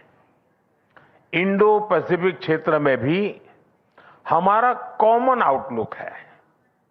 इन सब के आधार पर पिछले एक दशक में हमारे संबंध अधिक गतिशील और व्यापक हुए हैं और आज प्रेसिडेंट ली की यात्रा से हम इस ट्रस्टेड पार्टनरशिप को फ्यूचरिस्टिक पार्टनरशिप में ट्रांसफॉर्म करने जा रहे हैं। हम चिप्स से लेकर शिप्स, टैलेंट से लेकर टेक्नोलॉजी, एनवायरमेंट से लेकर एनर्जी, हर क्षेत्र में सहयोग के नए अवसरों को साकार करेंगे और साथ मिलकर दोनों देशों की प्रोग्रेस और प्रॉस्पेरिटी सुनिश्चित करेंगे। फ्रेंड्स, भारत और कोरिया का बायलैटरल ट्रेड आज $27 बिलियन तक पहुंच चुका है।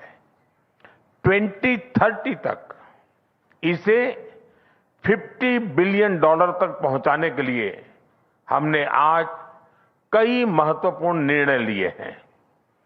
दोनों देशों के बीच फाइनेंशियल फ्लोस को सुगम बनाने के लिए हमने भारत कोरिया फाइनेंशियल फोरम की शुरुआत की है।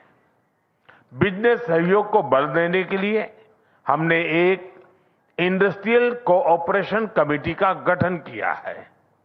क्रिटिकल टेक्नोलॉजी और सप्लाई चेन में सहयोग बढ़ाने के लिए हम इकोनॉमिक सिक्योरिटी डायलॉग शुरू कर रहे हैं।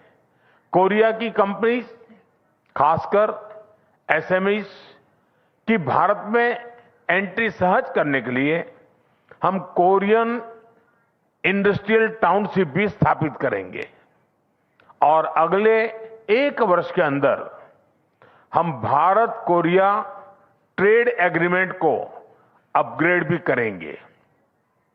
फ्रेंड्स, आज हम अगले दशक की सक्सेस स्टोरीज की नींव रख रहे हैं। एआई, सेमीकंडक्टर और इंफॉर्मेशन टेक्नोलॉजी में साझेदारी और प्रगाढ़ करने के लिए हम India Korea digital bridge launch कर रहे हैं। शिप बिल्डिंग, सस्टेनेबिलिटी, स्टील और पोर्ट जैसे क्षेत्रों में हम एमओयू कर रहे हैं। कल्चर और क्रिएटिव इंडस्ट्री में आपसी सहयोग से हम फिल्म, एनिमेशन और गेमिंग में भी नए आयाम स्थापित करेंगे। आज का बिजनेस फोरम इन अवसरों को ठोस परिणामों में बदलने का मंच बनेगा। फ्रेंड, भारत और कोरिया के बीच हजारों वर्ष पुराने सांस्कृतिक संबंध है। 2000 साल पहले अयोध्या की राजकुमारी सूरीरत्ना और कोरिया के राजा किम सुरो की कहानी हमारी साझा विरासत है। आज भारत में के पॉप, के ड्रामा बहुत ही पॉपुलर हो रहे हैं। उसी तरह कोरिया में भी भारतीय सिनेमा और संस्कृति की पहचान बढ़ रही है। हमें बहुत खुशी है कि प्रेसिडेंट ली खुद भारतीय सिनेमा के प्रशंसक हैं। इस कल्चरल कनेक्ट को मजबूत करने के लिए हम 2028 में भारत कोरिया फ्रेंडशिप फेस्टिवल आयोजित करेंगे। इसके साथ साथ पीपल टू पीपल कांटेक्ट मजबूत करने के लिए हम एजुकेशन, रिसर्च सहयोग और टूरिज्म को भी बढ़ावा देंगे। फ्रेंड्स, वैश्विक तनाव के इस दौर में भारत और कोरिया मिलकर शांति और स्थिरता का संदेश देते हैं। हमें बहुत खुशी है कि आज कोरिया इंटरनेशनल सोलर अलायंस और इंडो पैसिफिक ओशंस इनिशिएटिव से जुड़ रहा है। हम अपने साझा प्रयासों से एक पीसफुल, प्रोग्रेसिव और इंक्लूसिव इंडो पैसिफिक के लिए योगदान देते रहेंगे। हम इस बात पर भी सहमत है कि वैश्विक चुनौतियों के समाधान के लिए ग्लोबल इंस्टीट्यूशंस में सुधार आवश्यक है। योर एक्सेलेंसी, लगभग 100 वर्ष पहले भारत के महान कवि गुरुदेव रविंद्रनाथ टैगोर ने कोरिया को लैम्प ऑफ द ईस्ट कहा था और आज विकसित भारत 2047 के हमारे संकल्प को साकार करने के लिए कोरिया एक महत्वपूर्ण साझेदार है। आइए हम अपनी पार्टनरशिप से दोनों देशों के साथ साथ पूरे विश्व की प्रगति और समृद्धि का रास्ता बनाएं। बहुत बहुत धन्यवाद। खमसा हमनीदा।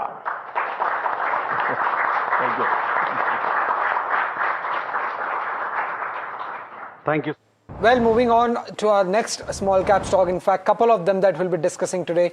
EMS and the other one is Sterling and Wilson. Both the companies have announced big order wins, big stock moves coming in. Let's get in part with more details on why, what are these orders that Sterling and Wilson and EMS have won today. Thanks a lot, Somit. So you're right, there are two companies that are buzzing on the back of order win, and the first one is Sterling and Wilson, which is a pure play renewable EPC solutions provider with a presence in over 28 countries across the globe. Now, the reason why the stock is in focus today is because they have been declared the L1 bidder for a big Coal India EPC project that is worth around 3,500 crores. The company also received an AC project order in Maharashtra, which was worth around 60 crores. And with these couple of orders, the total EPC order inflow of the company in FY26 has crossed above 10,000 crores. This is the main reason why the stock has gained over 15% today. In fact, in the last 1 month, the stock has gained over 30%. But in the last 1 year, the stock is still down 20%, showing the underperformance that is still continuing in the longer term. The second company is EMS, which also provides EPC services, but they specialize in water and wastewater solutions. Now, the company has received two big orders from UP Jal Nigam in Varanasi. The first order that they have won is worth 143 crores, which is executable in the next 2 years. And the second order which they have won is worth 64 crores, which is executable in the next 18 months.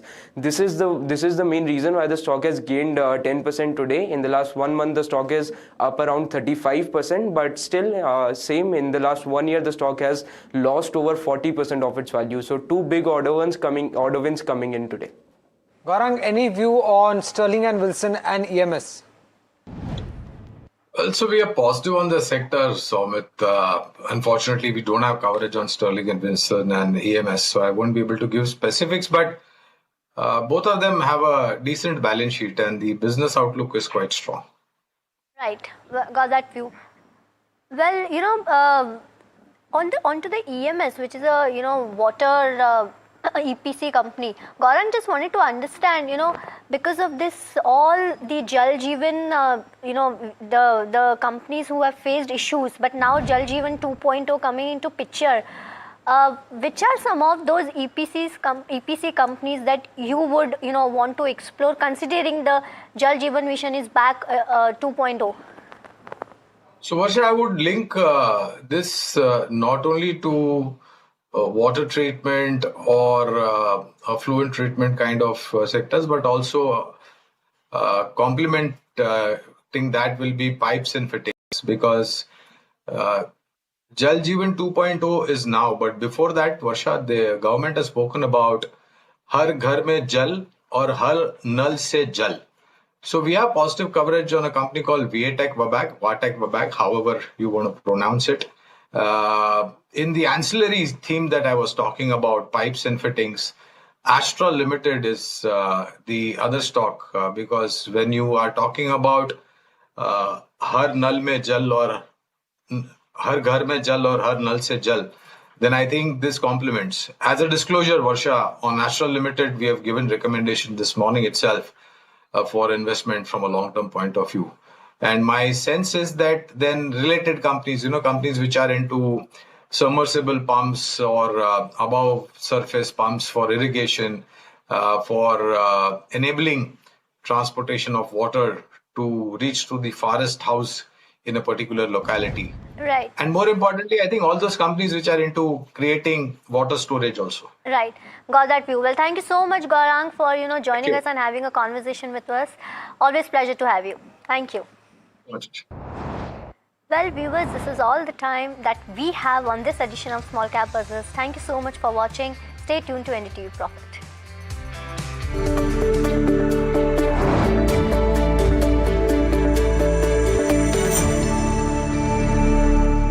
Capri Global Capital Limited is a well-diversified, retail-focused, systematically important, non-deposit-taking NBFC. The company announces its public issue of secured, rated, listed, redeemable, non-convertible debentures offering a coupon rate of up to 9.5% per annum and a security cover of 110%. The issue opens on April 15th, 2026 and closes on April 28th, 2026. For issue structure, risk factors, detailed disclaimers and more information, please refer to the Self Prospectus and the Tranche 1 Prospectus dated March 30th, 2026, together referred to as the Prospectus, are available on the website of SEBI, Stock Exchange, the company and the lead manager.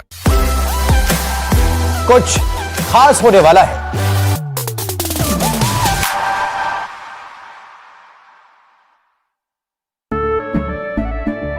केसरिया से मन जोगी हुआ रे, दिल झूमे देखो मतवारा हुआ रे। केसरिया से मन जोगी हुआ। हर पल मनाओ केसरी त्योहार। विमल, बोलो जुबान Kesari. Hi, I'm Tamanna Inamdar. Watch me on NDTV Profit, where I break down the day's biggest business stories. What happened, why it matters, and what it means for your money. Hi, I'm Neeraj Shah. Watch me on NDTV Profit for the most incisive market intelligence and meaningful corporate conversations. And I'm Alex Matthew. Markets, mutual funds, insurance, personal finance. I help you cut through the noise and make smarter financial choices. And here's where you can watch us.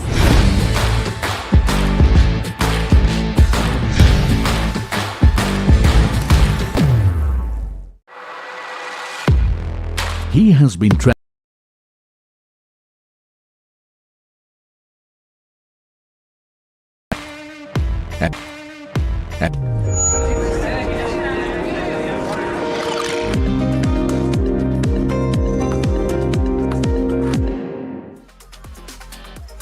Welcome, you're watching Ask Profit here at NDTV Profit. I'm Mahima Vachajani and with me as always is Puneet Zaveri. And Puneet, as far as the markets go, I think we've come off from the day's high points for the benchmarks. So not much of a movement there. But right now for the Nifty 50, we're above the 24,395 odd levels.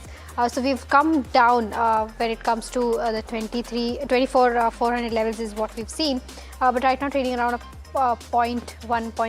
0.16% higher for the benchmarks. Let's try to pull up the heat map and see as to what's changed in the past half an hour, right?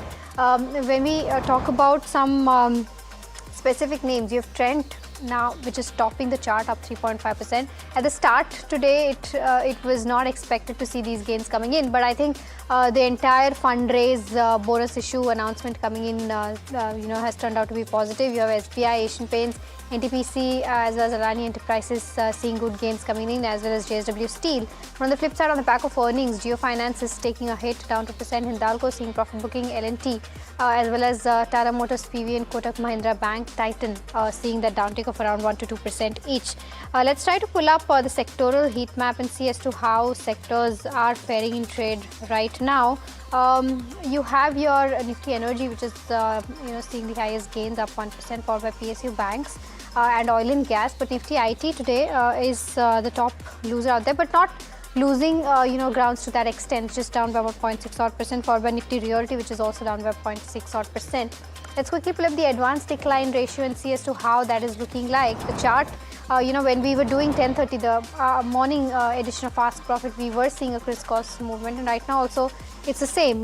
Tides have turned at least thrice or four times during day to day, and right now you have more declines, almost 1,500 odd declines versus that of 900 odd advances. So clearly the broad end of spectrum is right now, in the favor of the bears, slightly in the favor of the bears. In the last Let's hour put it that also, way. because we've seen a crisscross happen, but then since then selling happening, so almost 200 to 300 stocks more have actually declined in the last 3 to 4 hours, and that's visible on the screen right now as well. But also the mid cap and the small cap, very quickly before we start taking all your stock related queries for today.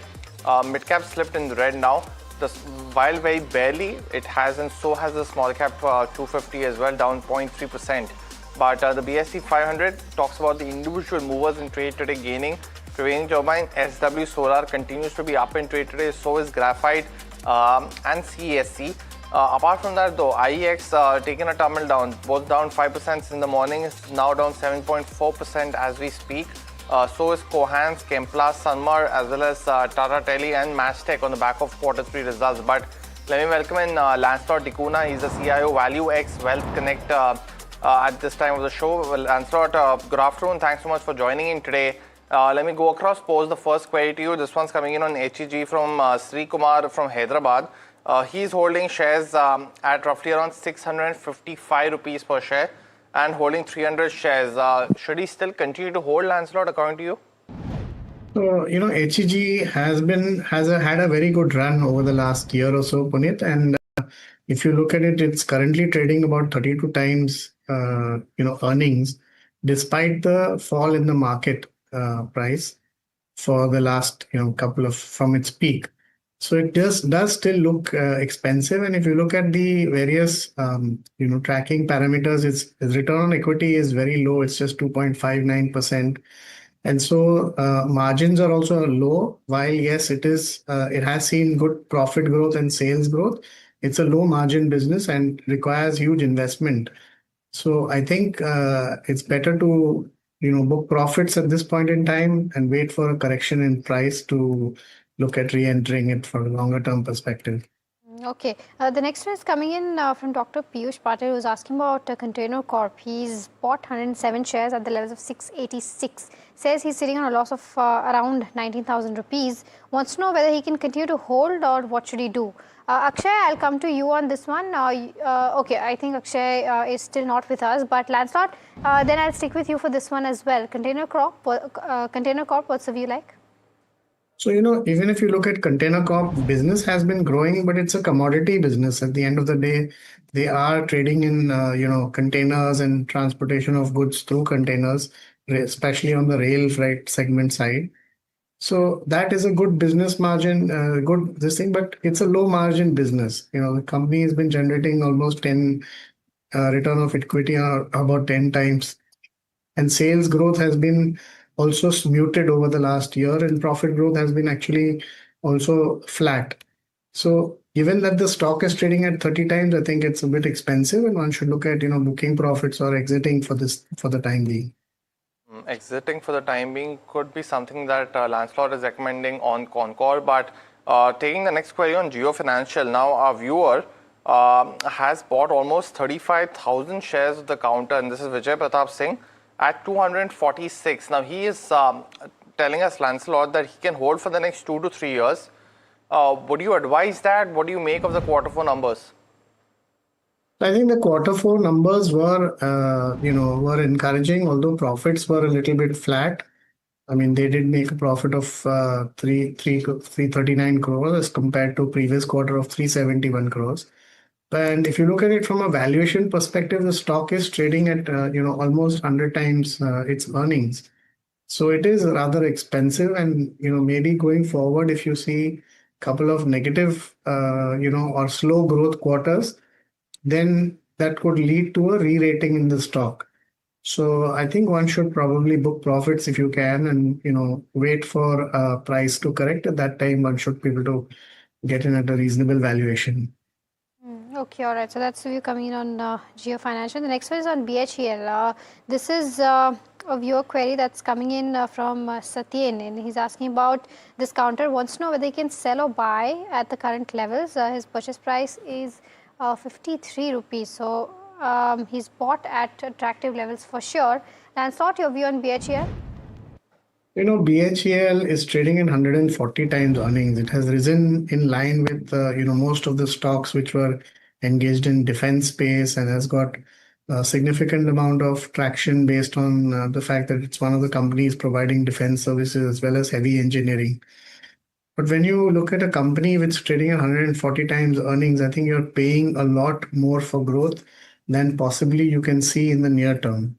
So given that risk reward ratio is a little bit on the higher side, one should avoid, or if he has already bought it at 53 rupees, I think some amount of profit booking is warranted at these levels. Profit booking warranted at these levels. Now it's very interesting for BHEL also, why there has been a 19% drop in order inflows. I think estimates from analysts were of revenue growth, essentially what they've reported in the provisional update of 32,000 crores is not as bad as expected, and hence stocks up 3.5% and has continued to maintain so as well. So that could be something to watch on BHEL. But let's go across, take the next caller from Delhi. And Gary is now joining us for a stock-related query for the first time, I've been told. Gary, good morning, good afternoon. Welcome to Ask Profit. What's your query?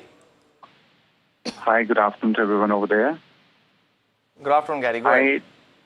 I just wanted to check. I'm holding 5,000 shares of SCILAL, that is Shipping Corporation of India, Land and Assets, at 65 rupees. So shall I...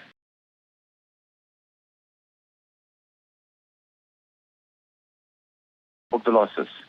Got it. And how long have you been holding on to these counter, Gary? Book the losses. Got it. And how long have you been holding on to these counter, Gary? About a year. About a year. Okay, so probably... STI, it's Shipping Corporation of India, Land and Assets. Land and Assets, yeah, got it. So now you got the right one. Got it. Got it. So it's land assets particularly, got your view. Let me actually go to Lancelot then. Lancelot, what would you recommend on the land assets company of Shipping Corporation? Because it's become largely an annuity business, right? In that sense, what would be your recommendation to Gary? So, the Shipping Corporation Land and Assets was formed as a subsidiary with the object of holding and disposing of the non-core assets of Shipping Corporation. And currently the stock has a book value of 64 rupees while it's trading below its book value. But the entire upside is possible only when there is a liquidation of those assets. Otherwise, till that time, the company is not going to earn any significant profits. Neither are you going to see any significant growth in revenues. And if one is tracking it and you see that whenever, the disposing of the assets comes up and then returns get passed on to the investors or shareholders, that's when this company really will move. Otherwise, till that time, it's trading below its book value. So from a value perspective, it's very low. But when this is likely to happen is still not clear, from the company as well as the government as to when they will dispose of, because they will have to go through various processes in terms of disposition and whether they will get the best prices. I think these are all question marks that are weighing on the stock at the moment. So it maybe you can wait for another 6 months if that's possible, or a year. Give it some time. If an event does take place, you will see a spike in the price. That could be the time to exit. Otherwise, it may be just worthwhile exiting. Okay, all right. So that's the view coming in. And this side of the show, we're also joined by Akshay P. Bhagwat.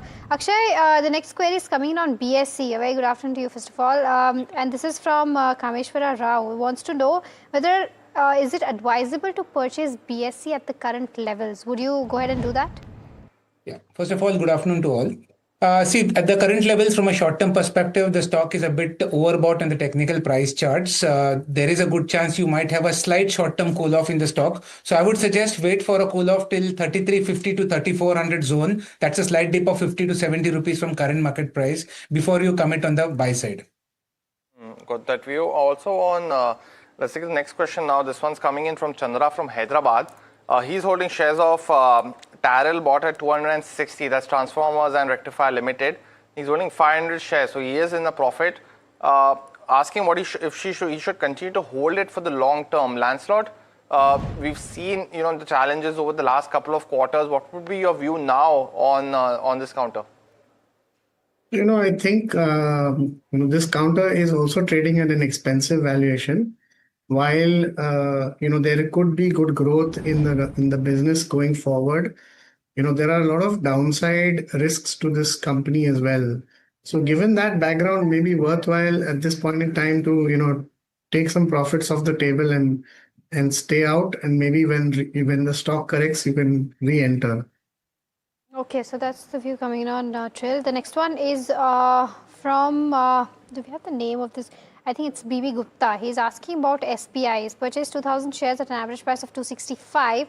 Wants to know as to for how long can he continue to hold this. He's sitting on significant profits for sure. Lancelot, I'll stick with you for this one. Your view on SBI, whether he should continue to hold, book partial profits? So I think SBI is trading at about 1.7 times its book value. And if you look at the business of the bank, it has transformed itself into a mainly digital banking company. And you are seeing significant growth coming in from the digital space as far as SBI is concerned. This has helped improve its various operating parameters, like cost to income ratio has declined and it's reducing. And going forward with the extent of reach that it has in rural areas, you will see significant growth also coming ahead in the near future. So I think one should just hold on to it. It's still not expensive when compared to the private sector banks. It's still trading at lower than that valuation. So one should look at holding on to the stock. Got that view, Lancelot. The next question coming from Shankar from Bangalore. He wants a view on TVS supply chains, bought at 101. And holding 500 shares. Now, Akshay's question largely being if he should continue to hold this counter at this point of time. Yeah, so if you look at the volume action, I think in the last 3 weeks, there has been a burst of volumes, significant volumes than the normal, and that is seen around the levels of 100. The trend is down, but the stock is attempting a support and a recovery kind of a scenario. That's what is evident on the charts. So the suggestion is 90 is the support. Continue to hold. There is a very good chance that the pullback rally can extend till 145.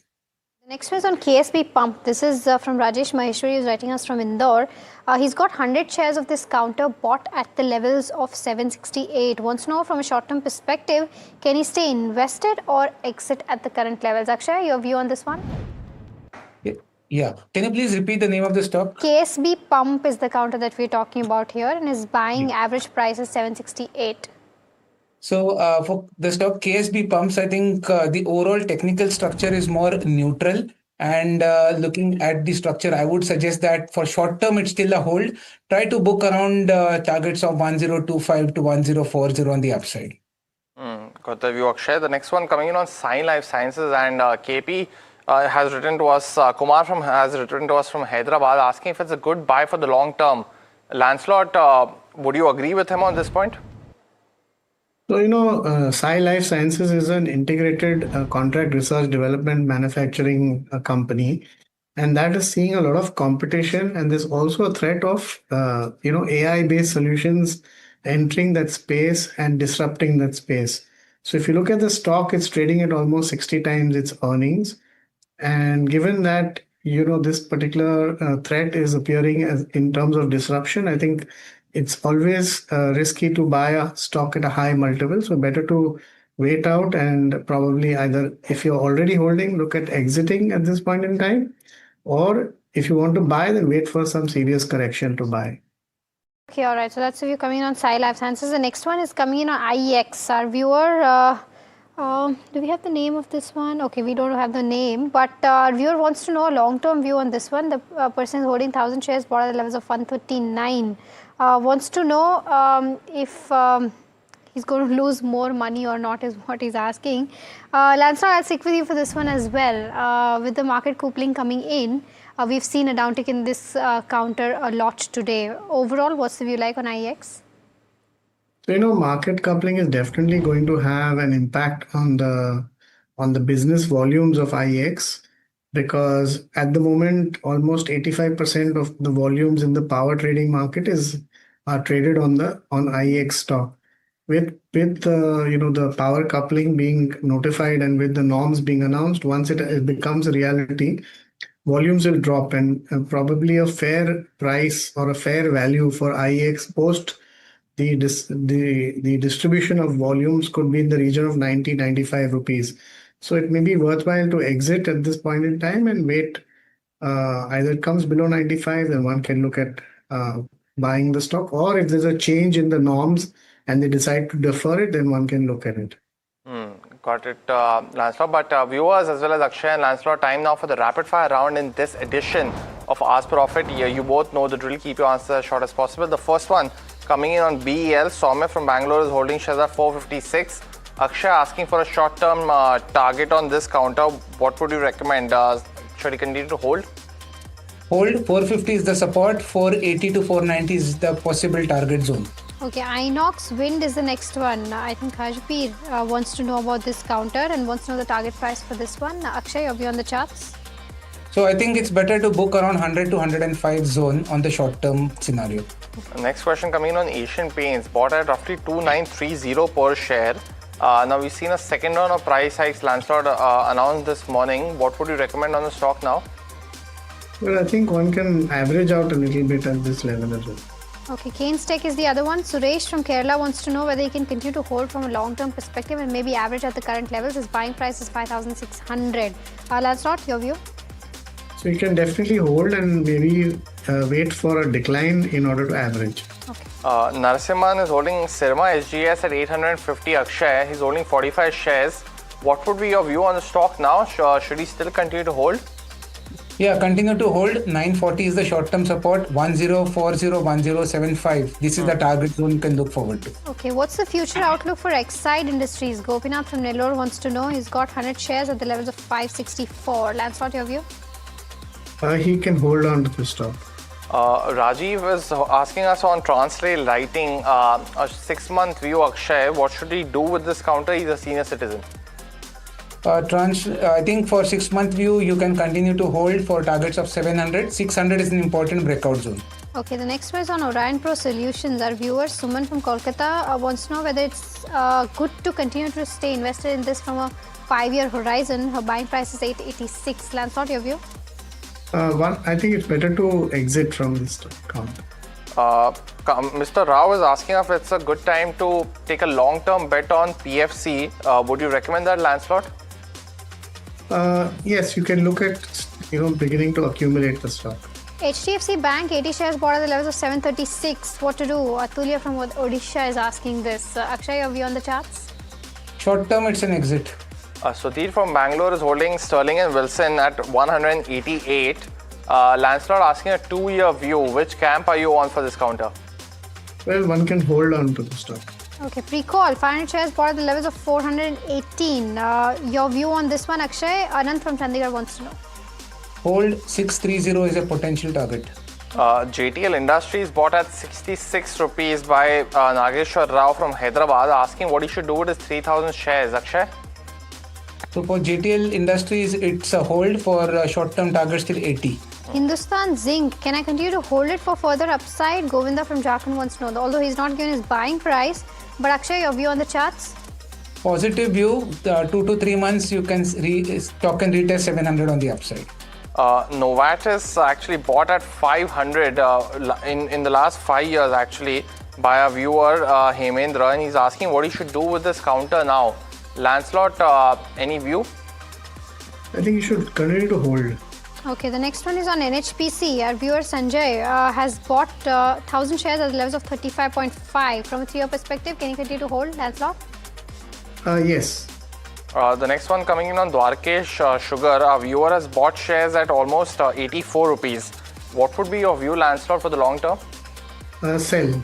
Canterbury Retail, buy or sell? Akshay, any view on the charts? Canterbury is a buy. Next question coming in on Hindustan Copper. Our viewer has bought shares at 600 rupees, 2,000 shares. What would be your view, Lancelot, is what Rajendra is asking. Hold. Hold, got it. Well, that is the end of the rapid fire as well as this edition of Ask Profit. Akshay as well as Lancelot, thank you so much for helping us solve almost 40 queries in the last half an hour. And With that, we've crossed 100 queries in the morning as well as the afternoon edition. So thanks so much for that to our guests as well as to our viewers for sending across all these queries. But all the time on this edition of the show, India Market Close comes up next.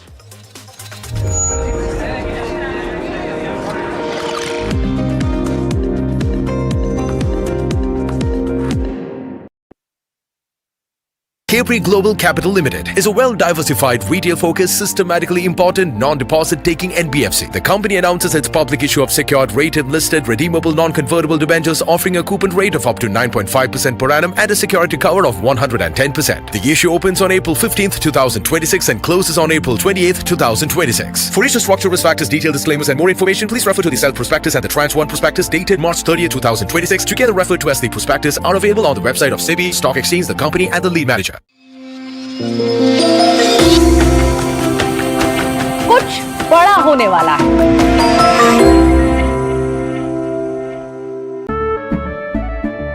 केसरिया से मन जोगी हुआ रे, दिल झूमे देखो मतवारा हुआ रे। केसरिया से मन जोगी हुआ। हर पल मनाओ केसरी त्योहार। विमल, बोलो जुबान Kesari. Hi, I'm Tamanna Inamdar. Watch me on NDTV Profit, where I break down the day's biggest business stories. What happened, why it matters, and what it means for your money. Hi, I'm Neeraj Shah. Watch me on NDTV Profit for the most incisive market intelligence and meaningful corporate conversations. And I'm Alex Matthew. Markets, mutual funds, insurance, personal finance. I help you cut through the noise and make smarter financial choices. And here's where you can watch us.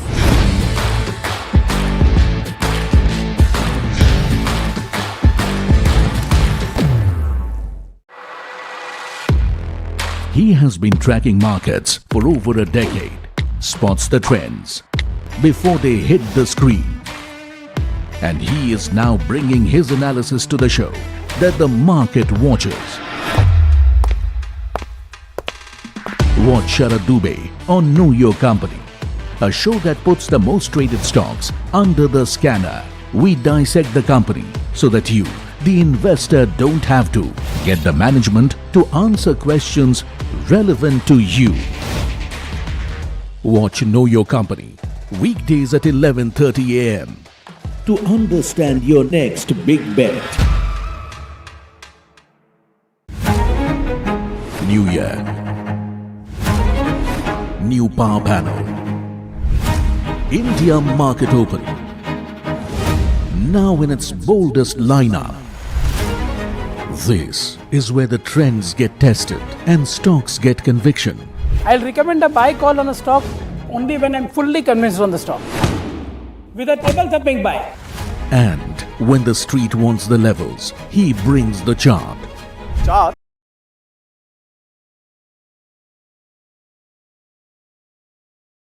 And Kush Bohra are now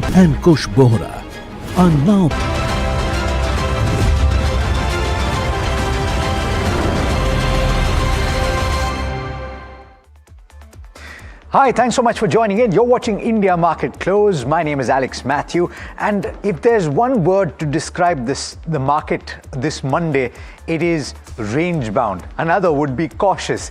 And you know why. It's because of all of the back and forth that has taken place over the course of the weekend geopolitically. And that's why you have the benchmark that is trading with gains of just about 0.33% and holding above 24,400. That hasn't always been the case today though. In fact, pull up the intraday chart for the Nifty 50 and you will see that for a brief moment we did slip into the red. We recovered quite sharply and hit a pretty decent point and then dropped, and then now we're actually on the way back up again. If you follow me here, we're actually on the up and up. So let's take a look at the heat map for the Nifty 50 and you will see that those stocks that you anticipated would do incredibly well today are not doing that. It's actually other heroes that are coming to the fore today. Trent is doing particularly well. That is our stock of the day, and we'll talk about that in more detail in just a bit. JSW Steel, State Bank of India doing particularly well as well. But what are the stocks that were expected to do well? ICICI Bank, after a pretty stellar set of numbers, is up just about 0.9%, and HDFC Bank has made its way back from the low point of the day, but it's still trading with cuts of about 0.1% or so. Reliance Industries up about 0.33% as Tamanna joins me right now. I also want to pull up the sectoral heat map because that is going to tell you what the broader picture is. And there is more green on the screen, but this is despite the fact that the advance decline ratio actually favors the declines at this point. What is working is the PSU banking pack, and you saw State Bank of India doing particularly well. But you have auto that's up about 0.6%, IT underperforming, and the private banking index is not doing too much today. Lastly, just pull up the advance decline ratio because you've seen several changes of hands over the course of the day. The widest point for the advances and declines at this stage early on, when you saw that the market has slipped into the red, and then you've had a crossover multiple times through the day, and we're now widening again. I think the nervousness is increasing, Alex. That's how I'd watch this screen, because if you look at the India VIX as well, a bit of a spike in the positive, and news-wise, look at that, 8.5% up. News-wise as well, the kind of commentary coming in is not pointing to any clarity on whether there's going to be a meeting between Iran and the United States. So that's a bit of a problem. The strait is pretty much shut. Not clear what's happening there, and that's bothering the markets. Pull up the top gainers and losers before we get to the overview of what you're seeing today. And you would see possibly even volumes not that great. IEX.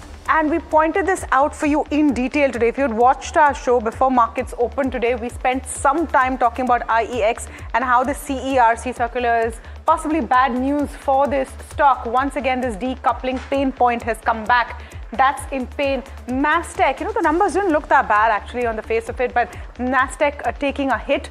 On the winning side, Triveni Turbine, SW Solar, a smattering of companies which are doing okay.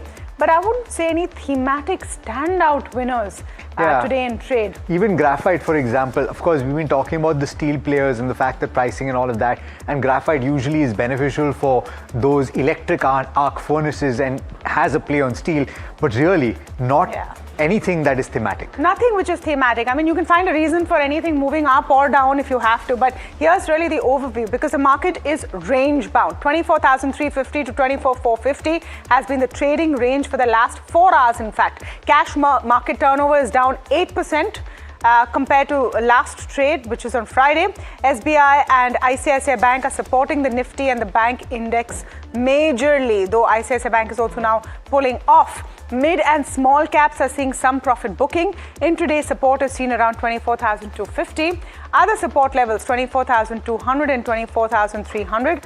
A sustained move above 24,400 is crucial, and clearly we are not close to that right now. Move above this could pave the way for 24,800 if we get there. Himain Kapadia joining in this afternoon to speak technicals with us. Himain, always a pleasure to have you on the show. What is the direction you're seeing for the Nifty right now? A very good afternoon to you, Tamanna. Thank you for having me on the show. It's always a pleasure. Frankly speaking, we are at very strong resistance levels, and we are sitting on top of a 2,200 point rise. Stock specific, lot of action happening. I'm slightly uncomfortable that we're going to make a further upside without a small cool off, retracement, or a consolidation. VIX, like you guys mentioned, VIX has gone up obviously. And 24,400, 24,600, traditionally important resistance levels. And we've been sort of, I wouldn't say struggling, but we've been here for the last 3-4 trading sessions, haven't made much headway. So, and last trading session, if you remove Reliance and HUL from the calculation, I mean, we wouldn't have been so positive. So I would say everything is fine, but market seems to be a bit top heavy. Sells haven't come in yet, so I wouldn't recommend anything to sell yet, but I would be slightly cautious about going fresh longs. I mean, I believe some sort of top formation or at least resistance is just around the corner. Tamanna. Individual stocks that you're looking at, and good afternoon to you. Some of those stocks that you anticipated would react to fundamental news haven't done so, and specifically I'm talking about ICICI Bank, and that pre-open session that suggested that it would open with gains of 4+% hasn't panned out. Absolutely. Hi Alex. So yes, if such good fundamental news does not reflect in the stock price, that means either the stocks are exhausted or it's already built into the price. So, and I believe a little bit of profit taking won't harm anybody, because we're sitting on 2200 points on the Nifty. That's huge. It's the benchmark index. There are a couple of daily gaps also, Alex. It's not just the rise. So normally such gaps don't remain uncovered for too long, at least a near one. I'm not saying the 23,500 one, but so yes, I think what you mentioned is a valid point, that if ICICI Bank didn't do as they were supposed to, maybe the markets are a bit tired. Yeah, that seems to be the case. Okay, Deven Choksi also joining us this afternoon. Deven Bhai, thank you so much for your time. Do you think there's a bit of nervousness in the markets which are now waiting for direction till something's clear? Is there going to be a talk? Is there not going to be a talk? Are we moving one way or the other? Or this is just a sort of deeper look that everything expected from an ICICI Bank has now been priced in? Yeah, Tamanna, I think good afternoon. Well, I think the resolution to this particular war-related situation, as I see it, I think is near, but at the same time it is not confirmed. And as a result of which, I think market is remaining slightly more circumspect at this point of time about, I think, various outcomes. Particularly one of the most tricky outcome that one can possibly call it as April to June quarter, which is a new financial year. I think this particular quarter may have its impact on the earnings of the company because of, I think, what has happened in the last month in form of, I think, either the cost or as far as, I think, the selling is concerned. In whichever way you look at it, I think some of the companies are likely to be seeing the impact onto their businesses. And that's where market is slightly more careful, more guarded at this point of time. Maybe if the current rally has to sustain, then in such situation, I think a lot of clarity has to emerge as far as, I think, the outlook is concerned. June-ended quarter results are getting affected. That is what our understanding is. How much degree of it will be, I think, completely affected? Difficult to say, because we are in the first month of the quarter. And that's where probably, I think, one is not very sure about. However, having said that, I think the range in the market is pretty certain. I think it's likely to continue in this range for some time. And maybe, I think, as MNI probably would put it across rightly, I think 24,600, 24,800 on the upper side, and somewhere in the vicinity of around 23,800 to 24,200 could be, I think, the midterm range as we see it at this point of time. But it is largely going to be a trade-bound market as we see it for timing now. Okay, do stay with us. Let's talk about the stock of the day. And this is something of a hard choice that we had to make today, because there are quite a few newsmakers. Let's go across to Mahima now to talk about Trent. It is the top gainer on the Nifty 50. Let's talk about why, Mahima. Right, so three different news flows coming in for this one in one exchange filing, right? Because they did announce, they've kind of said in the exchange filing that they might consider bonus issue going forward on 22nd of April, and this will be the first ever bonus that Trent will announce post its listing. The second aspect is that they might announce dividend also going forward once they announce their earnings, and the third one is fundraise. Now this is an important one because what they've said is that company is looking for approval for fundraising additional funds. This could be via equity or rights issue. The last right issue that the company made was in June 2010.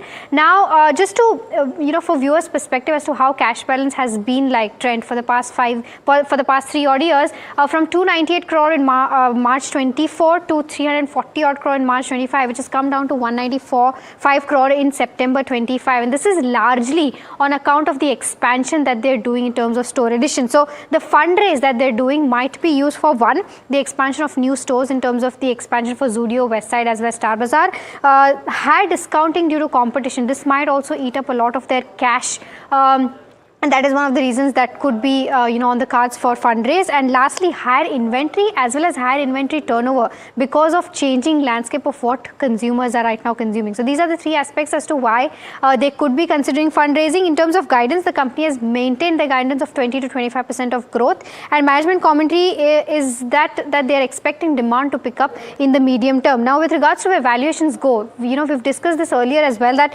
valuations right now are below the 5-year average for Trent. The 5-year average stands at 131 and current PE at 81 times, and 1 year forward even lower at 73 times. But still, 73 times PE is not cheaper when it comes to valuation perspective. And lastly, with regards to where Bloomberg analyst take stands, there are still 19 buy calls, 5 hold calls, and 3 sell calls with a return potential of 22%. So this is the overall view of what's happening with Trent and why it's buzzing in trade today.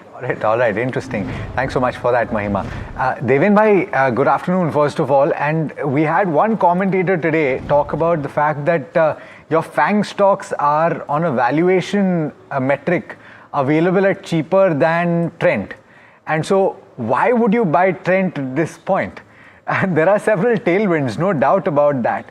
But the valuations in this market are looking challenging. Yeah, Alex, good afternoon. Well, I would be one among those, I think, who says that the particular valuation is expensive. I would like to say, yes, I think it's expensive. It's never been cheap. I also understand that part of it. But at the same time, I think buying anything expensive, you only reduce your margin of safety. Whether I would like to compare them with any other stocks in the universe, I would probably say no, because India market in a way is a unique proposition. We have limited amount of supply available as far as I think such kind of companies are concerned, which are probably trying to create the size eventually, I think, which is larger and global size. Trend being one of them, Reliance Retail could be another one. So from that perspective, I think one would like to remain invested, and that justifies partly to the higher valuation for these kind of businesses. However, I think the market correction is the best time for buying such kind of expensive stocks, because at least you have 15-20% kind of a downside risk protected when they correct. Recently, Trent, I think, protected or gave that opportunity, and that is where probably I think those who bought, I think they protected the downside. In my viewpoint, not in a hurry at all, I think, to buy. Maybe I think some corrective downside, and that would be a better time to add into the portfolio. Speaking of opportunities, I think a lot of people are now looking very strongly at private sector banks. If I look at mutual fund positioning as well, Devin bhai, a lot of storied fund managers have overweight positions in the large private sector banks, ICICI Bank being one of them. Now, specifically on this, a 2.4% return on asset, an improvement in asset quality for what was already a good franchise, a rock-solid net interest margin, possibly the highest for a bank of its size and stature, and a 15% loan growth, which is faster than the trajectory that they have shown. Why is the stock reacting the way it is done today? Is it already in the price? A lot of arguments have been made that it is not, and it's cheap right now. To me, it is cheap. And I feel that I think they deserve to be re-rated. I think both HDFC as well as ICICI to begin with. I think both of them are very strong franchises. They are actually having a distributed loan portfolio across retail, corporates, prime sectors, and the infrastructure sector. I think a very well-balanced distributed portfolio. So from a downside perspective, I think they have taken care of through design in form of, I think, giving the advantage to the investors. Second most important aspect, on a 10% GDP growth, we are having around 16% kind of a loan book growth, where I think the likes of ICICI stands taller compared to HDFC. HDFC is marginally lower compared to ICICI in the last quarter result as far as I think the loan growth is concerned. However, having said that, I think both these banks have corrected and probably have got the valuation to their advantage. In my viewpoint, I think this valuation advantage should be seized, and one should be probably looking at investment from a perspective a little longer term. If banks like NDTV, if they indeed adapt to the fintech in the front end, quite possible that I think they would probably grow faster compared to the peers in the same space. And that's where probably I think likes of Bajaj Finance could possibly be talked about. That I think it is one NBFC size of a bank itself, which is actually growing faster compared to the industry players, largely because of the use of the fintech and the AI at in the area of, I think, processing loan or in the area of acquiring customers, whichever you look at it. So if that kind of situation emerges for banks like NDFC and ICICI, probably I think you will see re-rating, and that's where I like this company. Downside risk in these stocks is probably, I think, list at this point of time. Any corrective fall, I think, would be a good buy opportunity from a perspective of holding the stock for 2 to 3 years. Okay, so ICICI Bank fizzled out to some extent. HDFC Bank we spoke about. What did you make, Devin Bhai, of Yes Bank and Geo Financial, the other two that reported yesterday actually?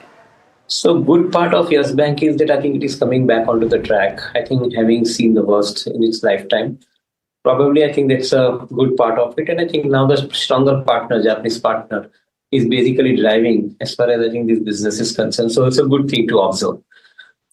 Geo Finance, definitely, I think, a model which one should be looking at. The credit business is got slightly impacted this year, this quarter, for a reason that they had to basically absorb the losses which basically Payment Bank brought in, the stake that they bought out, I think. So that part of the loss, I think they have actually provided for. And that's where I think you're seeing slightly dent in the margin also and the profit also.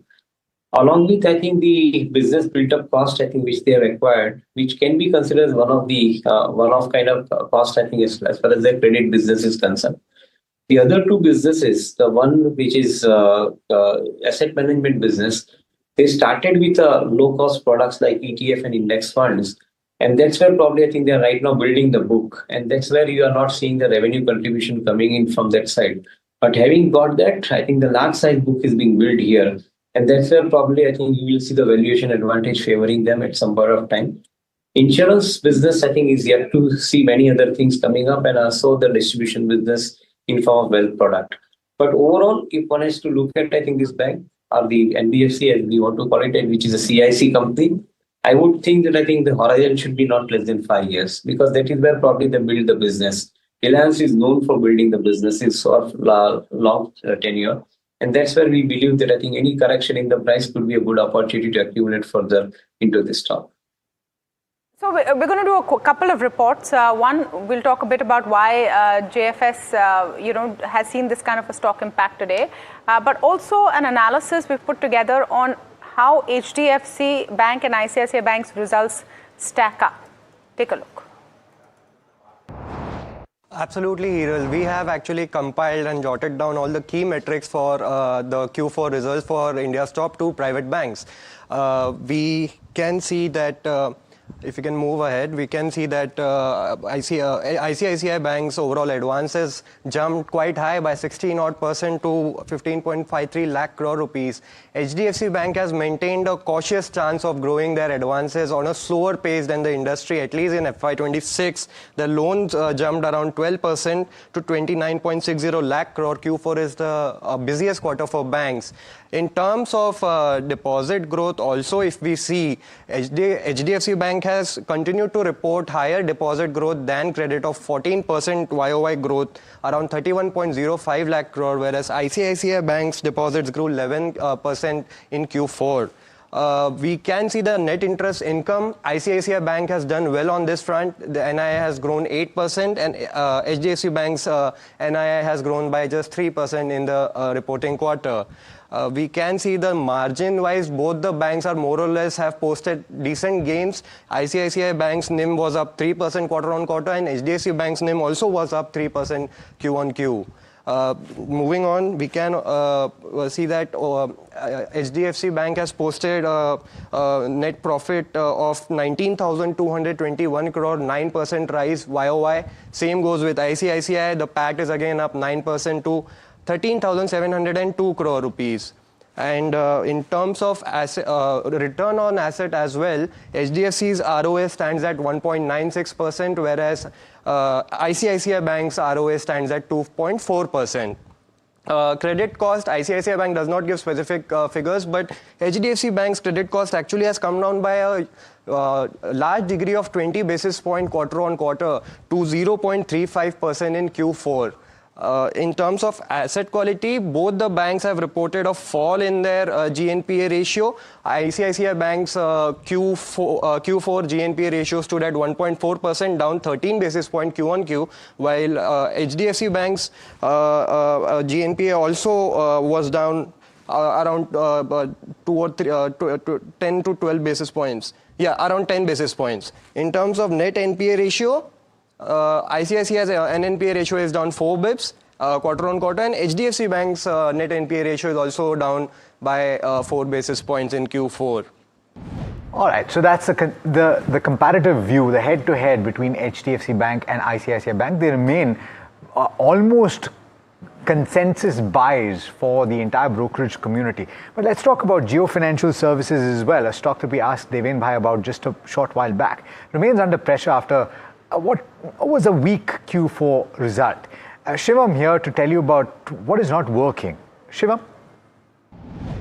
So yes, Geo Financial have posted their Q4 FY26 results, and starting with the revenue from operations, it has increased by more than 2 times to 1019 crores. The total income of the company has also grown up by nearly 2 times to 1020 crores. The net interest income has also seen a growth of 28% on a YOY basis and currently stands at 344 crores. However, if we look at the finance cost, it has also seen a growth of 40% on quarter-on-quarter basis and also 37 times on YOY basis, and currently it stands at 298 crores. Also, we have seen a decline in the operating profit pre-provision, which is currently to 327 crores. Now, as a result of all these, the profit after tax has declined by 14% on YOY basis to 272 crores. Now, let's take a look at the key reasons what went wrong in Geo Financial's result. So, first one is the weaker earnings for Q4 FY26, in which the net interest income, operating profit, all of them have seen a decline, and this was mainly due to the OPEX which increased 5 times on YOY basis. Second was the share of income from the non-core activities, which still constitutes around 46% of consolidated total net income. And next is the profit degrowth from the increase in operational expenses, and operational profit has also declined as the Geo Payment Business Limited's operational loss has been considered in under the pre-provision operating profit in this quarter. And lastly, elevated yields due to geopolitical tension has also aided in the growth in the cost of borrowings. Okay, thank you for that, Shivam. And putting that into perspective. But the other one in focus is, of course, Grow. Billion Brains Garage has seen a robust uptick in active users, leading to steady Q4 results. The numbers out a short while ago. Clearly some profit booking post those results as well. Sharad, what was the quarterly performance like, and how do you explain the street reaction that we've seen as well? A bit of profit booking there. Well, Tamanna, initially, optically, the numbers look strong. When you talk about the EBITDA, total income, net profit, all of them going up on a sequential basis, more than 20% plus. But looking at the operational numbers on a year-on-year basis, it looks good. But there is some devil in the details. The first thing is definitely going to be a profit booking coming in. The growth rates which were there earlier, which used to be 35-40% plus, that has actually moderated. And that becomes a concern for the stock as well. Now, of course, there is a loss of market share coming in 2 categories. One is the retail average daily turnover and the equity derivatives. Both of them have seen a sequential downtick in their market share. And interestingly, the former MD of Peak 15 Partners, Ashish Agarwal, has also stepped down from Grow. Remember, Peak 15 Partners is having 17% stake in the company, and overall the market share for the mutual fund and the total transacting users are still on the positive side, but definitely the street is not giving a strong thumbs up. I'm glad that you found the devil, which means that you were looking through the details, Sharad. Deven Bhai, what did you make of the inputs that have just been provided by Sharad, and what's the view on Grow?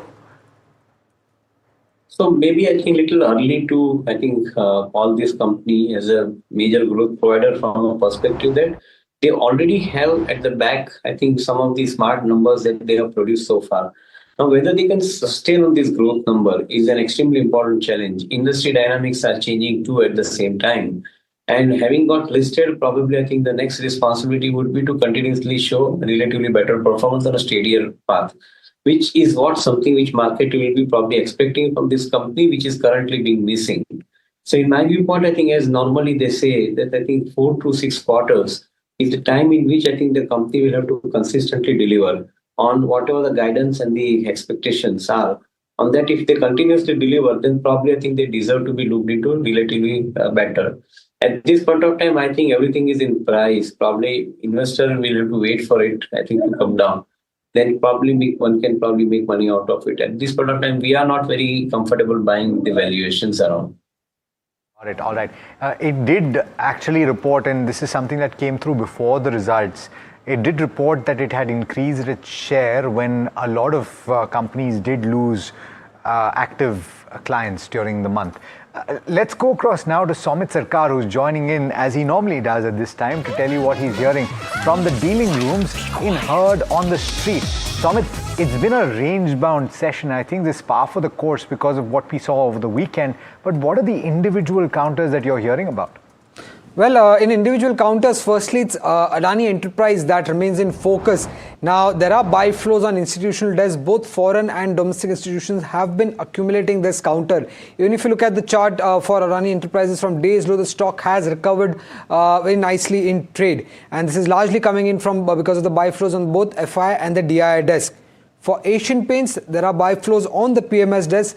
Dealers indicate strong volume growth numbers that could come in from this counter in the fourth quarter. And do remember that the company has taken a couple of price hikes for the first quarter of FY26. So Q4 is expected to be good, and commentary would be important to track given the fact that the company has taken price hike. For Gokul Agro, there are buy flows on the large HNI desk. Dealers indicate that a prominent HNI has been accumulating this counter in trade today from long-term perspective. And when it comes to PI Industries, there are sell flows on institutional desk. Weak Q4 expected owing to the geopolitical issues. And on the flip side, there is Tata Elxsi, where there are buy flows on the large HNI desk because it is expecting that the fourth quarter numbers would be better compared to what the street has been anticipating on the margin front specifically. So Tata Elxsi will be also important to track. The company will be reporting its numbers tomorrow. Okay, thank you for that, and of course standard disclaimers there on your screen as well. I just want to go to what's on the ticker right now. Iran reviewing US proposal delivered via Pakistan as per reports coming in. You know, my problem with these updates that they just don't mean anything. It's like ether. It's one post, then another post, then another post. I just wonder if markets are going to, beyond a point, just start ignoring all of these points till you don't see anything concrete. So I think you're bang on, I think, there, because when it comes to posts on social media in particular, already a lot of people are starting to look through that and look for the news item in that as much as you can try to find it. And as we've realized over the course of the last 50 days or so, there is a lot of saber rattling on both sides. And so what ultimately happens is what's most important. Remember, between Friday and Sunday, there were at least three U-turns that took place. So we don't know what has taken place. Let's go across to CA Rudramurthy, who's joining in right now, founder director of Vachana Investments, just to find out whether there are U-turns expected in the market as well. It's been range-bound trade today. What are the technical indicators telling you about how we're ending up in today's session? Alex, good afternoon, and let me tell you, structurally market has definitely changed into buy on dip market, and I fully agree with Tamanna. Like, markets are completely now ignoring any news whatsoever coming from the war front, but technically there are few points which are very important. If you specifically see the move from 22,200 to current levels of 24,400, Nifty has gone up around 2,250 points from the low. So in fact, I was very, very bullish. Even in your channel, 2-3 times I have come and told this is a buy on dip market. But if you want to enter fresh here, there is no good risk reward for a long trade here. I am very clear this is not a market to short. But also I am very clear, if you have a long position, which is a trading position, yes, hold on. Or else if you want to take a fresh entry, kindly wait, pray for Trump to give some negative news, and then market coming down to those levels of 24,000 or 23,800 on Nifty, that will be a great level to buy. So I don't want to take a position on a trading front overall in general at around 24,400, which is a resistance zone. And also on Bank Nifty, the zone, if you see, it is at around 57,100. Let me be very clear, I am bullish on this market. This market is a buy on dip market. But however, entering fresh at the resistance zone here may not be good. Wait for some negative opportunity and negative news flow. And if you get a dip levels to closer to the 24,000 to 23,800 on Nifty and Bank Nifty around 55,000, that will be a great entry point. But however, you have very sector specific and stock specific opportunity which you can take even here. And if you are longer term horizon kind of an investor, look at stocks like Asian Paint, ICICI Bank, which came out with good results. L&T looks very good to me. So these are all stocks which you can definitely buy at current market price and on dips, and specifically themes like energy and power, and even for that matter, stocks specifically from PSU basket. So you have to pick and choose a lot of stocks if you want to buy it here. Of course. Okay, stay on with us, Rudra. Just want to thank Devin Bhai here for joining us on this leg of the show. We're getting a very interesting conversation going. JM Financial has come out with a report on how the Middle East crisis is set to impact infra companies. Case in point being Larsen and Toubro, due to higher raw material prices and cost inflation. In fact, 37% of L&T's 7.3 lakh crore order book could be exposed to the Middle East.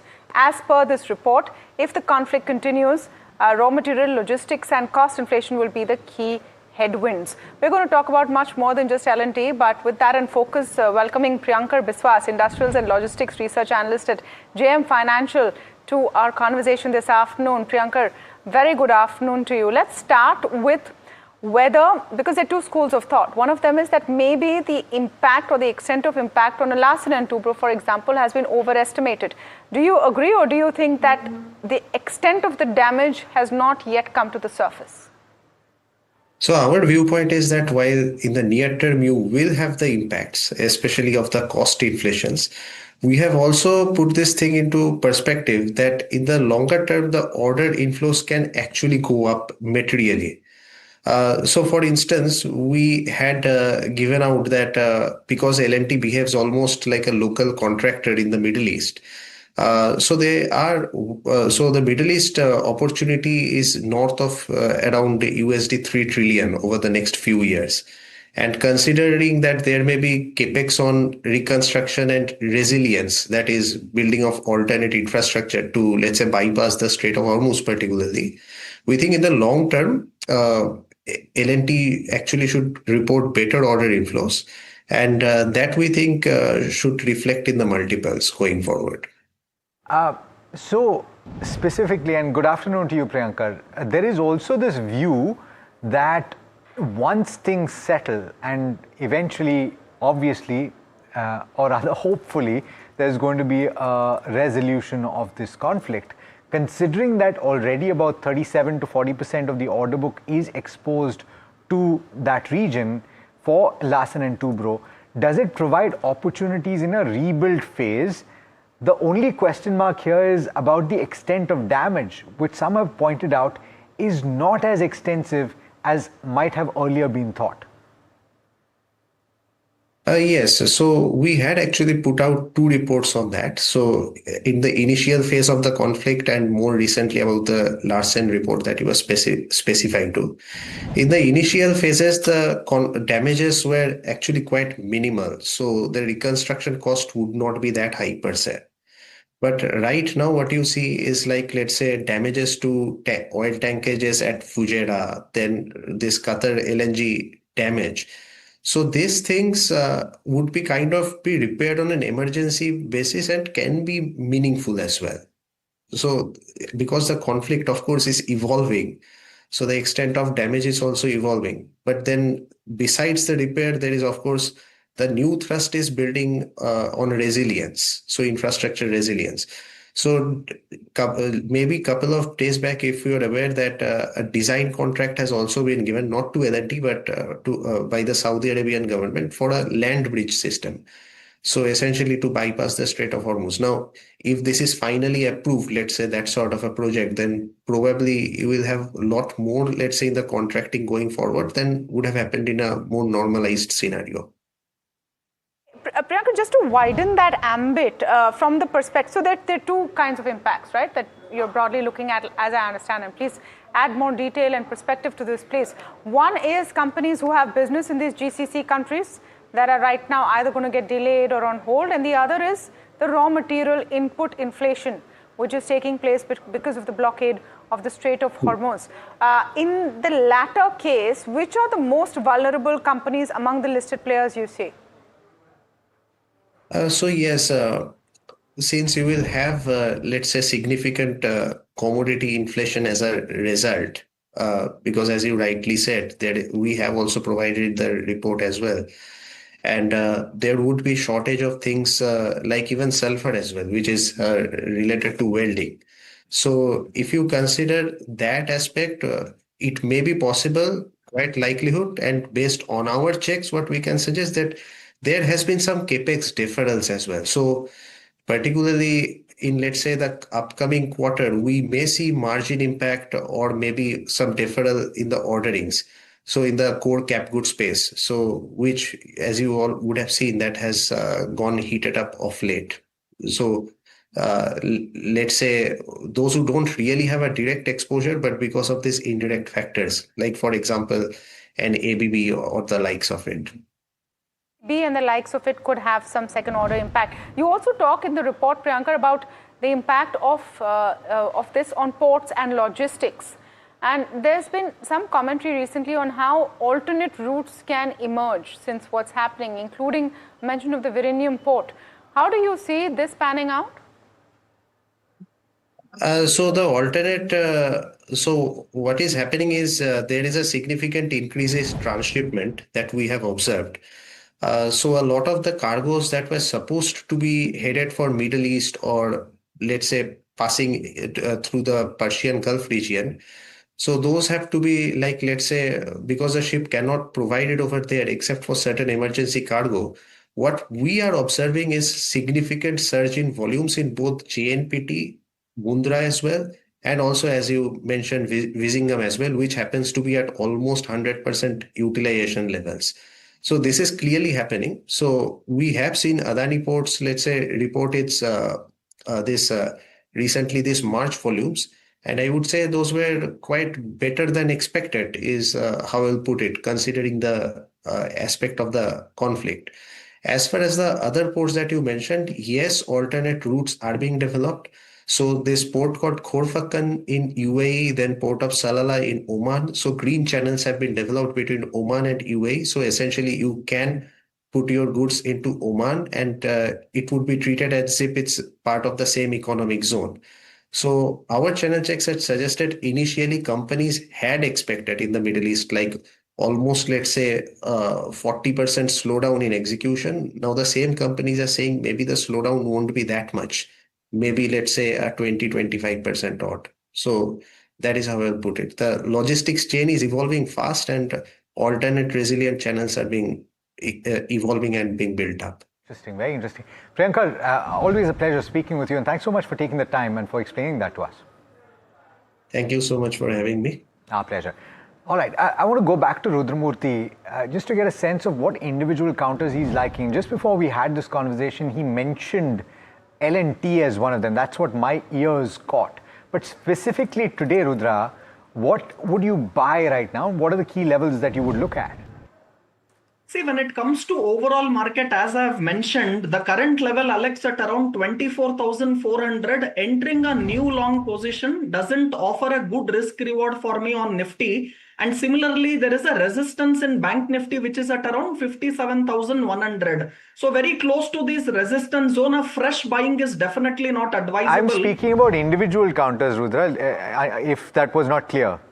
Okay, so if you ask me for individual stocks to pick, I definitely like metals as a pack.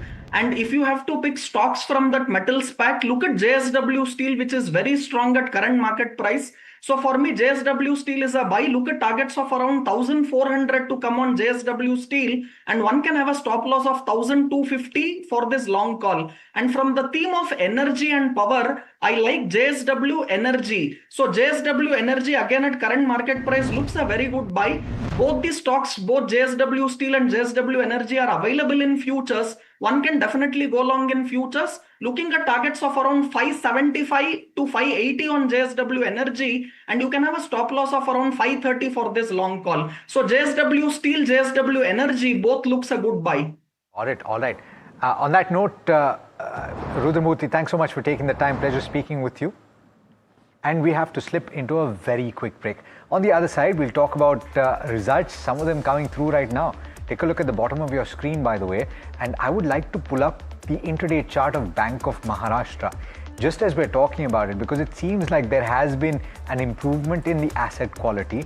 The net NPA for a bank that was already at pretty good levels of asset quality has actually fallen to 0.1%, PAT growth of 35% on a year-on-year basis, standing at 2,014 crore rupees. GNPA coming at 1.45% compared with 1.6%. So at the gross level, there's an improvement. At the net level, there's an improvement. And I wonder what the number on the net interest margin will be. We'll come to know that in just a bit. Seemingly, a very good set of numbers from this bank as well, and you're seeing a reaction in the stock price. The entire PSU banking pack as a whole is doing well. We should pull up the constituents of that, because State Bank of India was leading the pack higher, but it now looks like Bank of Maharashtra will take that lead. Indian Bank also, by the way, posts its numbers today. Let's slip into a quick break. We'll analyze this in more detail on the other side, so stay tuned.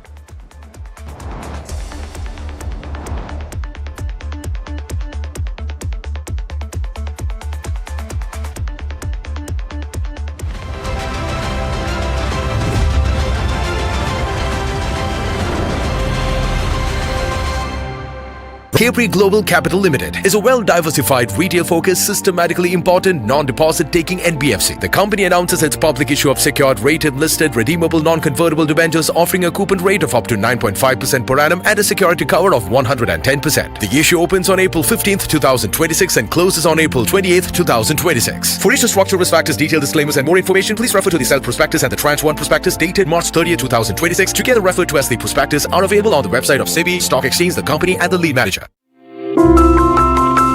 कुछ बड़ा होने वाला है।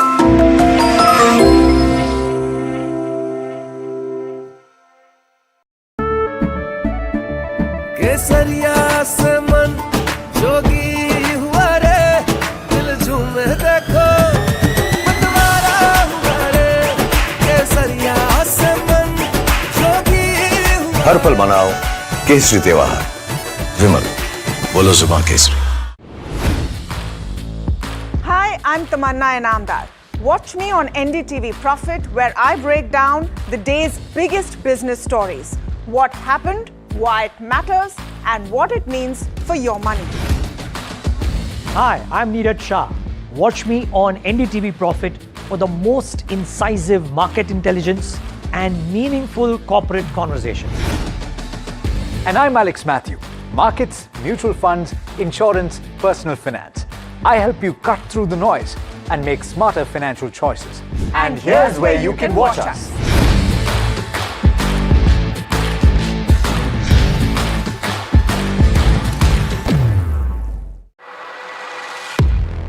He has been tracking markets for over a decade, spots the trends before they hit the screen. And he is now bringing his analysis to the show.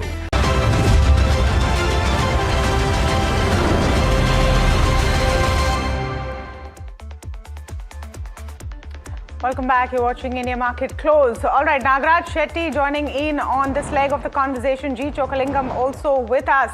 Good numbers from Bank of Maharashtra. That's the latest coming in. But if you look at markets, still very tepid and range bound because there's no clear direction yet.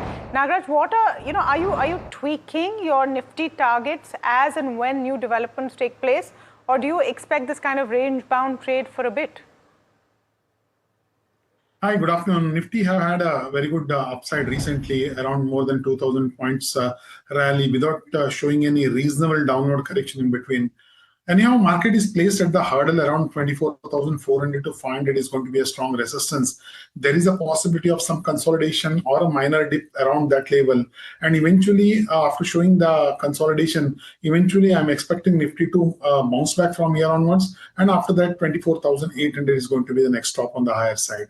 So these are going to be the levels. The overall trend remains positive, and every dip and consolidation is going to be a buying opportunity, and eventually we could see Nifty trading higher in the near term.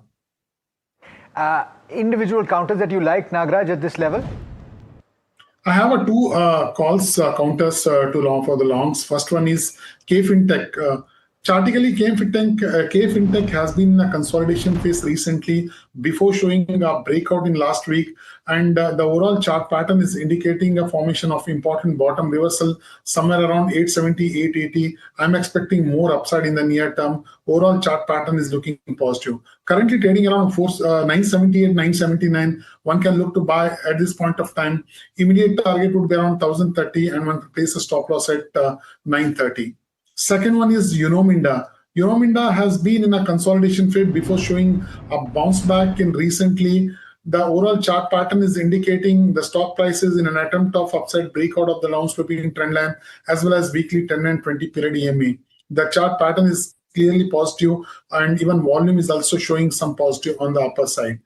I'm expecting more further upside in this stock. One can look to buy Unominda at 1131. Immediate target would be 1180. One can place a stop loss at 1100.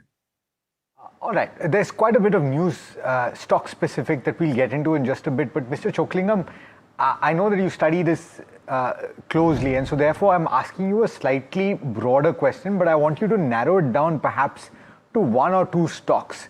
Where is it that you see relative margin of safety to say that even if there is an impact on the cost side heading into FY27, the valuations are too attractive at this juncture to ignore? Is there an opportunity that you see right now? I believe plenty, because from 2024 September high, many have failed to recover. So two stocks I would give. Personally, I do not own them. One is EIH Limited, East India Hotel. If you take a 2-year high, it's down substantially. Why I like is that there are numerous expansion plans for the next 2 years. And already EV to EBITDA basis, it is cheaper than ITC Hotel, even Indian Hotel. This is much cheaper. And also the Reliance and ITC together hold about 35% stake. Retail float is hardly about 10%. So a lot of positive triggers are there in the stock. And second, Techno Electric. It has got two triggers. One is a data center. They are going quite aggressive in setting up data center. And second, they are into power transmission segment. And that is likely to attract 5 lakh crore of investment over next 5 years. So both triggers augur well for Techno Electric. So these are the two stocks. I may be wrong, but I believe they have got a great potential with high degree of margin of safety. Chokha, stay on with us. Going across now to Varsha to talk about, I think in a way this is also a stock of the day, right? IEX down about 8% now, in focus because of the latest release by the Central Electricity Regulatory Commission, or the CERC.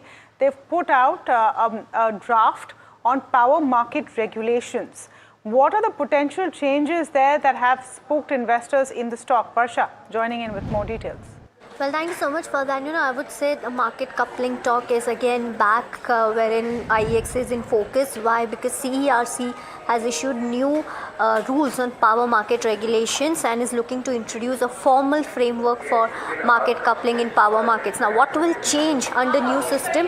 Single central body will decide the price, versus if you see currently each exchanges is deciding its own price. Now, market coupling will be applicable to day-ahead market, real-time market and other market segments.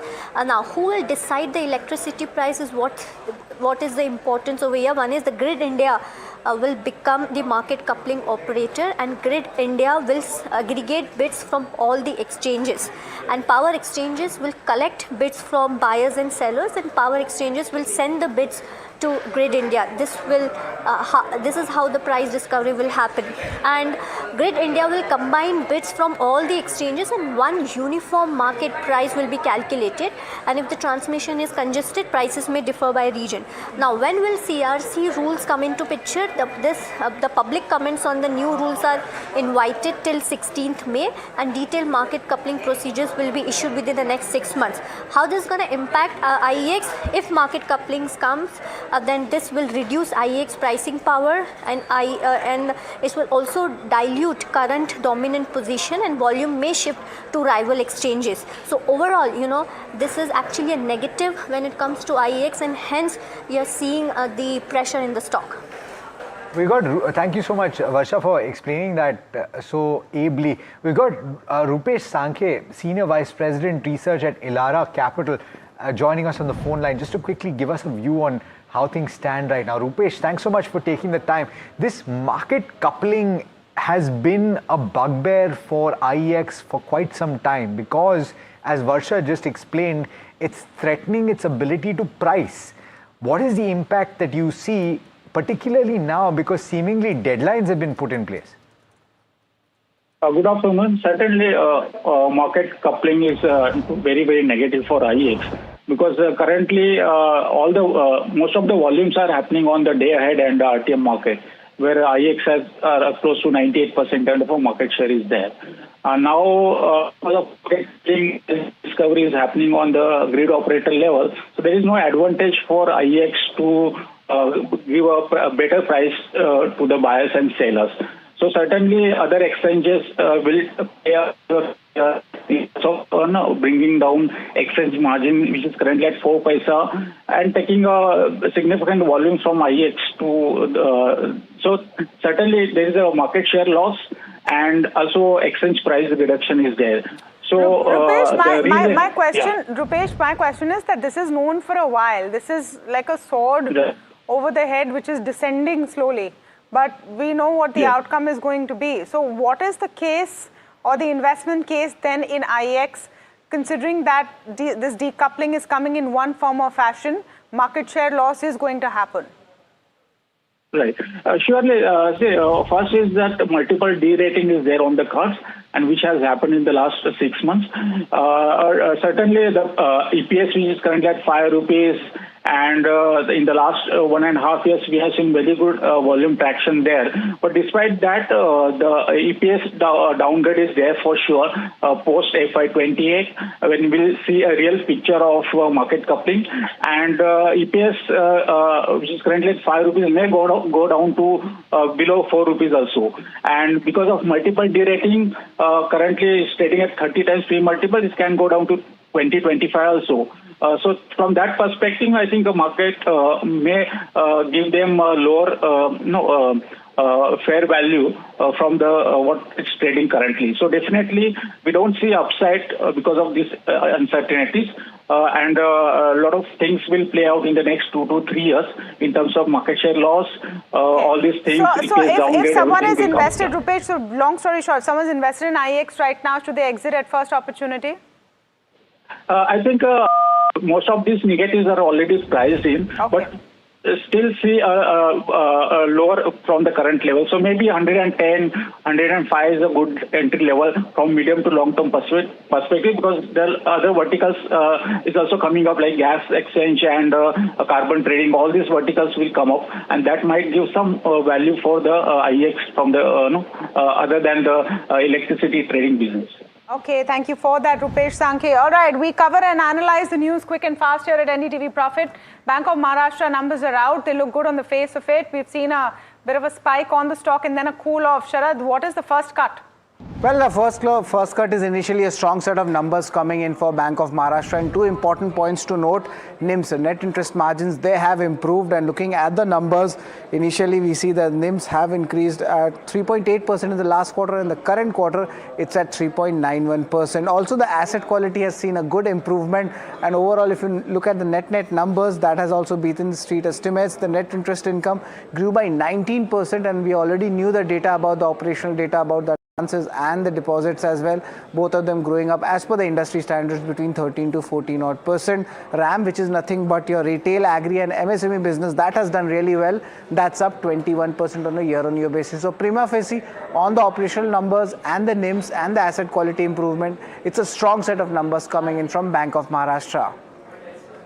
Strong set of numbers on the face of it. G. Chokalingam, have you had a chance to look at the Bank of Maharashtra numbers, at least what's available so far? Any views over there and on the banking space, because that's still in focus? Yeah, definitely. We've been covering it for last 3-4 years. It's a great results. You take a profit growth, both year on year and Q on Q, strong double-digit growth. You look at low cost deposits, perhaps this is the highest in the industry at around 53%. Even net NPA at 0.13%, I think that's the best in the industry. So it's amazing performance, and the credit growth around 22%, far above industry credit growth. So in all respects, whether business growth, asset quality, access to low cost deposits, it leads in the industry. So we continue to maintain hold, because long ago we initiated around 17 rupees. We have a target of around 80. You might or you may not revise. I have to look at the details, but definitely it is worth holding till 80. Okay, so the stock is corrected. From what I see, there is also plan for a fundraise, and this could be either, of course, on an ongoing basis, Mr. Chokalingam, banks do raise funds, but then if it is an equity issuance, then there's a possibility of supply coming through, and so therefore there could be some pressure on the downside. Would you use those opportunities to buy? Certainly, and in case of Bank of Maharashtra, it has already done several rounds of dilution of equity. So what they are going to raise is a very not a very dominant as compared to the market cap. So, and also if you see the last offering, there were huge demand for its shares in the market. So temporarily it might have dipped only 1 or 2 days, but subsequently it recovered a lot. So as you rightly said, if it falls on the eve of equity offering, that should be an opportunity to accumulate the stock. Raj, on the charts then, since we're talking about levels that you can use to accumulate Bank of Maharashtra, it's come off very sharply from the high point of the day, which itself was a sharp spike. Where would you look at an opportunity to accumulate? The chart pattern of Maharashtra Bank is looking very positive. We have seen some tremendous up move from the 62 support to around the 76, 77 levels, and without showing any reasonable downward correction in between. So there is a hurdle around 77, 78 levels. There may be some consolidation, minor dips. I think near-term support is somewhere around 70 to 75 levels, and the overall chart pattern is looking very positive. And eventually, after the consolidation, this stock could move up further, which is going to be a good base for at the lower levels, and could eventually retest the highs of around 77, 78 in the near term. Okay, just looking at what's moving sharply in the last few minutes, and I'm going to come to Nagaraj for his BTST very quickly. We had this long discussion on IEX. Nagaraj, your view over there, any supports that you can see? Let's also talk about Radico Khaitan in focus because of new liquor rules in Karnataka. Just both of those stocks, if you can give us a view.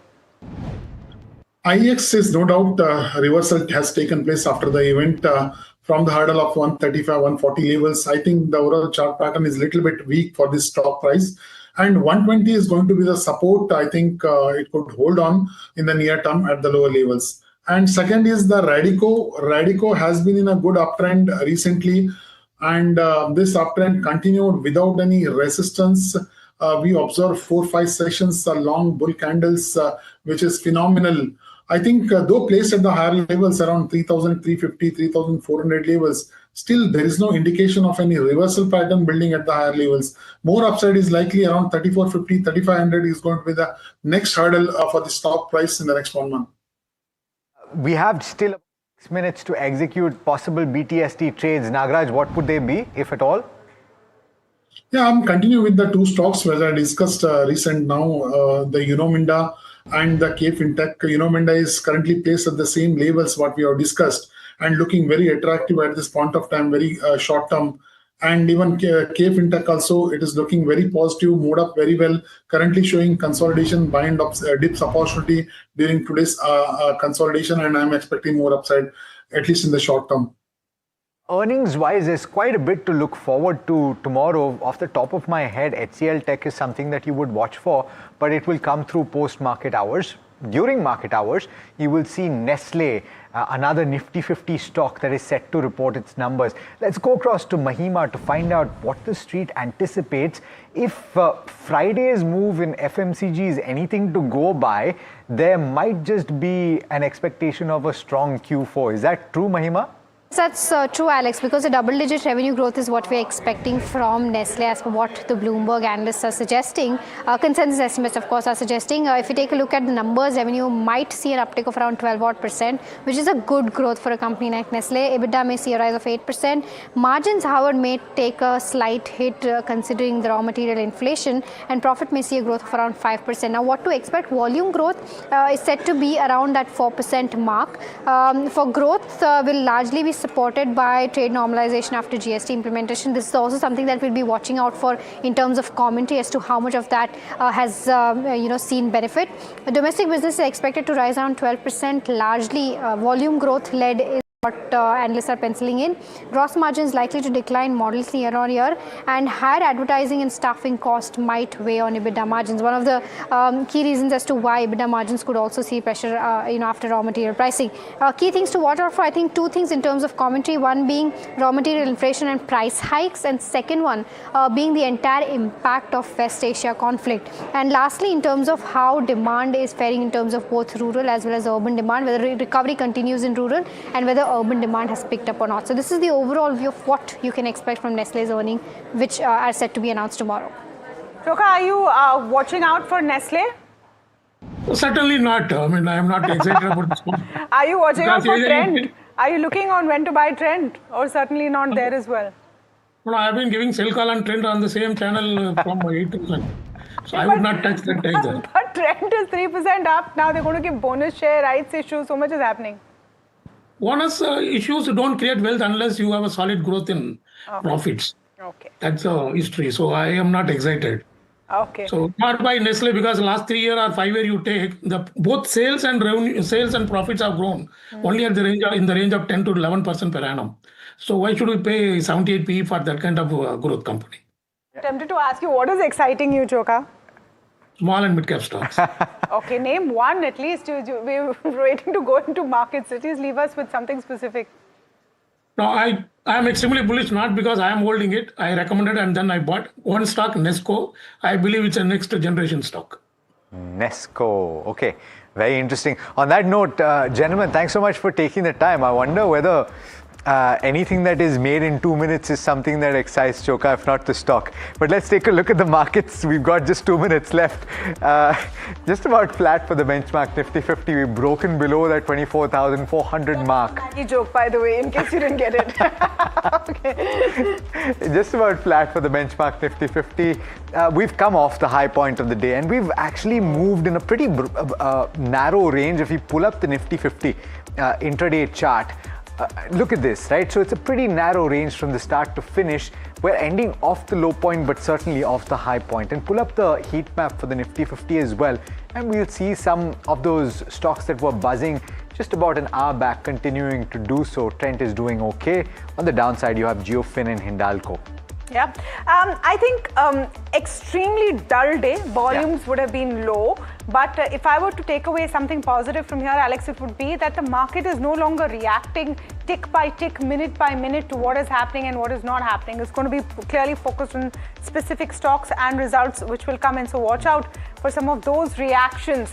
I think people are playing it safe, if nothing else.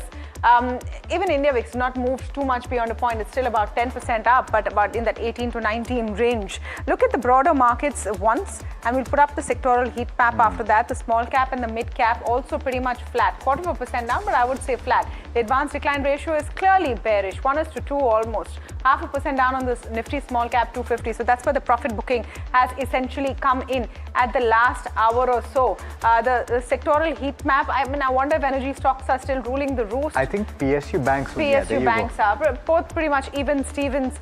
Nifty Media only because of one stock really, the Z stock, which has been up and about, but IT has taken a dive. Once again, ahead of Nifty HCL Tech numbers as ahead well. of HCL Tech numbers. India Defence also seeing some profit booking going there, so are realty stocks. So Monday evening, Monday markets are ending with a bit of a neither here, neither there. Quiet, not too bad, with a negative bias. Yeah. There's no doubt about that. Absolutely. 1/10% is where the closing tick is for the Nifty 50, and the broader market's losing a little bit more ground. If anything, the Nifty Bank is more or less mirrored that. You'll see that not too far away from here. Where is it? So the private banking index is here, but you have the Nifty Bank that's just about flat. And so you have PSU banks along with State Bank of India that have actually ruled the roost today. You saw Bank of Maharashtra, and you know what? I think I have a feeling that a lot of companies are going to post a good set of numbers in Q4, but the market is already looking at what the impact is going to be in Q1. So you may not see too much of a reward. But that's exactly what seems to have happened with ICICI Bank. That was the biggest surprise of the day. ICICI Bank, stellar numbers by all accounts. You've closed about 0.5% up. Hardly a hat tip to the kind of numbers that came in. I want to see where Yes Bank also closed. Big spike when the stock opened in the morning. It's closed about 2% down. And HDFC Bank, the third one. HDFC Bank, the other one in that pack, with a lot of questions here and there. Nothing much happening, about 0.5% down. So it's a wait and watch. Well, you can definitely wait and watch our next show after the break. For now, that's it from Alex, me and the team that put this show together. Thank you so much for watching India Market Close. Stay tuned. Market Express up next.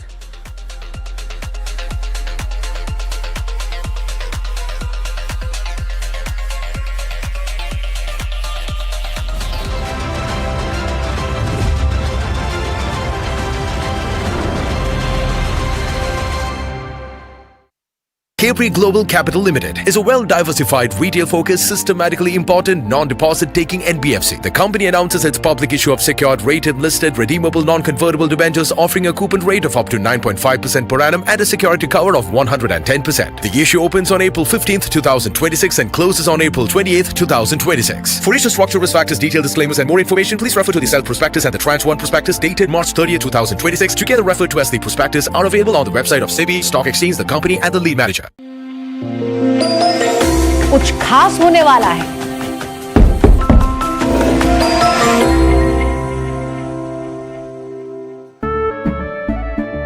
केसरिया से मन जोगी हुआ रे, दिल झूमे देखो मतवारा हुआ रे।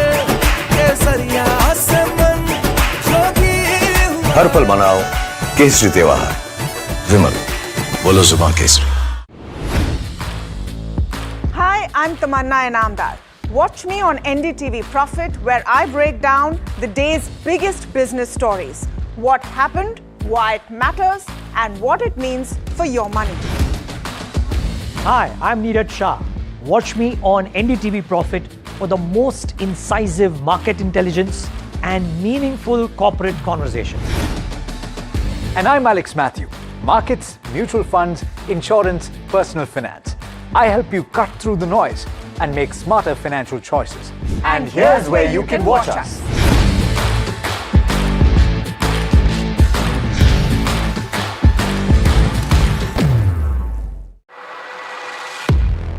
He has been tracking markets for over a decade, spots the trends before they hit the screen.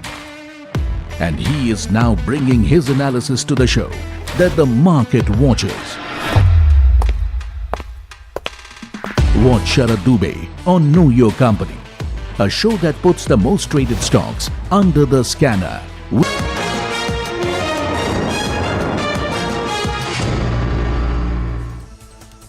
Hello and welcome. You're watching Market Express. I am Mahima Vacharani, and let's get straight into the show. Let's take a quick look as to how the top stories in the markets have fared today. Markets overall have, kind of given up the early rally that it saw as selling pressure picked up late, and the Nifty slipped below 24,400 levels, while the Sensex closed nearly the day's low point, reflecting cautious sentiment as investors locked in profits at higher levels.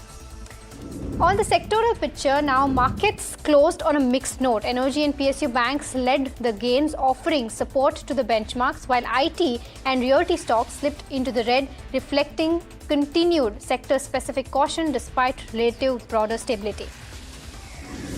InCred flags a marginal revenue miss for BHEL in FY26 but points to strong execution momentum.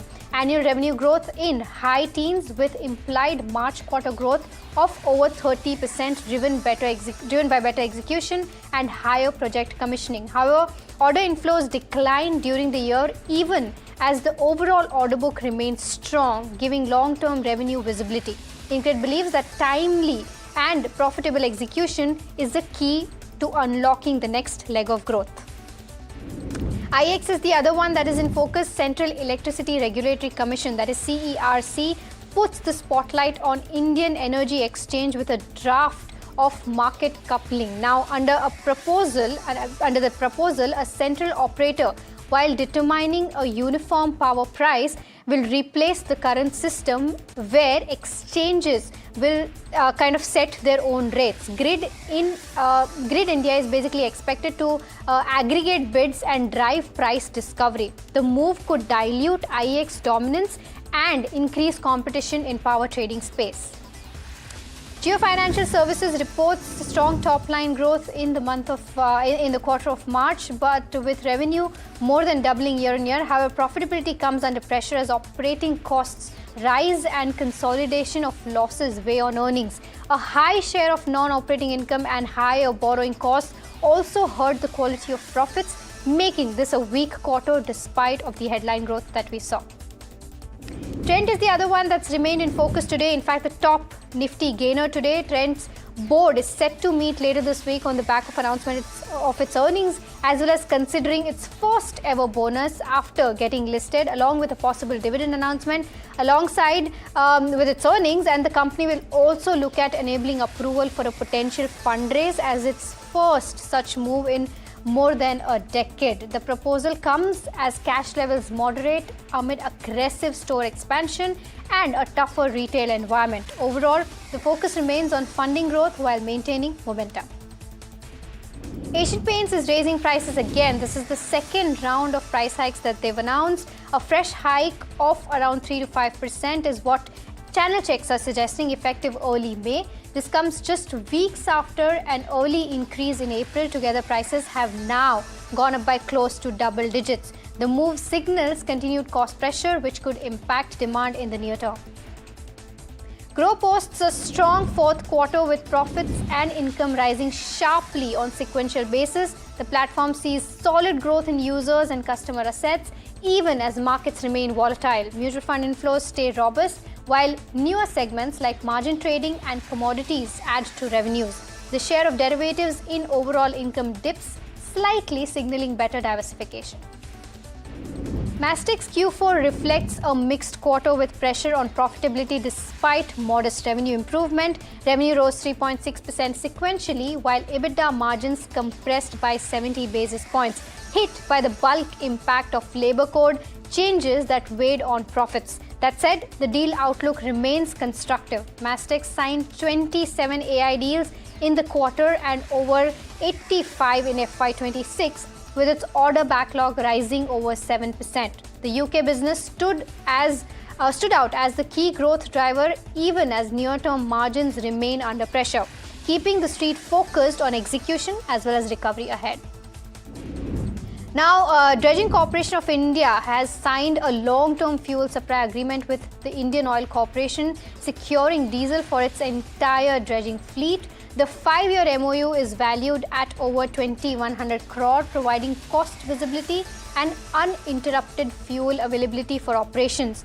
With fuel being a key operating input for dredging projects, the agreement is expected to support execution efficiency and margin stability even amid volatile energy prices.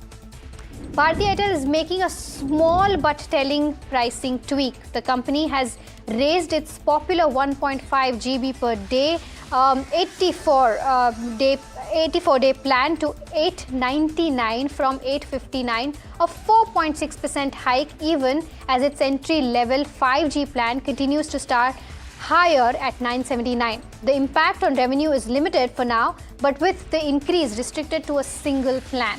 But the move narrows the price gap between 5G offering, signaling Airtel's intent to nudge users towards higher value 5G plans. Importantly, such modest adjustments suggest a full-fledged tariff hike is something that is still distance away, keeping the street cautious on near-term pricing expectations. EMS has been declared the lowest bidder for two projects from UP Jal Nigam Varanasi.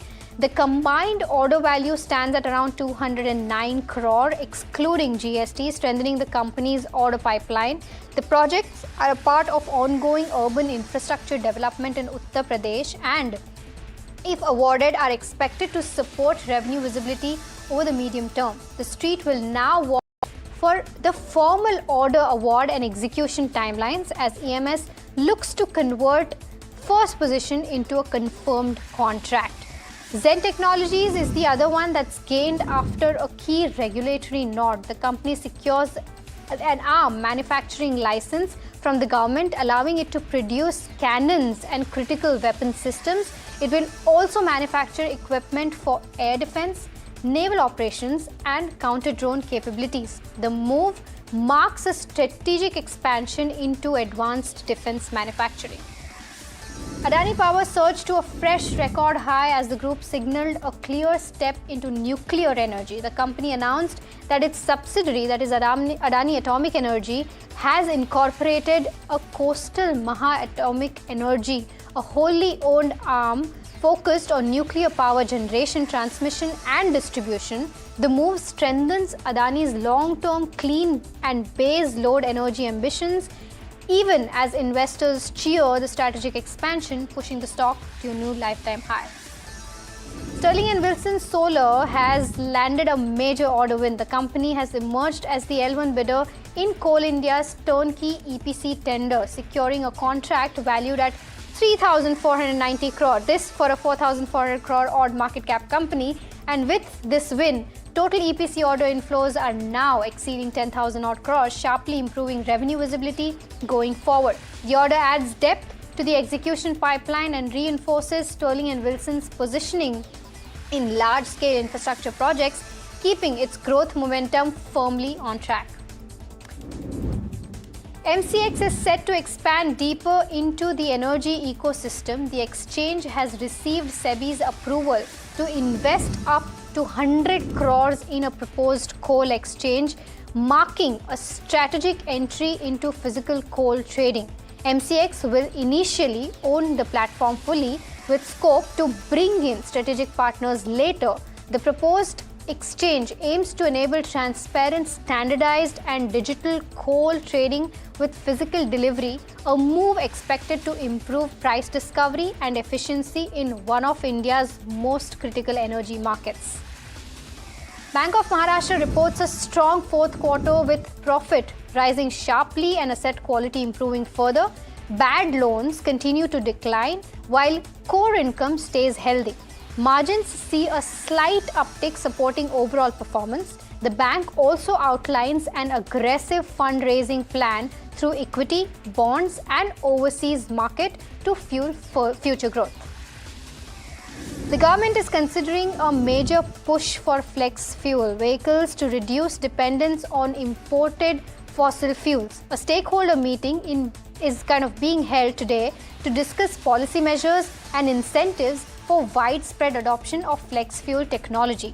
Flex fuel vehicles can run on petrol blended with up to 100% ethanol, supporting India's ethanol blending program. The move is expected to boost the ethanol economy and benefit farmers and help meet environmental targets as well. BMW is planning to double sales of its Mini brand in India 2026 through increased localization and new model launches. The Germany luxury car maker aims to make Mini more affordable and competitive by ramping up local production and reducing reliance on imports. The strategy includes introducing more variants and enhancing the brand's appeal among young buyers. BMW India is also focusing on expanding its dealer network and improving after-sales service to support higher volumes.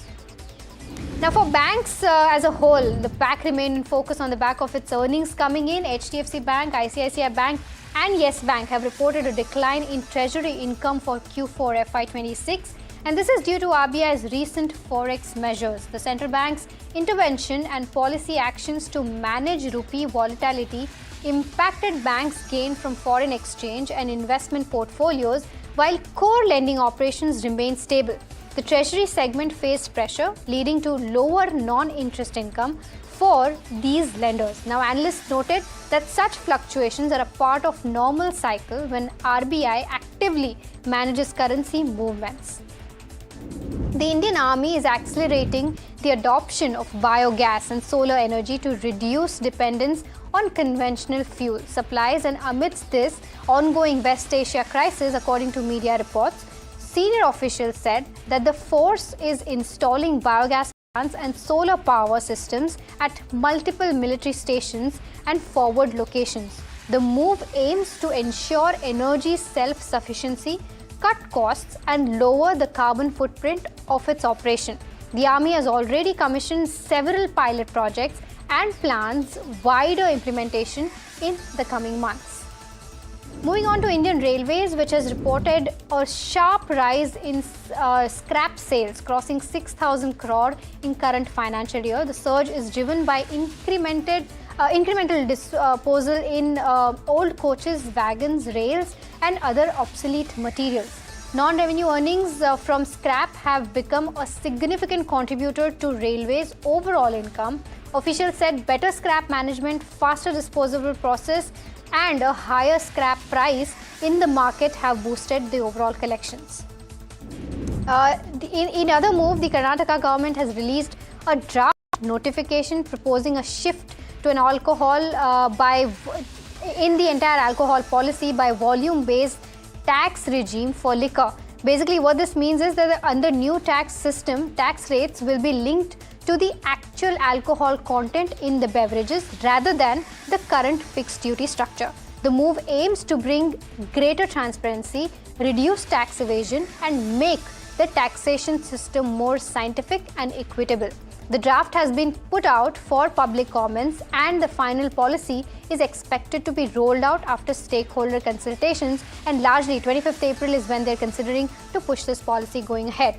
But the Uttar Pradesh government, has kind of allowed farmers to sell wheat directly at minimum support price without the need for online registration.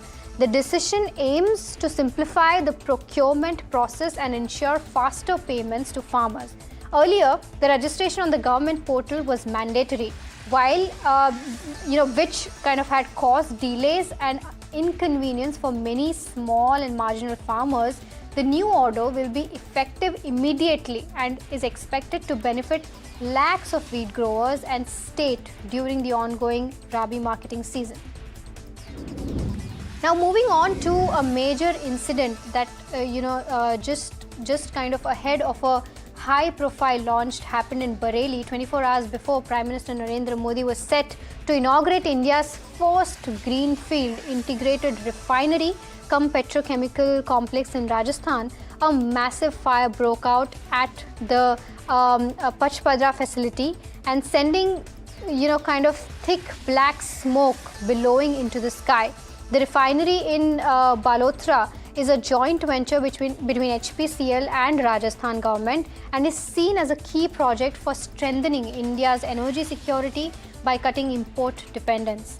First announced in 2013, this project was later relaunched by PM Modi in 2018, while with a revised cost over 43,000 crore, and this making one of the country's most strategic energy investments. In other news, the IMD has issued a fresh weather warning, forecasting heat wave conditions across central and southern India, including parts of Maharashtra, Madhya Pradesh, Telangana, Andhra Pradesh and Karnataka. At the same time, an orange alert has been issued for northern regions such as Punjab, Haryana, Uttar Pradesh and Rajasthan, warning of thunderstorms, lightning and gusty winds. The IMD says temperature will remain well above normal in several parts, highlighting a sharp contrast between the extreme heat in the south and a storm activity in the north.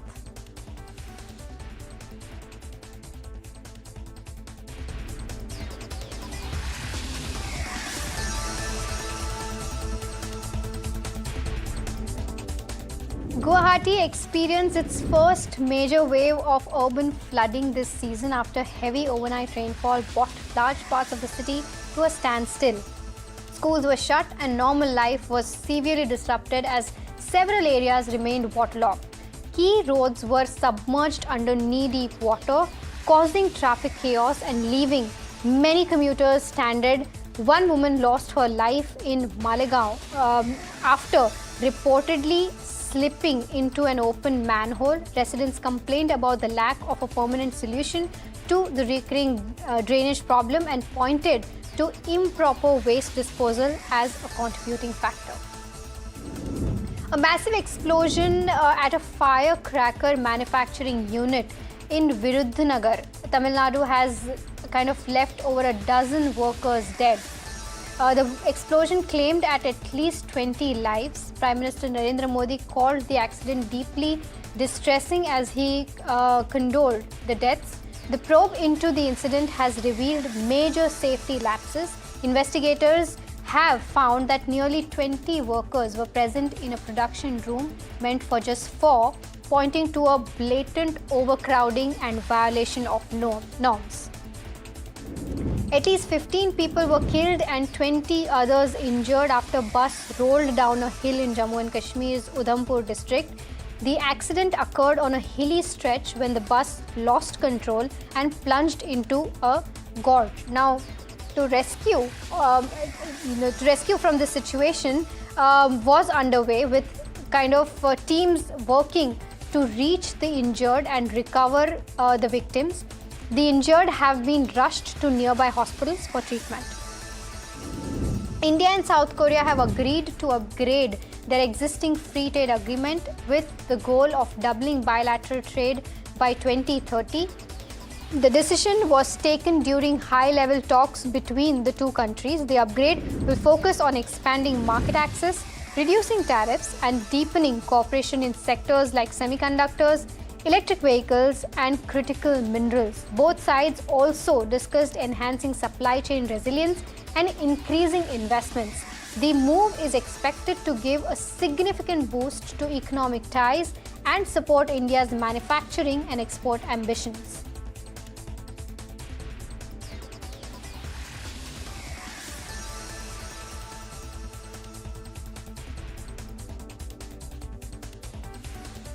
Tensions are rising again between the US and Iran, with US Navy seizing Iranian-flagged cargo ship while it was attempting to cross the Strait of Hormuz. The Strait of Hormuz remains a critical point, with the ceasefire set to expire on 22nd of April.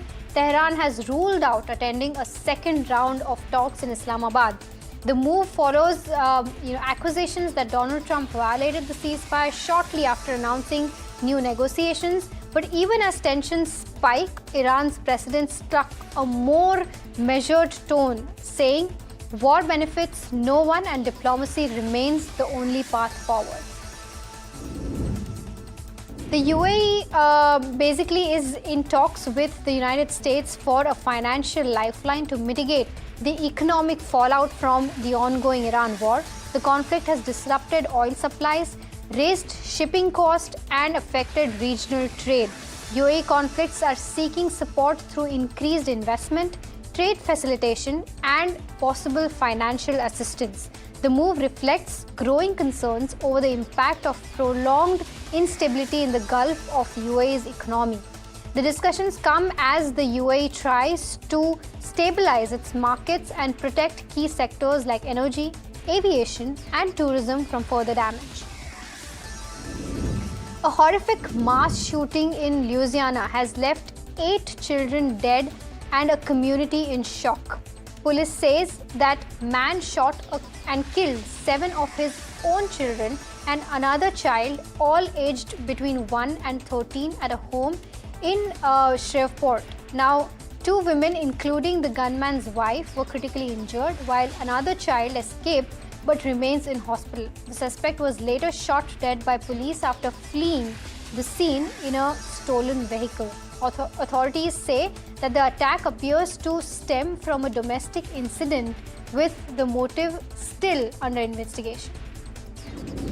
A powerful 7.4 magnitude earthquake struck northern Japan on Monday, triggering a tsunami warning. Japan's meteorological agency said that the earthquake hit off the coast of Iwate prefecture, shaking buildings as far away as Tokyo.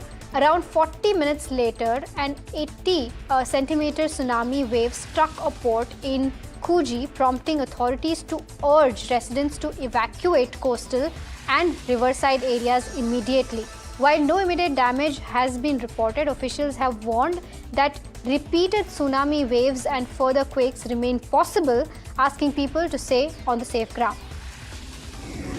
A devastating fire has ripped through a water village in Malaysian Borneo, leaving thousands of people homeless. A blaze torn through a coastal settlement in Sabah's Sadakan district, destroying around 1,000 wooden homes built on stilts over the sea and displacing more than 9,000 residents. Strong winds, tightly packed structures and difficult access hampered firefighting efforts, though no deaths have been reported yet. Authorities say the cause remains under investigation, while Prime Minister Anwar Ibrahim confirmed federal and state agencies are coordinating relief with displaced families moved to temporary shelters.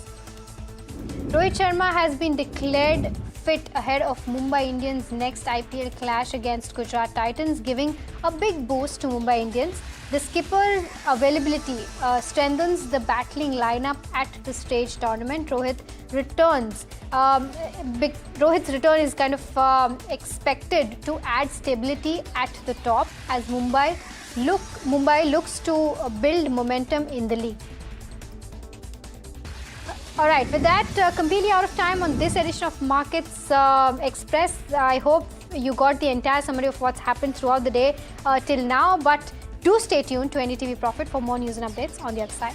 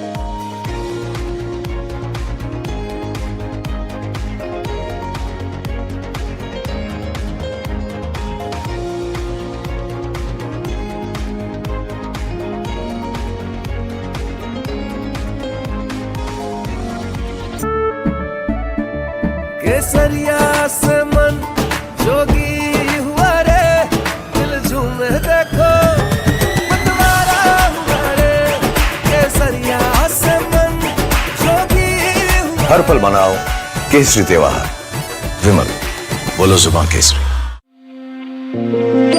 कुछ खास होने वाला है।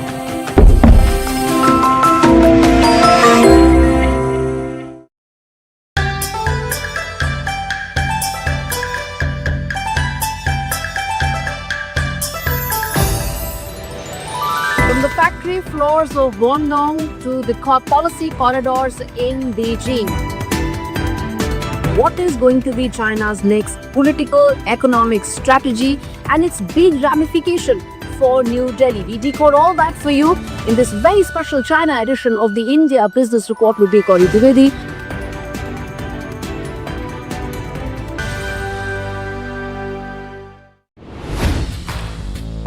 Hi, I'm Tamanna Inamdar.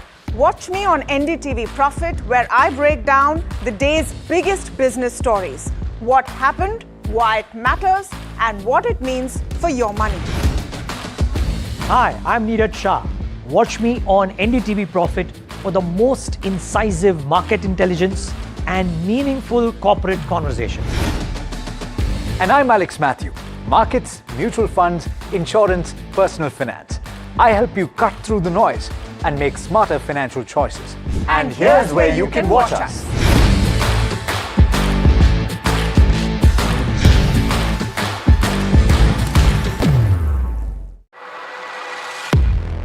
He has been tracking markets for over a decade, spots the trends before they hit the screen. And he is now bringing his analysis to the show that the market watches.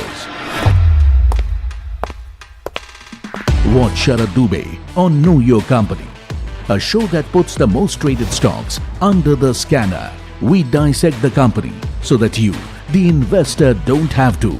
Get the management. Nifty touched its highest level in a month but paired gains to end in the red today amid renewed US-Iran tensions.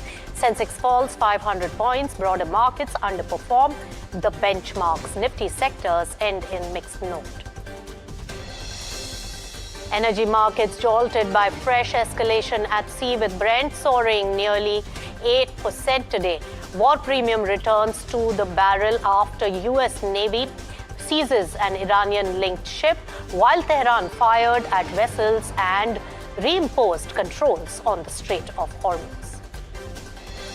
IEX ends at the top loser after the CERC released its draft power market regulations. The proposal on market coupling could reshape the price discovery across the exchanges, raising questions on liquidity, volumes, and the competitive landscape.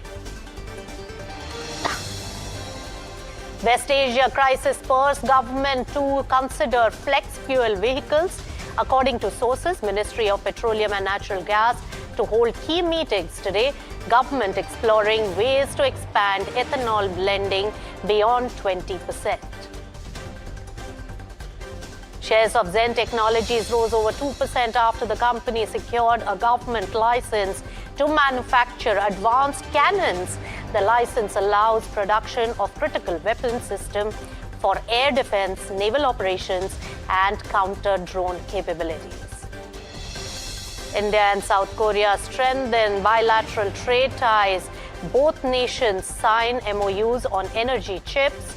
Prime Minister Modi says bilateral trade will be increased to $50 billion by 2030.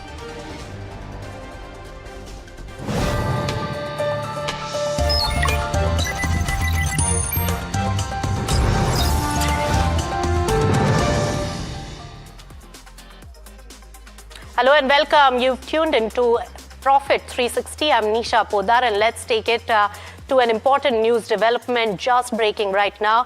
The Reserve Bank of India has withdrawn its April 1st circulars on foreign exchange risk management and also interbank dealings with immediate effect.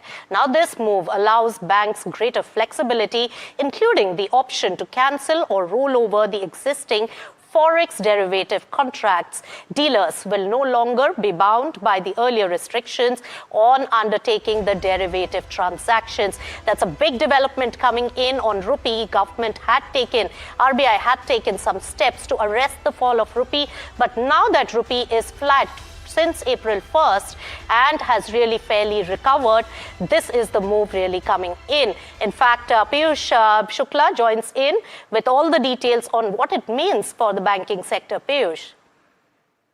That's right, Nisha. In a big move, RBI has withdrawn its earlier directions pertaining to the ceiling of $100 million that they had set on banks' net open position in NDA contracts.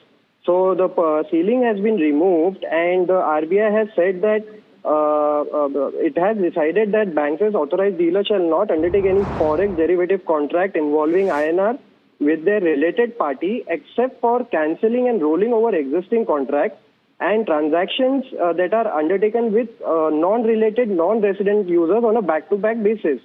And a related party here means the same meaning as assigned to it under the Indian accounting standards.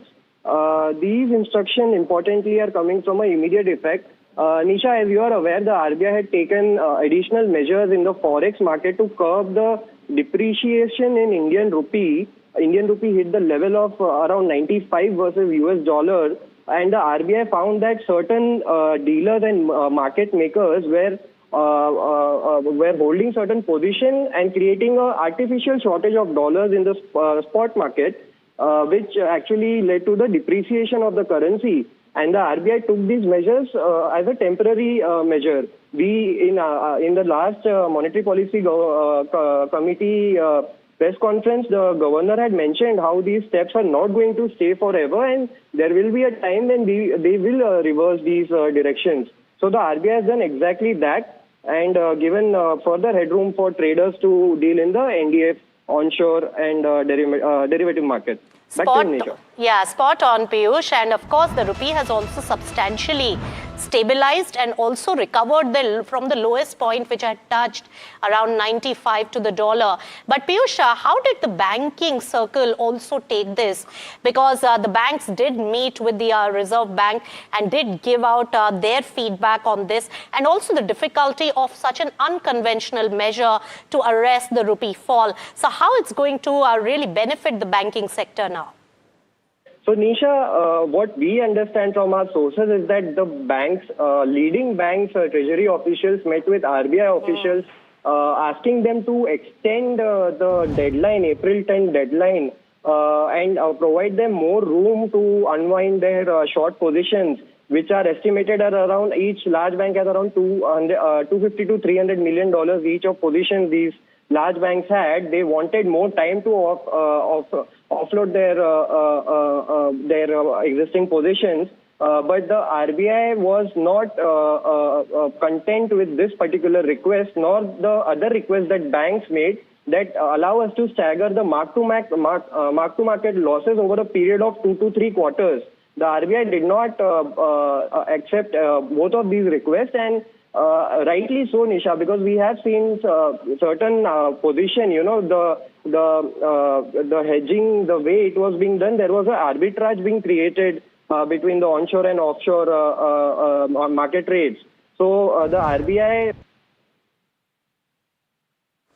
All right, so Piyush was talking about how the banks, the top bank leaders and the treasury leaders of the banks had met with the Reserve Bank of India and had really asked and requested for pushing this particular deadline and also on the difficulties that they were facing on this. But of course, this was an unconventional measure that had really come in from the Reserve Bank of India to arrest the fall of rupee. Let's also take a look at the rupee movement. Since 1st of April, for this particular month, for 20 days, the rupee has been almost flat from 1st to now. From April to 93 rupees 66 paise, and today closing at 93.12.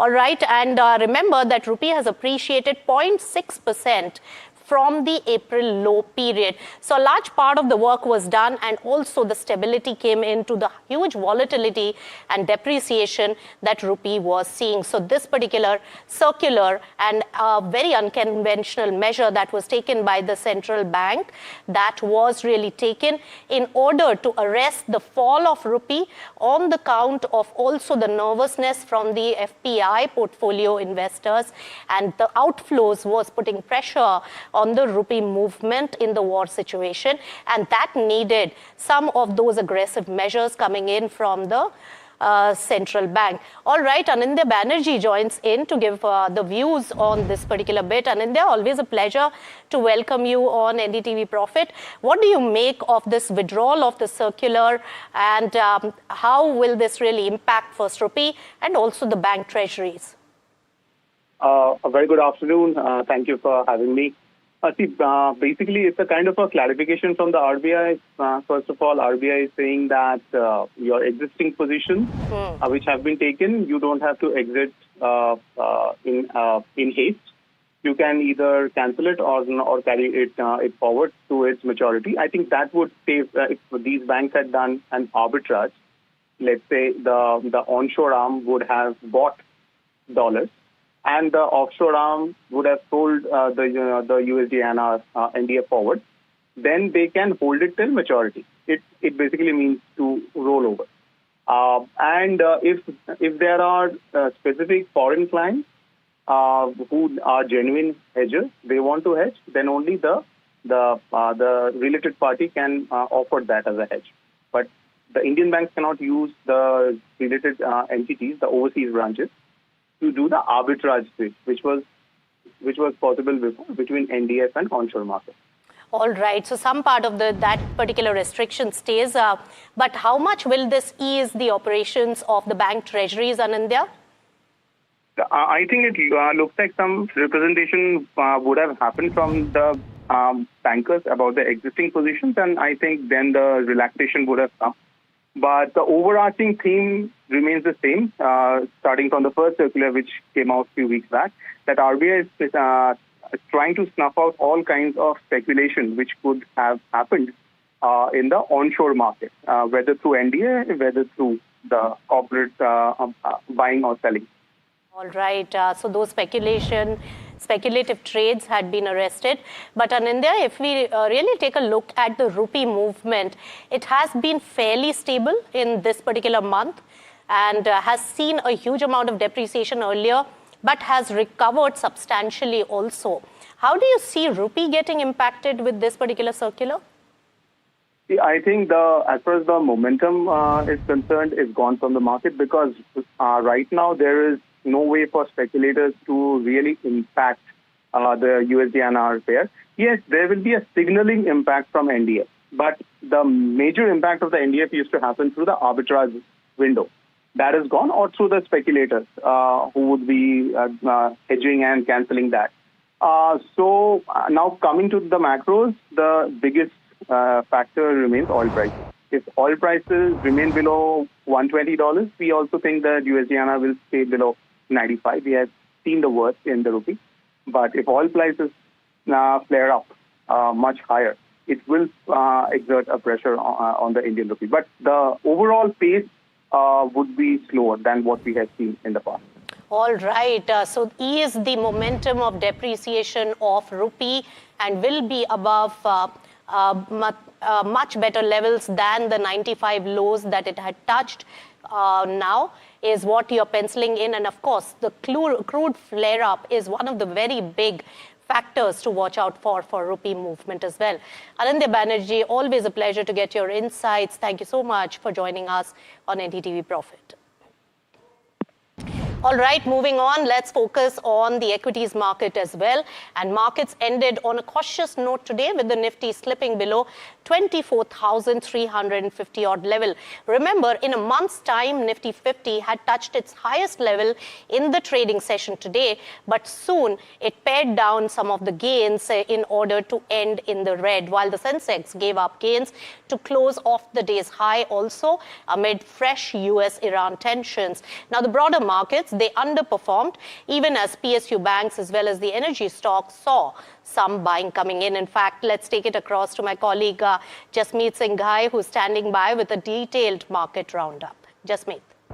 Well, Nifty ends in red in today's trade. It ends below the 24,350 mark. If you look at the top Nifty losers, we have stocks like Geo Financial and Hindalco both losing over 2.5% in today's trade. If you look at the broader market has underperformed the benchmark, while mid-cap 150 and small-cap 250 both end in red. In terms of top losers in Nifty mid-cap 150, we have stocks like PI Industries and Godrej Philip both losing over 2.5%, while in small cap 250 we have stocks like IEX and GMDC both losing over 6% in today's trade. If we look at the key sectors end on a mixed note.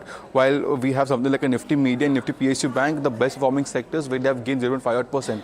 In terms of top performing stocks in these sectors, we have stocks like Bank of Maharashtra and SBI both gaining the most in Nifty PSU sector, while we have stocks like Zee Entertainment and Sun TV both gaining the most in Nifty Media. Now, in terms of the sector which has done really worst in today's trade, we have Nifty IT down by 1%. We have stocks like Persistent System and Coforge both losing over 2% in today's trade and seeing that extended pressure in trade. While in terms of the key trends, we do make a note that Nifty Media gains for the fourth consecutive day, while Nifty IT for the falls for the second consecutive day.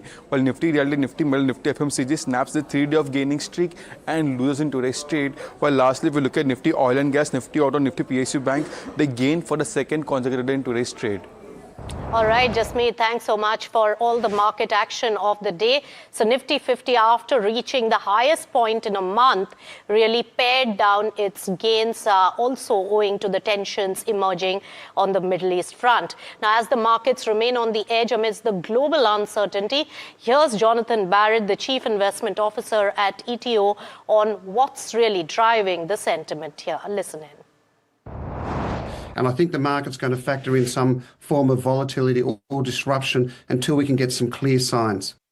All right, crude prices remain elevated with Brent hovering around the $94 per barrel range and also WTI nearly $88 per barrel mark. And amid the ongoing geopolitical tensions, the oil has flared up. Now, the sharp move in oil really continues to keep the pressure on the currency despite the intermittent recovery there. So keep an eye out on crude prices. That will define the Indian equity as well as the money market move. Now, tensions are rising again between the US and Iran, with US Navy really seizing Iranian-flagged cargo ship Tosca while it was attempting to cross the Strait of Hormuz. Now, Pentagon has also released a video showing the guided missile destroyer firing at this particular vessel. And Strait of Hormuz remains a critical point with the ceasefire set to expire on 22nd of April and uncertainty growing over whether diplomacy can really hold. But suspense remains if Iran will really attend the meeting in Islamabad for the second round of talks. Tehran has ruled out attending a second round of talks in Islamabad already. Now, the move follows accusations that Donald Trump violated the ceasefire shortly after announcing the new negotiations. But even as tensions really spike, Iran's president struck a more measured tone, saying that war benefits no one and diplomacy remains the only path forward. So that's like the war of words as well as the altercation coming in on the war front at the moment. All right, moving on, a fragile calm has really brought some relief on the ground in northern Israel in Kiryat Shimona, a village on Lebanon-Israel border, remember. Now, businesses are slowly reopening after weeks of disruptions that were seen due to the cross-border tensions there. But even as customers really return, uncertainty and fear still linger on. In fact, my colleague Pradeep brings you this group of ground reports from the industrial hub and how things are opening up and what's the situation on ground zero. Right now I'm in industrial estate in Kiryat Shimona. In fact, after ceasefire, things really have changed here. Because earlier all I could see here was big shutters, big locks hanging there. And now today you can see many of the outlets have opened here.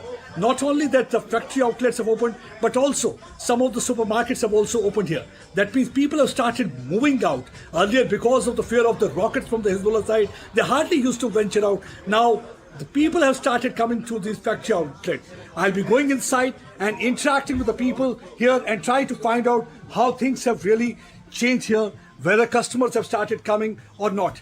Right now, I've got one of the owner of this factory outlet. I'll be talking to him. How things have really changed here after ceasefire? Business has improved? Yes, we see customers coming back to the shop and coming for repairs. Yes, we see more people out of their houses and out of the shelters. Are you happy that the ceasefire is here and customers have started coming? The business has also improved. I am happy with the return of the customers, and I'm happy that people get a break of fresh air out of their houses, out of their four walls, out of under the ground. But I am not happy with the ceasefire. Why you're not happy with the ceasefire? Because if things have improved, people are moving out, why you're not happy? Because history teaches us that we can't trust the other side. For the last 3 years, we have been fighting 3-4 fronts. All right, so that was the ground report from the war zone. Now, IEX is in focus following the latest draft on power market regulations by the Central Electricity Regulatory Commission, or CERC. In fact, my colleague Varsha joins in with the potential changes it will have on the price discovery on the power regulation front. Varsha. I would say the market coupling talk is again back wherein IEX is in focus. Why? Because CERC has issued new rules on power market regulations and is looking to introduce a formal framework for market coupling in power markets. Now, what will change under new system? Single central body will decide the price versus if you see currently each exchanges is deciding its own price. Now, market coupling will be applicable to day-ahead market, real-time market and other market segments. Now, who will decide the electricity price is what is the importance over here. One is the Grid India will become the market coupling operator, and Grid India will aggregate bids from all the exchanges, and power exchanges will collect bids from buyers and sellers, and power exchanges will send the bids to Grid India. This is how the price discovery will happen, and Grid India will combine bids from all the exchanges and one uniform market price will be calculated, and if the transmission is congested, prices may differ by region. Now, when will CRC rules come into picture? The public comments on the new rules are invited till 16th May, and detailed market coupling procedures will be issued within the next 6 months. How this is going to impact IEX? If market couplings comes, then this will reduce IEX pricing power, and it will also dilute current dominant position, and volume may shift to rival exchanges. So overall, this is actually a negative when it comes to IEX, and hence we are seeing the pressure in the stock. All right, thanks so much, Varsha, for joining in for that explanation on what it means for the power sector. Now, Karnataka's new excise policy is driving a clear premiumization push, with higher taxes on cheaper liquor and lower duties on premium brands. Now, this could mean price hikes at the lower end, while premium spirits may get cheaper by up to 20%, boosting the volumes. For a detailed analysis, let's take it across to my colleague Mahima, joining in with all the details. Mahima, tell us. Right, so there's a new update coming in with regards to the Karnataka alcohol policy. They've notified new excise duty and additional excise duty rates for alcoholic beverages. The revised rates, of course, are open for suggestions and objections for the next 7 days, but it will be applicable from 25th of April. The policy, basically, the summary is that it is a strong push for premiumization. In terms of key takeaway, for cheaper brands, tax will go up sharply. Prices likely to increase as well on the back of tax hikes going up. For premium brands, tax will slightly come down and price may fall by around 10 to 20%. Now, as per MK, United Spirits gains the most because of the premium portfolio it has, followed by Radhika Khaitan by around 4%.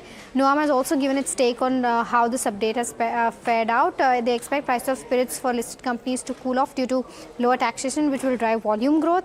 Also, the UK FTA will likely to kick off from second quarter, going forward aiding margins for spirit companies, and they have a buy recommendation on United Spirits, Allied Blenders as well as United Breweries. So this is the overall view of what's happening with the Karnataka liquor policy and what this means for alcohol companies.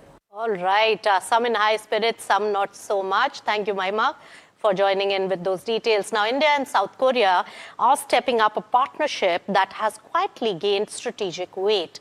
At a joint press briefing with South Korean leader Lee Jae-myung, our Prime Minister Narendra Modi outlined a roadmap to deepen the bilateral cooperation with a focus on semiconductors, shipbuilding, digital technology, energy, and also emerging industries. Highlighting the expanding scope of engagement, Prime Minister Modi said that the partnership now spans chips to ships, talent to technology, entertainment to energy, creating new opportunities for growth and collaboration. Now, the Prime Minister also underlined the steady rise in the economic ties, noting that bilateral trade between India and South Korea is expected to reach $50 billion by the year 2030. Here's what Prime Minister Modi said in the briefing. Listen in. Bharat और Korea का bilateral trade आज $27 billion तक पहुंच चुका है। 2030 तक इसे $50 billion तक पहुंचाने के लिए हमने आज कई महत्वपूर्ण निर्णय लिए हैं। दोनों देशों के बीच फाइनेंशियल फ्लोस को सुगम बनाने के लिए हमने भारत कोरिया फाइनेंशियल फोरम की शुरुआत की है। All right, there'll be also defense collaboration between the two countries, India as well as South Korea. All right, let's take you through some of the important developments in the national and international space here. A major aviation disaster was narrowly avoided after a Fly 91 flight lost control, leaving the passengers in panic for nearly 4 hours mid-air. Now, the operator said that there was no technical snag, but due to bad weather, this particular occurrence really took place. Now, the Fly 91 Airlines flight, which departed from Hyderabad airport at around 3 p.m. yesterday, it was scheduled to really land in Hubballi at 4:30 p.m. After tense moments and also repeated attempts, the aircraft was finally diverted and safely landed at airport in Bengaluru at around 7:30 p.m. So, flight of the passengers and the crew members there. Now, massive explosion at a firecracker manufacturing unit in Virudhunagar, Tamil Nadu, has really left more than over a dozen workers dead. Now, this explosion claimed at least 20 lives. Prime Minister Narendra Modi called this particular accident deeply distressing as he condoles the deaths of the ones impacted. And in a key update, also investigators have found that nearly 20 workers were present in a production room meant for just 4, pointing to blatant overcrowding and also violation of safety norms. Moving on, Guwahati experienced its first major wave of urban flooding this season after heavy overnight rainfall brought large parts of the city to a standstill. Now, schools were shut and normal life was severely disrupted as several areas remained waterlogged and key roads were submerged under knee-deep water, causing traffic chaos and also leaving many commuters stranded. One woman lost her life in the Maligaon after reportedly slipping into an open manhole. Residents complained about the lack of a permanent solution to the recurring drainage problem and also pointed to the improper waste disposal as a contributing factor to this calamity. All right, a powerful earthquake has struck off the northern coast of Japan, triggering a tsunami alert in the region. The earthquake, with a preliminary magnitude of 7.5 Richter scale off the Shanriku coast at a shallow depth of about 10 kilometers, raising the risk of strong sea waves, and also reports suggest that the waves of up to 3 meters could hit parts of the coastline there. Authorities are now closely monitoring the situation, with residents in vulnerable areas urged to stay alert there. So that's the roundup of some of the important events, national as well as international. With that, we are completely timed out on this edition of Profit 360, but keep it with NDTV Profit. Thank you so much for tuning in.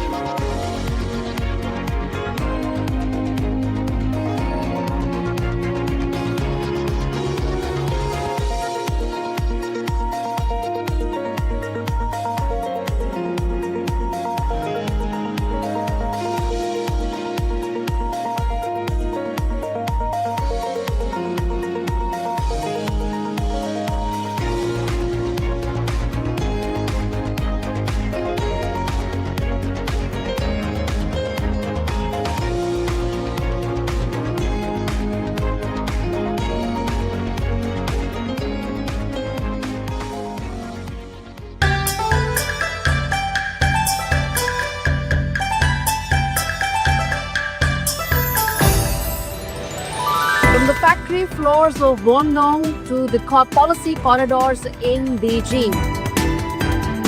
what is going to be China's next political, economic strategy and its big ramification for New Delhi. We decode all that for you in this very special China edition of the India Business Report with me, Gauri Dwivedi.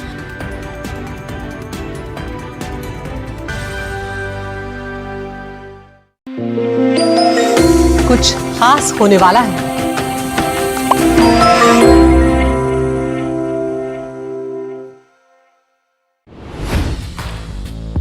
Hi, I'm Tamanna Inamdar.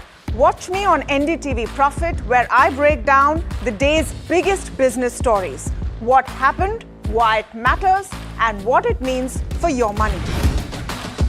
Hi, I'm Neeraj Shah. Watch me on NDTV Profit for the most incisive market intelligence and meaningful corporate conversation. And I'm Alex Matthew.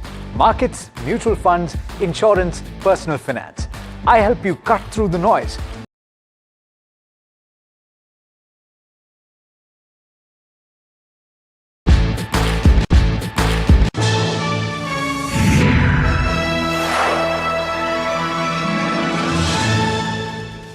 Hello and welcome to KYC. I am Sharad Dubey and you are watching NDTV Profit, where we get you the hottest companies in KYC, and whether any alpha is to be made to stay with the company or sell it off. All these important decisions is something which you can gather in from the inputs in our special KYC show. But let's give you a hint for which company is there today in KYC, and it's an interesting name. Indore based company it is, but it is having global footprint as well. The second hint I would like to give you, the company deals with the water infrastructure and the solutions and the equipment segment. Remember the water theme which was very strong 2 years ago? Of course, that company is one of the beneficiaries from that as well. But the company is already up 6 times in the last 5 years. It's already a multi-bagger if you have been holding it for a long time. Interesting company, but company is which one?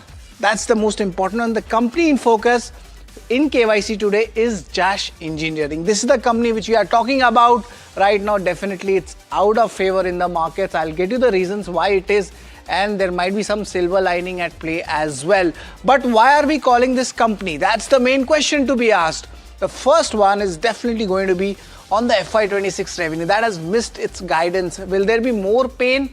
Will we see that in the first half of FY27? The key FY27 targets and the rationale behind that. Remember, the company has given at least a 19% revenue growth coming in. Also, let's look at the third important question. That's the March order, current order book and the outlook going ahead, especially on the global front. There are lots of misses rather than hits when it comes to the exports for the company. The US tariff situation, what's the progress coming, especially regarding its refund?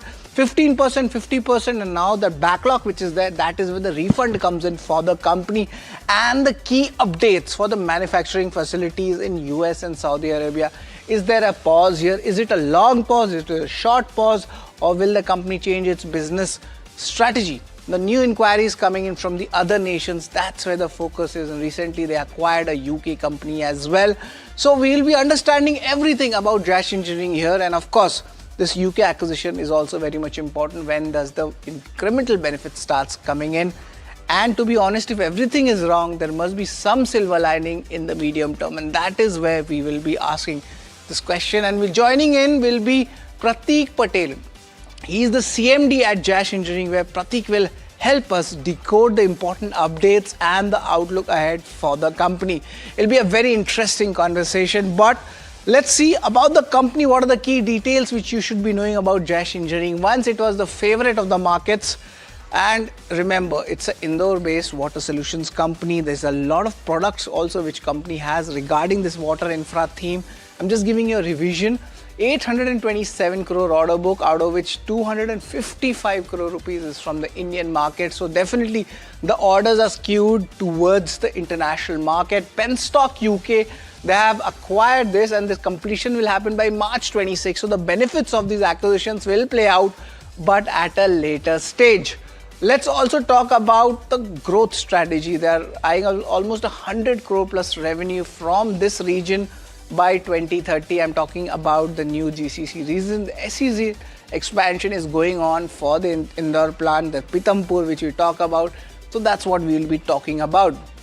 Also, let's see the product revenue by composition and the water control gates. That's the most important one. 61% of revenue comes from this segment, the water control segment.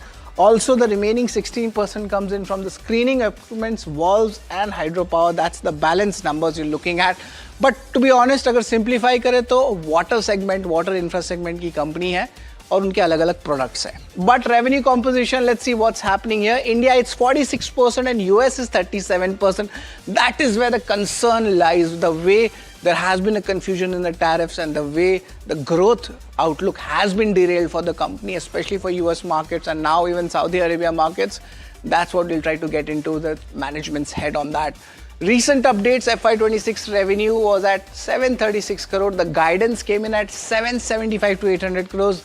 That means there is a miss in the estimate. Now they have initiated steps to claim the refund, and of course this will take time. This is not going to be easy because the tariff numbers, they are fluctuating as Donald Trump talks about them. There is a deferred investments plan playing out in both the US and Saudi Arabian markets, and this is because of the geopolitical tension. So this is one of the key overhangs for the stock. But the question remains is the worst over for Jash Engineering? First question is the selling pressures seen is largely over for the DIs. We have seen a complete exit, we could say almost coming in for the DIs. There is a lack of analyst coverage here. The interest is not there. And that is where I mean to say that smart money might be accumulating in certain current levels. So you should be watching out at Jash Engineering in this current scenario as well. There is action happening, but of course we do not know the news flow yet. The valuations are almost below 60% from its 5-year peak, and despite that it's a high ROCE business model. So that is where we feel that Jash Engineering might create alpha from the current levels as well. The US tariff stability from FY27 onwards, when it will come we don't know, but hopefully it can come in the first half of financial 27. So that's the entire thesis. Is the worst over for Jash Engineering. But let's give you more details about how we judge a company in the KYC show. And largely we talk about the key numbers, which is very much important, where we check the income statement, balance sheet and cash flow. And also we get you the ROCE numbers here. In this case, that's the return ratios as well.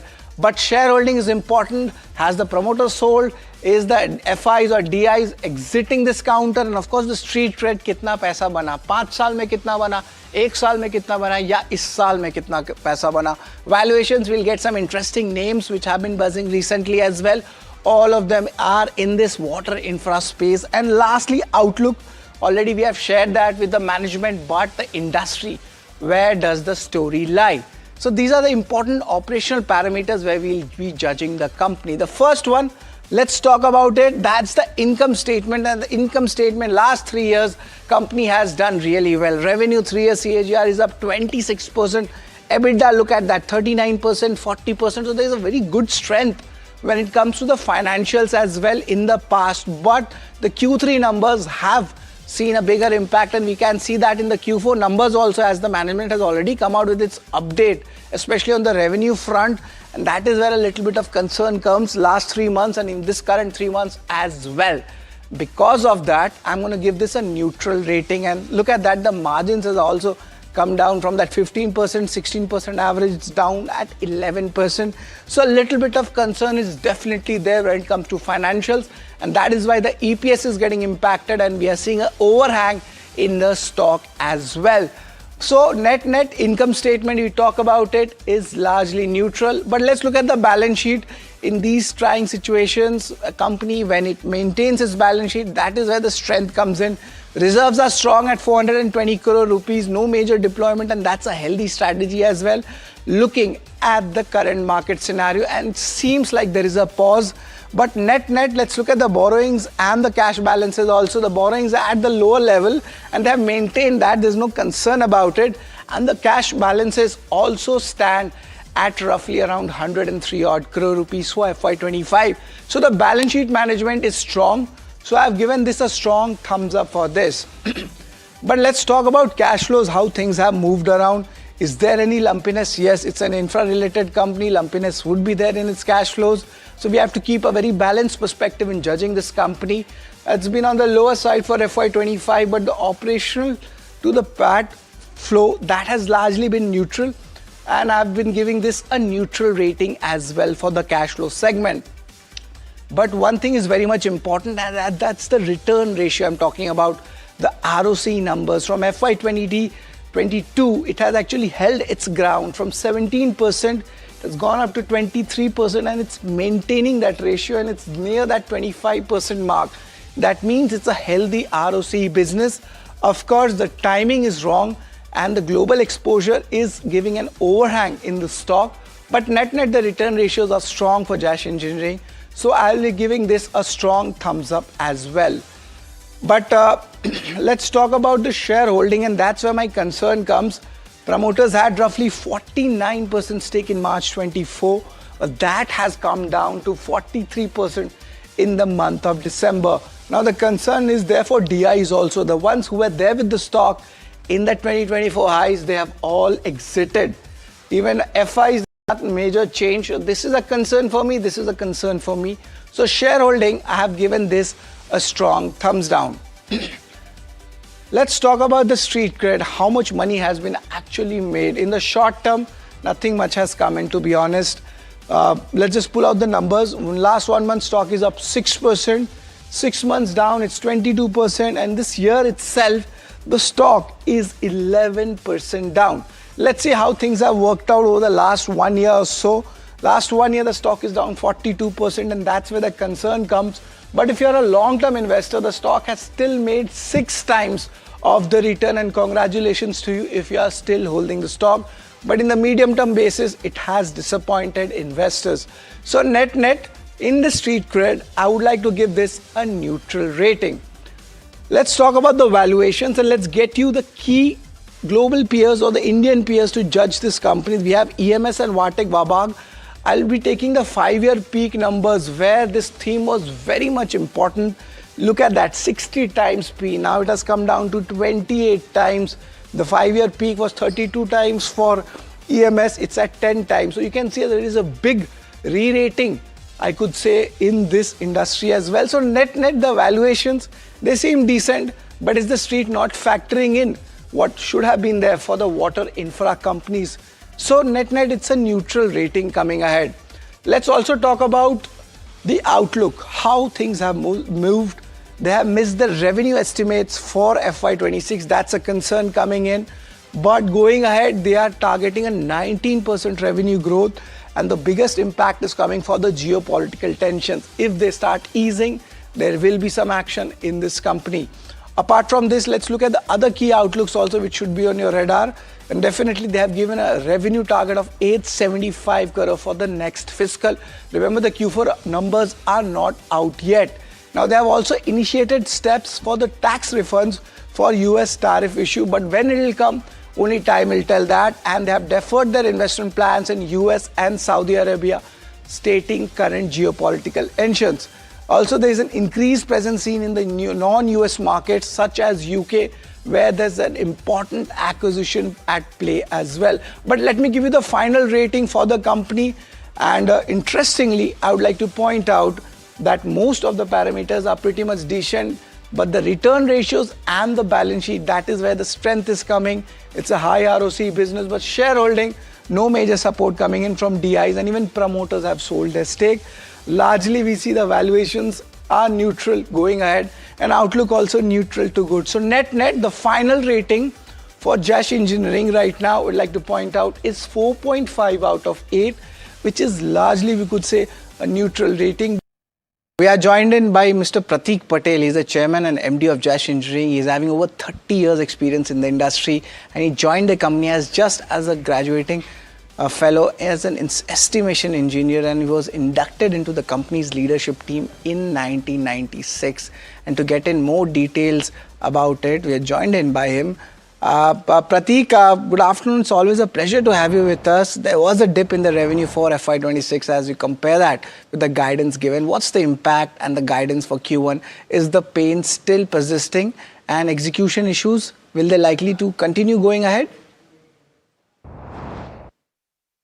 Nothing to do with execution.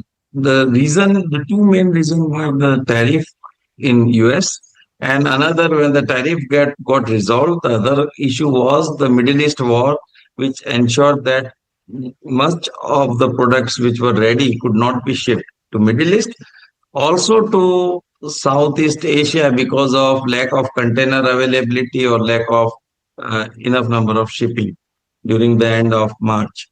So I believe this is a pain, which is one-time pain until the war is resolved, and also based on the tariff issue getting resolved in America.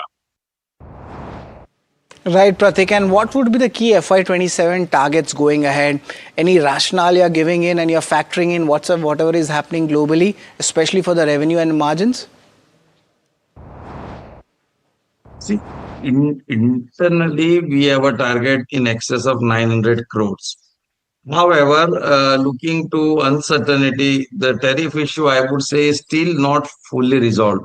The war, we do not know what is going to happen. And so we had kept for the public a target of 875 crore for our revenue. Our order booking is already close to 830 odd crores. So I believe this is easily achievable. And if everything stabilizes globally, then this is something which is we can surpass as well.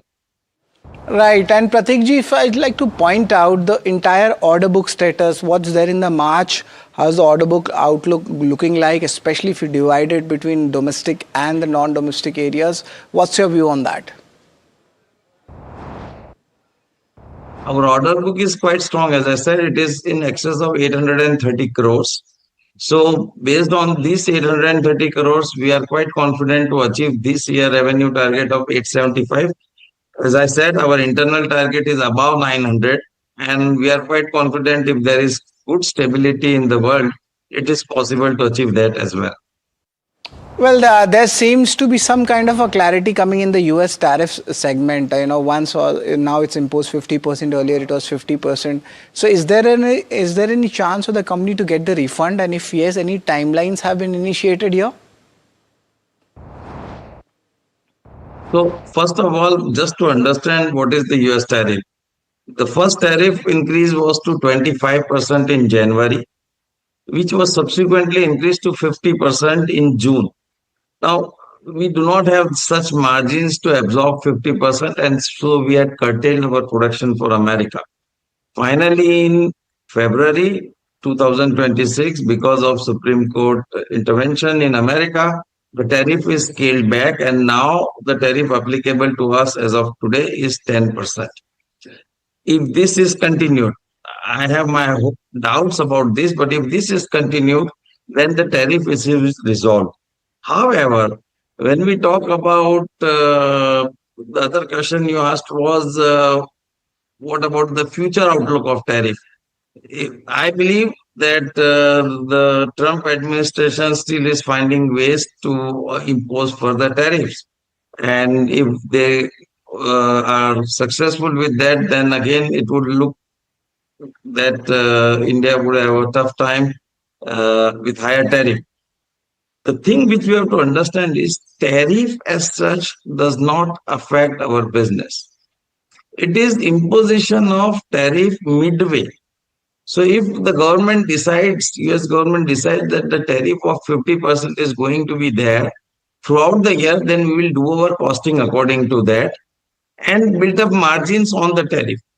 However, what is happening is, if you see the last year, from 0 it went to 25, from 25 it went to 50, and Mr. President was still saying that we will impose further penalties. So in such an uncertain environment, it is very difficult to do business for any company. And the same is true for us as well. So if there is a sustained tariff throughout the year, then it is not a problem for us, and we don't see any problem in achieving our targets whatsoever. That means, just to put that in perspective for viewers, the medium term and the long term targets for Josh Engineering doesn't change, and that's what's being factored in. Quite an honest way of talking about it, especially coming in from the management. But let's talk about one more update which has come in recently, especially on the manufacturing facilities, US and Saudi Arabia. There seems like there's a deferment of plans at play. Pratik, if you just give us more light on this. As of today, because of the war, everything in Saudi Arabia is stopped. Same because of the war and inflation in America, we have put on hold our investment plan for the second plant in America. I am going there in May, and thereafter we'll take a call how to go ahead. However, the investment in India is going full stream, and by end of May, we would have invested close to 70 crores in Indian operations to expand our facility so that we can do 1200 crore revenue from the current facility. Once the Saudi Arabian and new plant in America is set up, then we are going to be in a position to deliver up to 1500 crore worth of revenue from our facilities worldwide. Right, that's an important update coming in from the global perspective. But yes, the domestic investments, they are going at 100 odd percent, and that is something which is giving a clarity to the overall stakeholders who are listening and viewing KYC. But Pratik, has there any new inquiries come from the other nations? And recently there was a rationale for a UK-based acquisition as well. That's called Pen Stocks. Needed your view on this. Are you diversifying now? Yes, we are supplying to 45 countries and we are opening up new countries. This year we are entering into Vietnam, we are entering into Indonesia. So every year we are adding new countries. But as I said, we already have 45 countries on board. And we did an acquisition in 2 weeks back in UK. So now we have two companies in UK, which we aim to merge and have a single company in UK. But because of these two acquisitions in UK, we are looking at scaling up the UK business in a big way.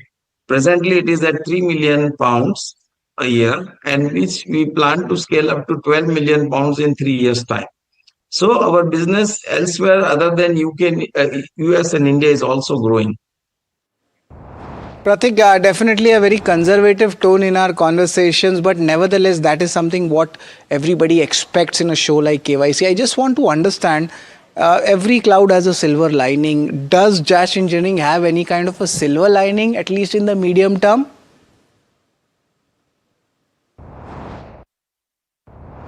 See, it is a little bit difficult looking to the current scenario to give very strong and positive opinion on what the company will achieve.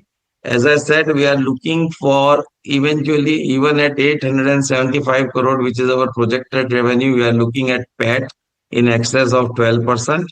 And we also hope to have the growth continue and achieve double the revenue. So from 875 crore, close to 1600 crore revenue in 5 years' time with a PAT in excess of 200 crores. Right. So PAT in excess of 200 crores, 1600 crore plus revenue. Next 5 years target remains the same. So that's a very interesting take coming in. But Pratik ji, it's always a pleasure to have a company like yours and you giving views on the industry and the company's growth prospects as well. It's always a pleasure to have you. It's a very interesting company, Jash Engineering. It was the darling on that water infra theme if you talk about it, and there is a case for a re-rating. Of course, it's been a big sell-off over the last 1 year, 1.5 years, but there are certain data points, despite a very cautious tone coming from the management, there is some kind of a smart money accumulation happening at these levels as well. And by chance, if the tariffs issues get reversed, they get the refunds and the global plays start working out, company starts diversifying actually from the new areas, that is where alpha can be made, and that's what the outlook is also looking like for Jash Engineering. If you would just pull out the key reasons why the stock might be coming up for an up move going ahead, and then you'll get a clarity on why there's a good move expected in the stock.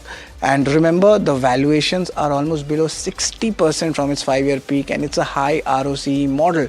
So this is very much important. Is the worst over for Jash Engineering as not? And these are the key reasons which are flashing on your screen, and this is why we point out important companies in KYC to discover alpha only for you. So that's all, folks. Thanks for tuning into KYC, and only on NDTV Profit you're going to get these interesting companies where even if they are beaten down, we might find some reasons for their alpha. So stay tuned to NDTV Profit.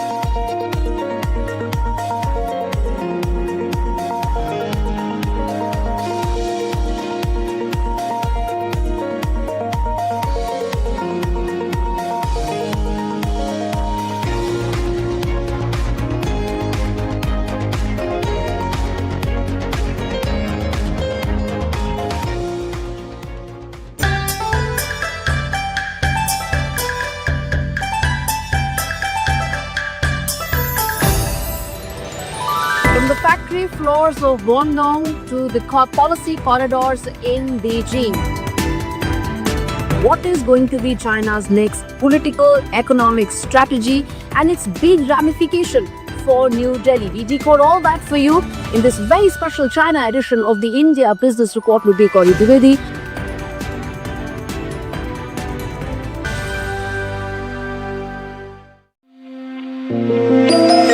कुछ बड़ा होने वाला है।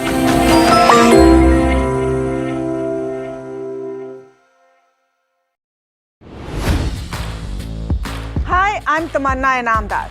Watch me on NDTV Profit, where I break down the day's biggest business stories. What happened, why it matters, and what it means for your money.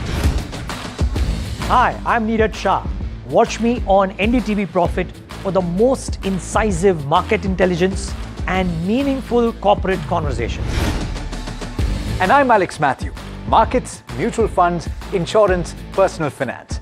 I help you cut through the noise and make smarter financial choices. And here's where you can watch us.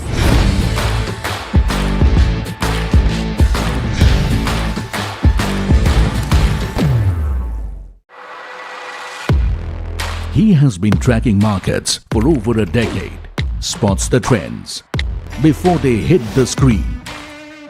And he is now bringing his analysis to the show that the market watches. Watch Sharad Dubey on Know Your Company, a show that puts the most traded stocks under the scanner. We dissect the company so that you, the investor, don't have to. Get the management to answer questions relevant to you. Watch Know Your Company weekdays at 11:30 a.m. to understand your next big bet. New year, new power panel, India market open, now in its boldest lineup.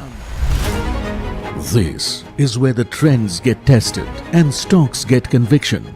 I'll recommend a buy call on a stock only when I'm fully convinced on the stock.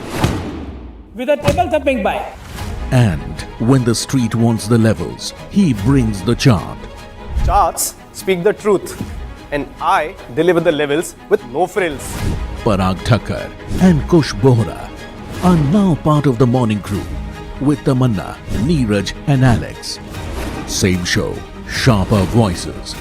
Every morning on India Market Open. Your favorite market show just got better. On NDTV Profit, for your profit.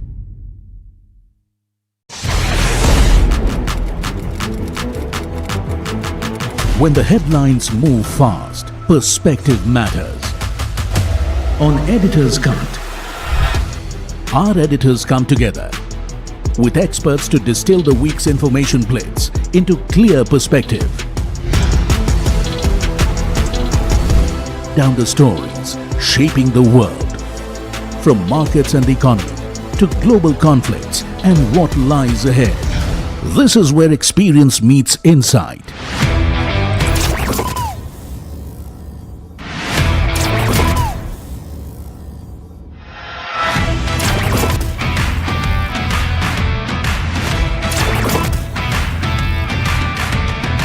No noise, no hype, just sharp takes on what to watch next. Editor's Cut, every Friday, 3:30 p.m. only on NDTV Profit.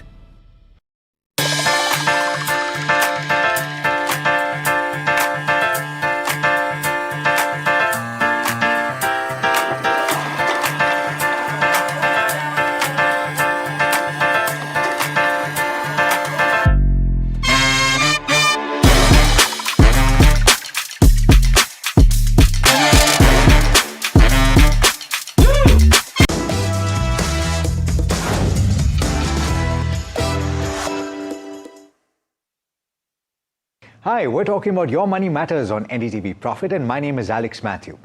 Of late, there have been a lot of people that have been commenting about SIP as a strategy, particularly because this strategy has not yielded much. And look, it's not a knock against SIPs. Ultimately, the market itself has underperformed over the last 18 months to 2 years. So what are we doing today? We're looking at the history of SIPs in India and what they've done during that time frame. We're looking at data, and we're looking at why in several scenarios it's actually proved to be a better strategy to employ. Prableen Bajpai, founder of FinFix Research and Analytics, joining in right now. Prableen, thanks so much for taking the time. Let me start by asking you about the history of SIPs in India and what the learning has been. Right. So the history of SIPs in India, Alex, shows that I think they're a very effective medium for retail investors to create long-term wealth. They are designed in a way which can mitigate the risk of market volatility. If you invest consistently through SIPs, I think it's a wonderful way to create long-term wealth and reach your financial goals. And things which work in favor of SIPs, a couple of things are: number one, that SIPs, I think, can turn market volatility into in their favor. Because a fixed amount of money is getting invested every month, and whenever markets are down, because markets will go through periods of volatility, periods of correction. So during those periods, you are buying a higher number of units with the same amount of money invested. So volatility becomes a friend. Second, for investors who are sticking through these down periods and downturns, these accumulated higher number of units actually come in very handy when there is a market recovery. Third, I think they really help us get over that psychological stress of do I invest or should I wait? Will there be further correction? So SIPs are amazing in that sense because it's an automated way. So the whole questions of whether there will be further correction, should I invest or not, one can actually do away with that.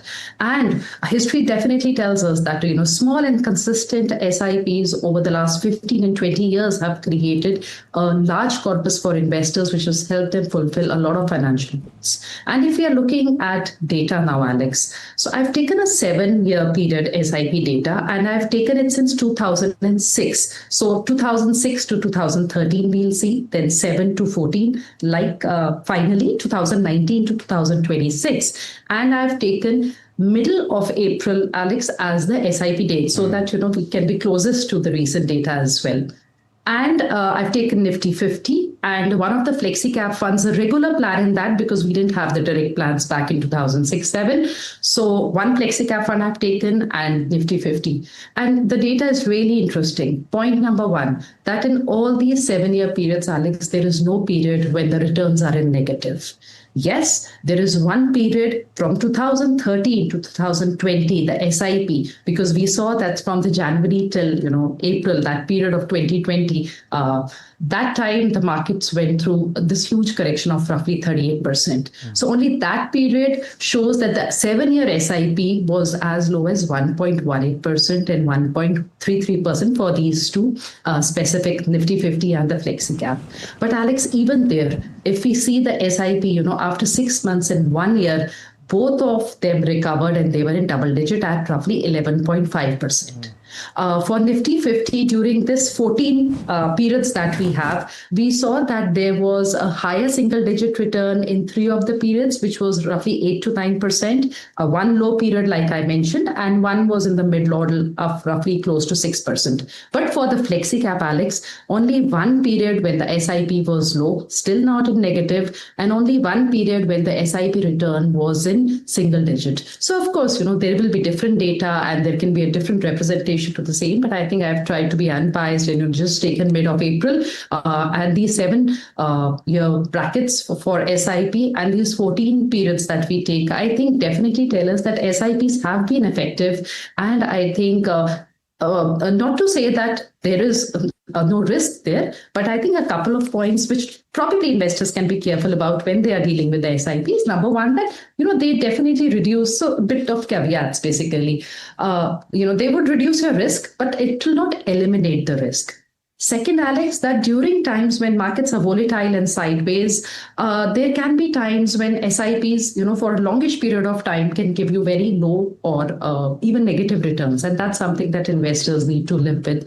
And I think when it comes to choosing between a lump sum and SIP, that's another debate. Yeah. But that, again, definitely depends on the period when you invest. And that's exactly what I want to ask you about, Prableen, because it's all very well to say that you can actually invest at this point, and then you extrapolate that to say that if you had invested on this particular date when the Nifty 50 was at this level, then you would have made this much return, which is so much superior to an SIP return. But that in retrospect, you can never tell while something is happening that the bottom has been hit. It's quite possible, probably, that we've already hit the bottom a couple of weeks back a couple of weeks back, and nobody knew that we had. So the question that I have for you is, between lump sum investing and SIP as a strategy, which is superior if you look at the data? This is really interesting. And Alex, scenarios change depending on the periods that we choose, the date that we choose. So I'll give you 3 scenarios. I'll give you a scenario when lump sum has been superior. So let's start with that. Lump sum has been superior to SIP if you had invested, let's go back, to the 2008 subprime crisis. And let's say you invested on the 26th of October, 2008. And 7 years later, when you redeemed your money, you would have been sitting at a CAGR of roughly 19.8%. But if you had started your SIP at that time in October of 2008, and 7 years later, the SIP would have given you close to 13.5% returns. So definitely here, we saw that lump sum was better than the SIP. That is because this was a period post 2008. We didn't see any major single correction happening. The markets were not too volatile. They went up, and that is why the beginning period really mattered. We were almost at the bottom in October 2008, and we didn't see a huge correction or sideways markets post that.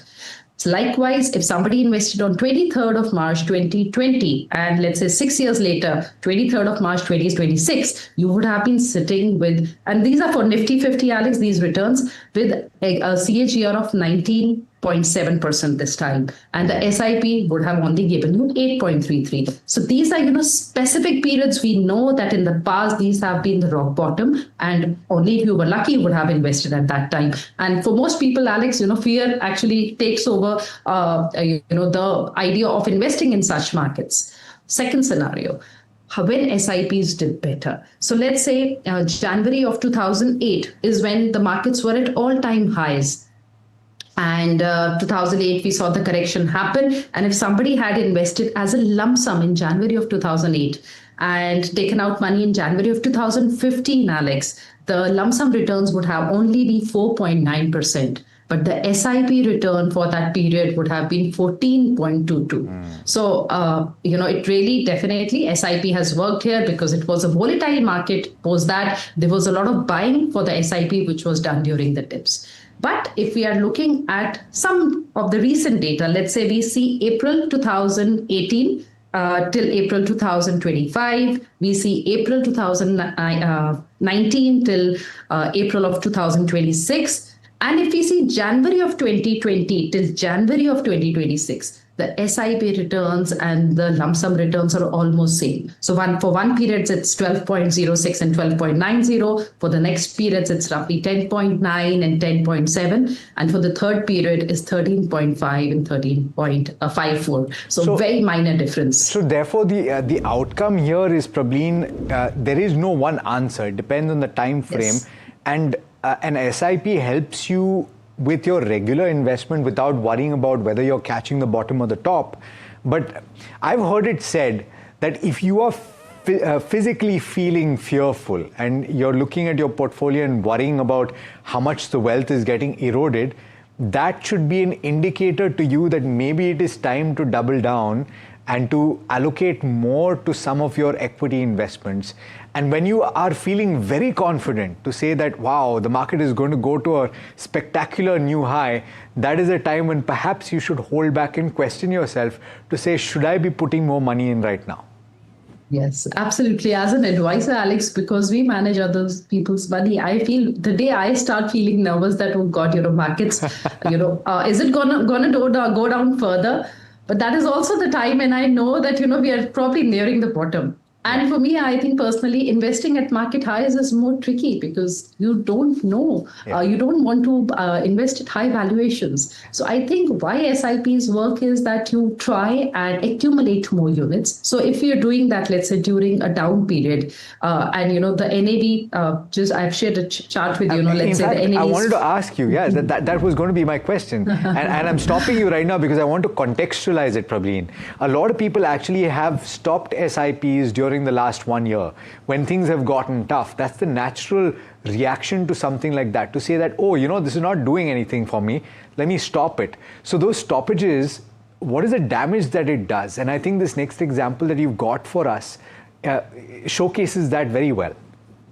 Absolutely. So, Alex, I feel if you're sitting with low returns, if you're sitting with negative returns, this is the market when you have to stop looking at the returns. So there are different columns in your investment and you have to start looking at the units column that you're accumulating more. We would be happy, probably somebody who has to buy gold today would be happy that gold is down and let me buy more gold. Likewise, I think that attitude has to change as an equity investor. If you're getting an opportunity as an SIP investor, don't worry if your SIPs are in negative for the first, second, third year. They will recover and give you good returns. And Alex, if you have to take an example, let's say, a hypothetical example that the NAV moves from 50 to 25 to 40 to 25 to 25. That means we are in a period when there has been a correction. The number of units that I am accumulating for a 10,000 bought in these 5 periods that I have shared, these NAVs will accumulate to about 1,750. So, which is not easy to do because that NAV has fallen from 50 to 25, gone up to 40 and again gone to 25, 25. Now, the comfort is less, but the outcome will be better. Likewise, in a market, let's say when the NAVs are rising, it goes up from 30 to 40, stays at 40, 45, 50. You will find more comfort in investing because you're confident that the markets are going up. But eventually you accumulate only 1,256 units. And that's the difference. So 1,750 and 1,256 units. And Alex, I think eventually the outcome of your investment is number of units multiplied by the price. So if you're able to accumulate more units, why not? And that is ideally which should be done. So for investors, if you are stopping your SIPs during market downturns, that's a blunder. Please don't do that. Don't be a fair weather friend to the markets. I think you need to support your SIP and markets when markets are down. You may not go to a party, but you go to your friend's event when there is a tragedy. So I think if the markets are down, you stick to your SIPs. It's okay to stop when markets are higher. Yeah, that's a good point. And I would personally be more excited about accumulating units during a downturn, particularly because my goals are 15 years or 10 years down the line. This is the best time. It's better than investing at all-time highs. But speaking of using tactical allocations as well, going back to the previous point, what is the best way to use SIPs and lump sums? And even in lump sums at this moment, Prableen, you don't know whether things are going to get worse tomorrow. You could have a restart of the war. Which is in a lull right now. So would you say an STP kind of route or that strategic allocation is a better way to go about it? So, Alex, I guess one can make certain rules. So, if you feel that the markets are already, 5, 7, 10% down, still, you can put in some lump sum and then keep something with you and do it over a staggered manner, considering what events are going to follow. So, there is still no clarity on, when exactly things will be peaceful. We also have some state elections coming up, Alex. Then we really don't know the impact. The tariffs was still, things were sorted, but not totally before this started. So I feel there are still some of the pending issues which are there. So some amount of money staying with you as an STP is not a bad idea at this stage. But since in March, we saw the markets correct by 11% itself. And today, if you see 1 year Nifty returns are 2 point something and 2 year returns are still just about 4 point something. There is still opportunity to invest, but don't go and just do it in one go. I feel, park partially and then, of course, topping up your SIPs or doing a tactical allocation when markets are down can be very, very useful in the long term. No doubt about it. Just to bring this conversation to a close and give people actionable advice, right, Prableen? Not necessarily particular schemes or like that. But I'm saying, what are the 3 to 4 or 5 things that you're telling your clients to do or not do at this stage with regard to their allocation? Maybe looking at diversified funds, maybe look at multi-asset funds is an option at this moment. Multi-asset funds, for example, Alex, are providing a lot of comfort to us, but a large part of the returns also came through gold. So, that has to be factored in. But I feel what, as an investor, we need to do at this point is that you decide how far your goals are. For somebody whose goals are 7, 10, 15 years away, I think it's a good time. These are always opportunities, tough periods, but always prove to be opportunities. So maybe you can have incremental investments coming in, but continuously also review at least twice a year, and especially during such times, your asset allocation, how are you placed in terms of your goals, and that can help you decide how you should be allocating your money. Also, Alex, from here on, I feel we also need to keep expectations for realistic in terms of return expectations. Every time it will not be like a post-COVID rally that we see, that the markets are going to move up very fast. I think moderation of returns is very important, sticking to the process at this point. And what personally we are doing is, Alex, that definitely we are adding something incremental. We did that through the whole of March. But if I have money right now, I'm not doing it in one go. We are still keeping in something in cash. Keep the powder dry. The power of cash is, even if it's not earning you a lot, it provides you with the ability to deploy when there is an opportunity. Yes. Prableen, thanks so much as always for taking the time. My pleasure, Alex. Thank you. All right. Well, so that was an interesting conversation, wasn't it? It gave you a sense of what you should do at this moment with regard to your investments. And frankly, it should convince you to keep your SIPs going. But let's talk about a separate issue, which is health insurance and what you should bear in mind. And often I go to Nikhil Jha, who is a co-founder of Hercules Insurance, to get the best kind of advice that you should follow. A few things that I want to talk about, Nikhil, at this juncture is, one, first of all, waiting periods on health insurance. When you are getting a new policy, most people do not read, let's face it, they don't read the fine print, and they certainly don't look at what waiting periods are. First of all, how would you define this, and do they differ from policy to policy? No, so waiting period for all the policies are same. So waiting period can be considered in 3 categories. First will be 30 days waiting period, initial waiting period.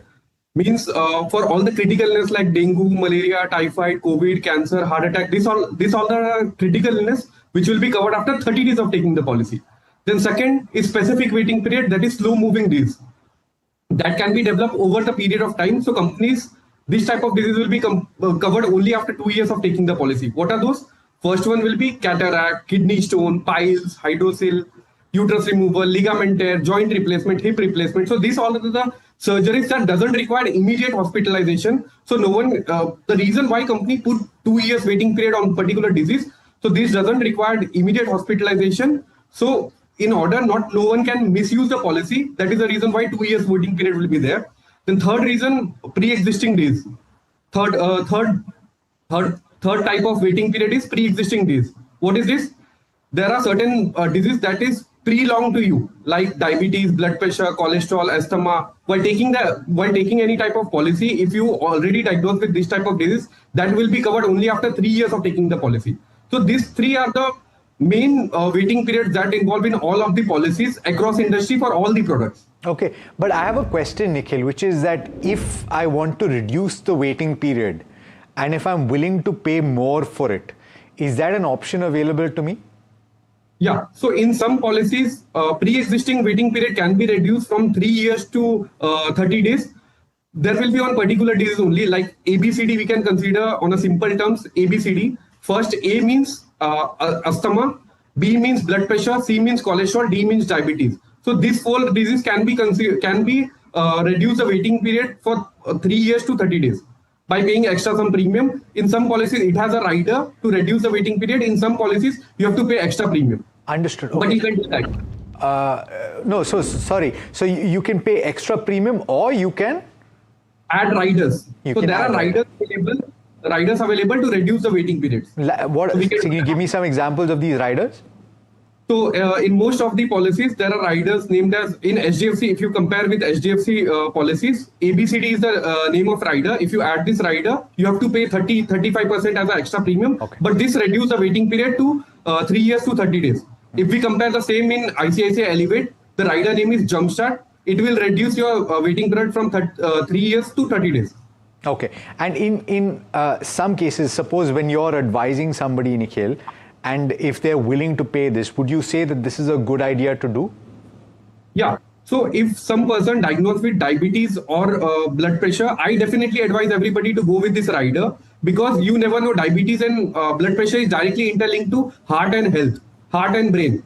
So if tomorrow, if any of the heart attack or brain stroke comes, so doctors might link up because of high blood pressure or high diabetes, this disease has been triggered. So in order to not to get into that problem where the waiting period come into the clause and you will get your claim rejected, better to add this rider into the policy if you are having blood pressure or diabetes. Okay, so that explains the waiting period. Let's talk about things that are not included or things that are excluded from your health insurance policy. Because more than things that are included, Nikhil, you should be paying close attention to what is not included, right? Correct. A very good question. So there are certain things which are not covered throughout the life in most of the policies. 99% of the policy doesn't cover this type of disease. What are those? First one will be dental treatments are not covered in the policy. Why dental treatments are not covered? Because by today or tomorrow, everybody is going to use the dental one. Me, you, Alex, my mom, dad, everybody is going to use the dental one. So that is the reason why dental is not covered. Second, cosmetic surgeries are not covered, like hair transplant, LASIK surgery, hair removal surgery. These all are the surgery that we use to get in good shape or good comfortable life. That won't be covered in the policy. Third one, any type of hospitalization just for diagnostic purpose. Means you get hospitalized for only normal cold, flu, weakness and all, normal dips and salines will be injected. Only that part won't be covered. Why? Because the course of treatment is not defined over there. So insurance cover all the probability things that require immediate hospitalization or immediate surgery. If that doesn't require any, only for diagnostic purpose, means you get hospitalized only for normal tests and all, that won't be covered in the policy. In all the policies across industry. I understand. Okay. Now, Nikhil, I have a particular problem, right? Which is that I have made no claims over the course of the last 3 years, but I still saw my policy premium go up. Shouldn't it be going down if I don't make a claim? No. So in most of the health insurance policy, Alex, your sum insured is going to be doubled if you don't claim. So let's take an example. Alex has started a policy with 25 lakh cover amount. Okay. If this year Alex doesn't claim, next year his 25 becomes 50 lakhs, then 75 lakhs, then 1 CR. So every year 25 will be added if you don't claim. Okay, in most of the policies. So if you don't claim, your premium will not decrease, but your sum insured is going to be increased every year. So that is a benefit of no claim bonus. And but then what happens when my premium goes up, even if I've not made a claim? So premium in insurance industry, Alex, premium increase because of two reasons. One will be age. In most of the policies, your premium increase in multiple of 5 years. So 30 to 35, the premium will be same. 35 to 40, the premium will be same. 40 to 45, in every 5 years, your premium increase. Second reason why premium increase, that is because of inflation.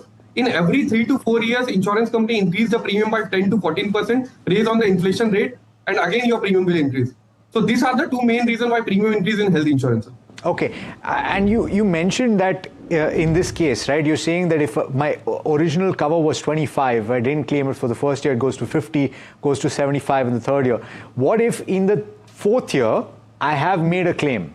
Will it remain at, say, 75 minus? Will that get added or will it get reset? So in most of the policy, as per current scenario that are going on into the market, 75 will become once we are even. But in some policies that are traditional policies that are running from 2019 onwards, on that policy in fourth year, if let's say you have claimed a 10 lakh rupees as a claim amount. So 75 minus 10 will be there, and 65 will be the remaining amount you will left in your bucket. And that will get, and then so the next year when it goes up by 25, you get added. Correct. It gets added, right? So it will come to 90 basically. Correct. Okay. So that's clear. Things that you can do to control that premium increase. You've very clearly described why the premium goes up. But can you, for example, I can say that I don't want a suite or I don't want a single room. I can reduce it that way, right? Or I can be willing to pay a certain amount. I believe that's called a copay, right? Deductible. Yeah. So there are 4 ways we can reduce the premium. First one will be likely said by Alex as well. You can remove your room rent modifier. There is an option for room rent modifier. So if you don't want suite room, deluxe room and all that stuff on a higher category room, on that scenario, you can reduce your room rent cover and it will reduce your premium by 1,500, 2,000 rupees. That is the first case you can reduce your premium. Second way will be adding a deductible. So what is the meaning of deductible? Let's say Alex premium is for a 25 lakh cover amount is 30,000. If he add a 25,000 deductible, his premium reduced by 20%. So 30,000 premium will reduce by 20%, that is 24,000. Okay. So what deductible works? How deductible works? So if Alex has taken a 25,000 deductible and his single claim comes to 10 lakhs. So out of 10 lakhs, first 25,000 Alex have to pay from his pocket. Remaining 9,75,000 will be settled by company. Got it. So that is the second thing you can reduce the premium by adding a deductible. Third will be paying the policy for multiple tenure. So if let's say if you have taken a policy for 3 years tenure, okay, so you can save bunch of premium over here. Let's say example between 20 to 25%. That is the first range. If let's say I have taken a policy of 3 years tenure, and next year company increase the premium because of inflation by 14%. On that scenario, I have saved 14% for next 2 years, na? So that is best part. You can reduce the premium by taking the policy for multiple tenure. Got it. Okay. So that covers quite a bit of ground. Nikhil, as always, thanks so much for taking the time and taking us through these basic things to bear in mind with regard to the health insurance policy. Thank you so much. Thank you so much, Alex. It's always having fun with sharing a knowledge with you guys. No, it's our pleasure entirely. All right. Well, that brings us to the end of this edition of Your Money Matters. Hopefully it helped you. Let us know what you think and stay tuned. This is NDTV Profit.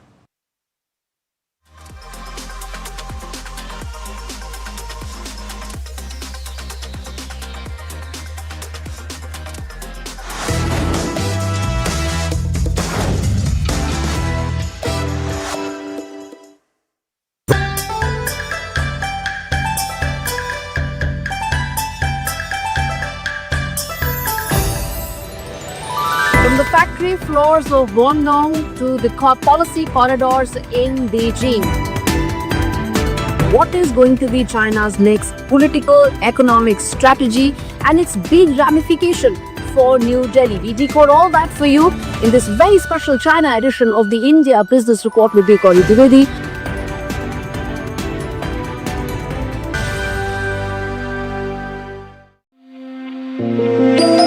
कुछ खास होने वाला है।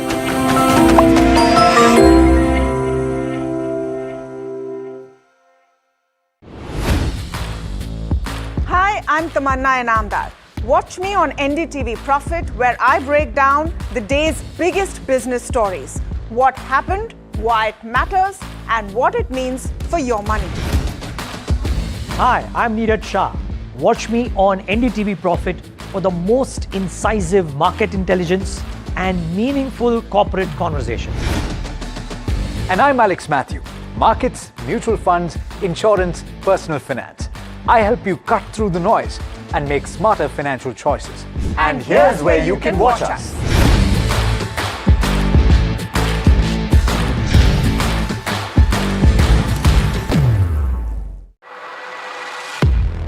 He has been tracking markets for over a decade, spots the trends before they hit the screen. And he is now bringing his analysis to the show that the market watches.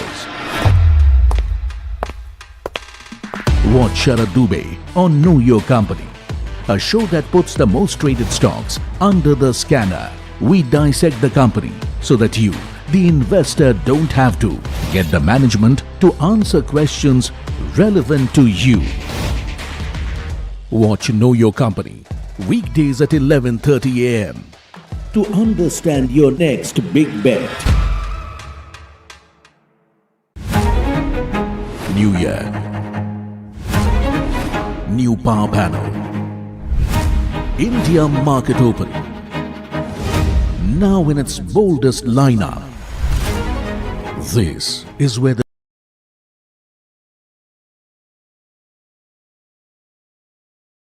I'm fully convinced on the stock. I'm fully convinced on the stock.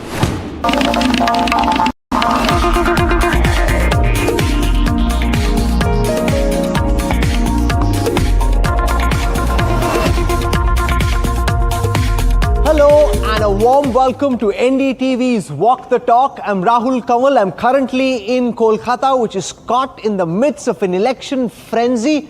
And as we hear the political parties stake their claims, I want to spend time talking about what West Bengal needs for a bright industrial future. Both the BJP and the Trinamool talking a lot about new industrial policy in Bengal. But what really do the practitioners require on the ground? To get a sense of that, I'm currently at the RPSG house in Kolkata in front of this lovely Ravinder Reddy installation. And I have with me the scion of one of the longest serving industrial families in West Bengal. Their family has been at it for the last 200 years. Dr. Sanjeev Goenka, welcome and thank you so much for taking out time for NDTV's Walk the Talk. It's an absolute pleasure to be here talking to you. Always a privilege to be with you. We're hearing so much, Dr. Goenka, from the political parties about what West Bengal needs when it comes to industry. You know, as the one family that's actually here in Kolkata, like a lot that have moved on to other parts of the country, if you were imagining a new industrial policy for your home state, you know, what are the kind of things you think the new government in West Bengal needs to keep in mind so Kolkata becomes competitive like a Bangalore or Mumbai or a Gujarat? The first thing really is consistency of policy. Not policies being changed every few years. Bengal doesn't have go-slows, dharnas, which were a feature of Bengal's past, and that is something that's completely gone out of the system. Right? So those are not issues. But I think overall as a state, we need to believe that we can get to the top again. And I think somewhere we need to instill that sense of confidence and self-belief that Bengal is capable of getting back at the top. We've seen in recent years, you know, Gujarat, Maharashtra, Tamil Nadu, even, you know, emerging states like Assam try and bring a lot of new industry to their states. What would it take for West Bengal to be able to be competitive when it comes to the Indian Federation? Today, every state is vying for investments, right? So it's about actually being a better place to invest than some others. So it's not too difficult to get a McKinsey or a BCG or AIT Kearney to do a very quick analysis and say what is required. And fundamentally, people must believe that policies are going to be consistent. And frankly, when you have policies like the urban land ceiling, the only state to have it at this point in time, not the best thing to have around. The other big challenge, of course, is migration of the youth. A lot of young Bengalis going to places like Mumbai, Bangalore, elsewhere, working over there. How does one change that? You've got young children, relatively young children. For people their generation and younger to stay back and be part of a new Bengal dream, rather than just take the first flight out and say it's just much easier for me to be working elsewhere. You know, I can speak for my family. Sure. And my son Shashwat and my daughter-in-law Shivika were both given the option to move to Bombay or Delhi. And Shivika comes from Singapore. But they're both very happy living here. So as far as we are concerned, we are very happy to be domiciled in Calcutta as a family and happy being here. You know, we're talking at a time when the world finds itself in the midst of the biggest oil shock, energy crisis, global economic uncertainty. How are conglomerates like yours dealing with the uncertainty around when this war ends, how long it goes on for, and the ripple effects it has on companies like yours? Undeniably, there is an impact. And those companies, we have one company where fuel is an important raw material. And therefore, it's a huge impact on that.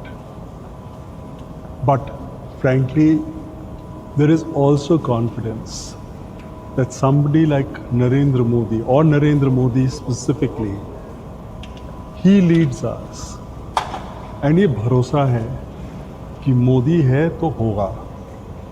2 महीने, 3 महीने यदि तकलीफ भी होगी, तो उसके आगे चल के अच्छा ही होना है. Sure, yes and no, because while of course the government can try what it will, and it is, a lot of this is frankly out of the government's control, and therefore you're having to respond and react to actions of the Israeli side, the Americans, the Iranians, which are having an impact on the Indian economy. You know, you're also in the retail business, apart from a whole host of other consumer-facing businesses. Are you seeing that impact already in terms of consumers holding back on purchase? I think there is some impact, and people are wanting to conserve resources and capital.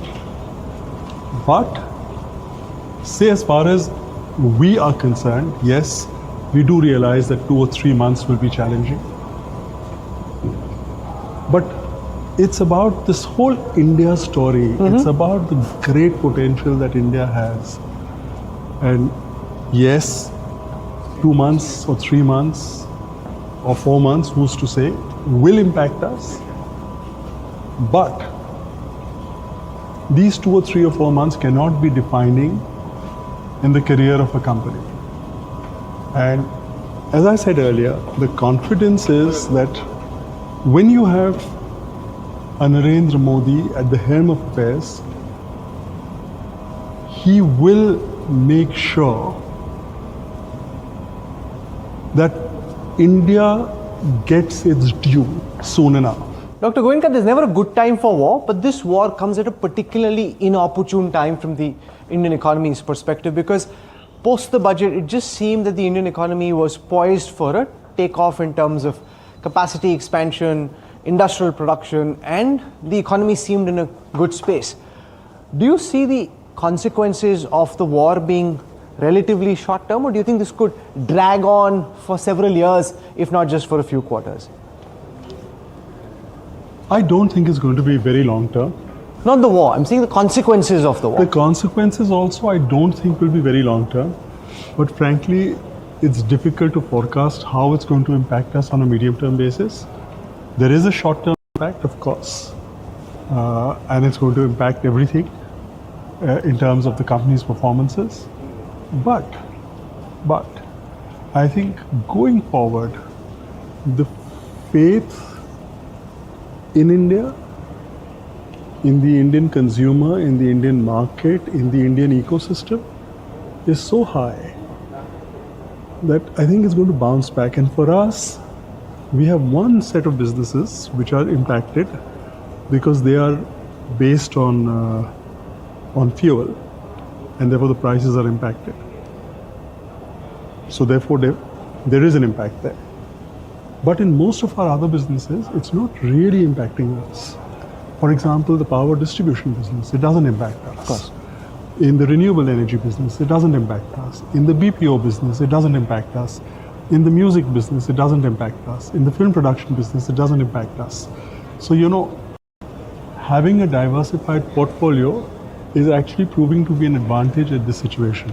You'd announced a lot of capacity expansion, new industrial projects across the country, from Uttar Pradesh to Gujarat, Rajasthan.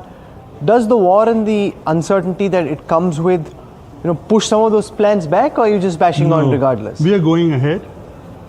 We've got about 72,000 crores of projects under implementation across Odisha, Uttar Pradesh, Rajasthan, Gujarat, Andhra, and we are going ahead, completely going ahead.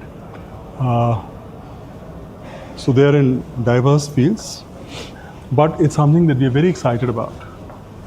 And our target is that in the next 4 years, it was 3, it's now become 4 because the war, we believe, would set us back by a bit. Our EBITDAs are about just over 8,000 crores to get to 20,000 crores. We have a complete plan in place, block by block action, and that's what we monitor. And as I said, we might be a few months behind, but we'll get there. So let's talk a bit about the different components of that plan. I want to start with business process outsourcing, the BPO industry, where you made an acquisition. For a long while it seemed was doing very well, and now of course there's the threat of AI and what this means for the BPO sector. So do you want to talk to our viewers about the threat that AI poses to the BPO industry in India and in the company that you've acquired, and how you're trying to deal with this? AI is actually an opportunity. So I'll give you an example. It doesn't necessarily illustrate, but it does to an extent. For example, all the HR interviews that we do now, all interviews that we do are not physical, they are not personal, they are done by robots. They are done by AI. And at the end of the interview, you get a complete analysis. How do you know the AI is not biased? Or how do you know the AI doesn't pick out the kind of things? So that is where you need to then eventually, the AI will shortlist maybe 3 candidates. You meet the 3. And those you still do physically, but you're no longer meeting 30 or 40. So you're saving on those costs. A lot of the routine legal documents are now happening through AI. So, are you hiring better because of artificial intelligence being involved in the process in a big way? Definitely. In what way? I think you're getting much better research. In the past, you sort of called up a few people and took references. Here, you're getting a complete analysis of that candidate's performance over the last 15, 20 years or 10 years, as the case might be. And then you can ask AI and you can ask Claude and say, give us a prompt. Give us a lead on how he's done competitively, and you get that.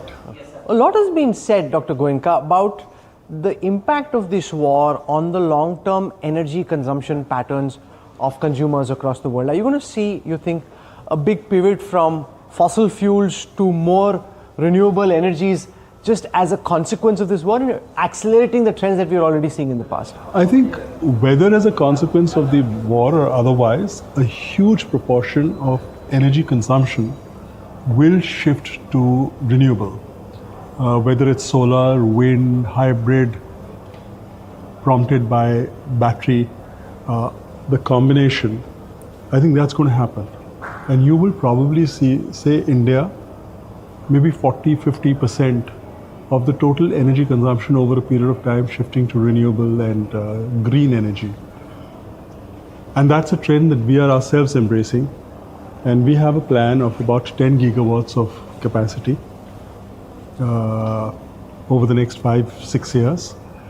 And we've just started our solar module plant in Rajasthan. We are working on a complete solar cell plant in Uttar Pradesh and Odisha. So I think you're going to see a new energy. We are looking at getting into battery.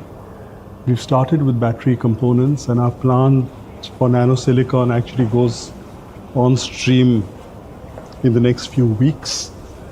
So I think there is a lot happening overall, and there's a lot happening at RPS. But a lot of the critical components involved in the renewable ecosystem are largely dominated by the Chinese supply chains. How do you think a country like India should try and overcome that, given how late we are as players in this game?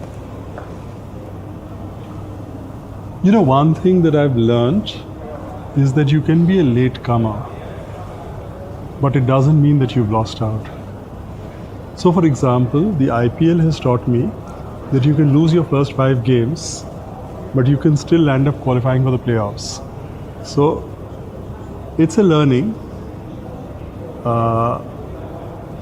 So yes, we are late, but I think we are catching up very fast as a country, as a nation. And so you will see India at the forefront of the energy transition. That's a good segue to, all the acquisitions that you've done in the field of sports. And I'm told that there are a whole bunch of Mohan Bagan players who are all teed and kitted up, waiting to meet you. So let's just go and say hello to them. Sure. Shall we?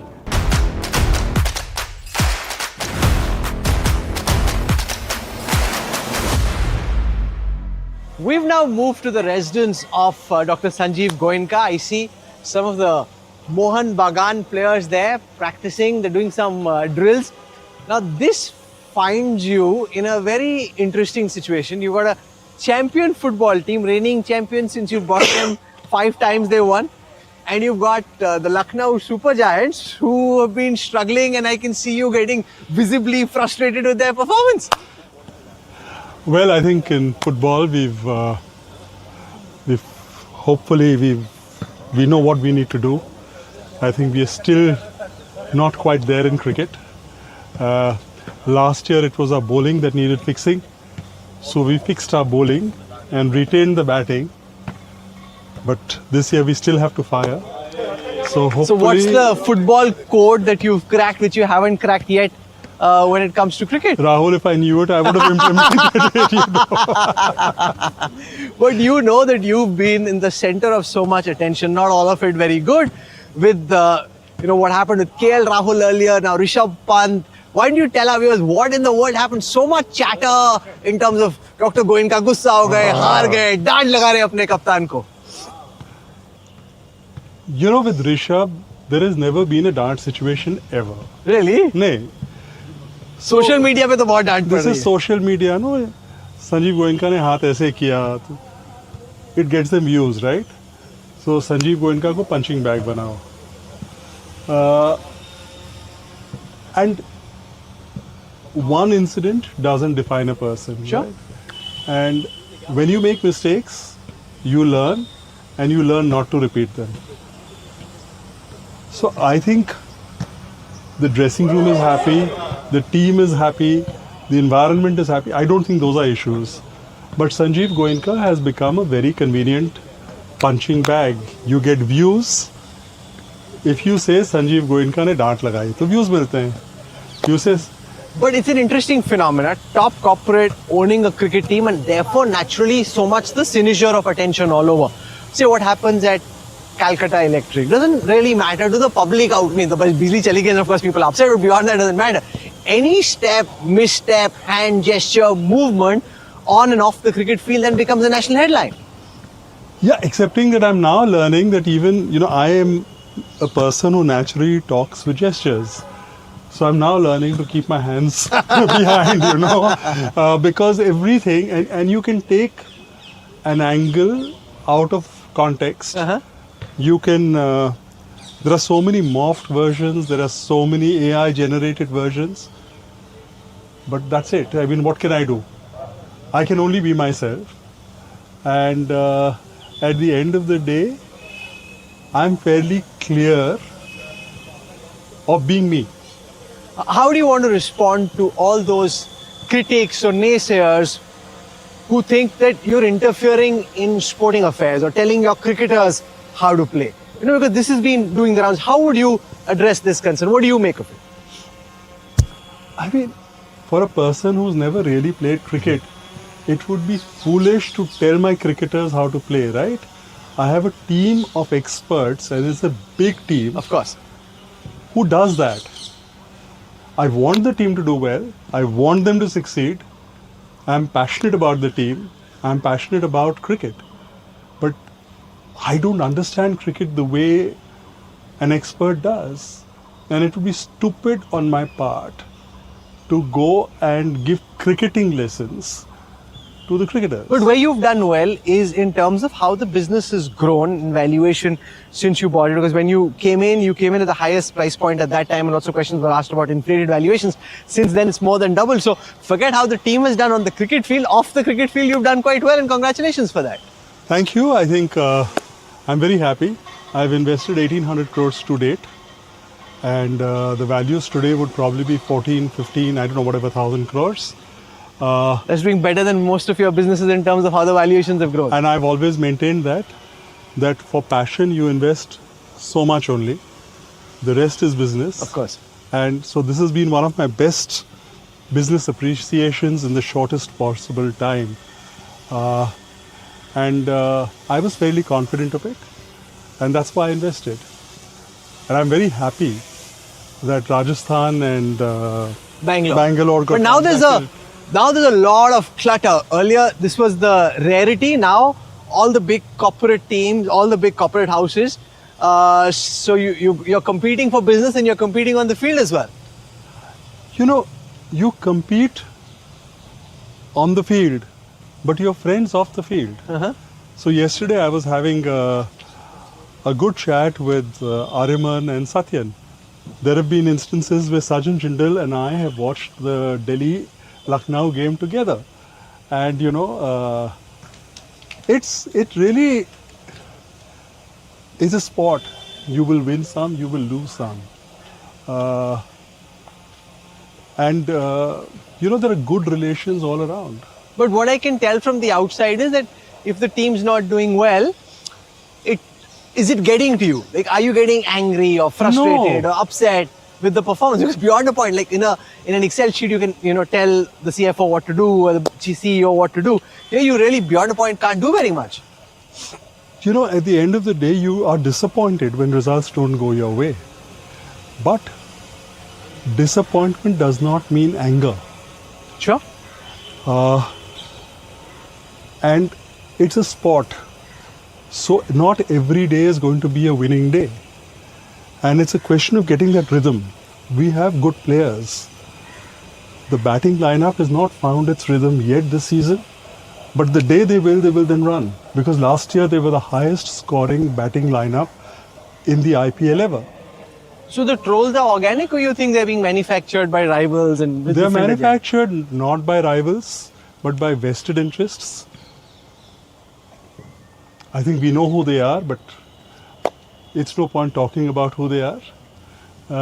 It's interesting. There's a full Bollywood film or an OTT series to be made over there. What happens on and off then? 100%. And you can contribute to getting this right. Anyway, the champions are there. Let's just go spend some time talking to them.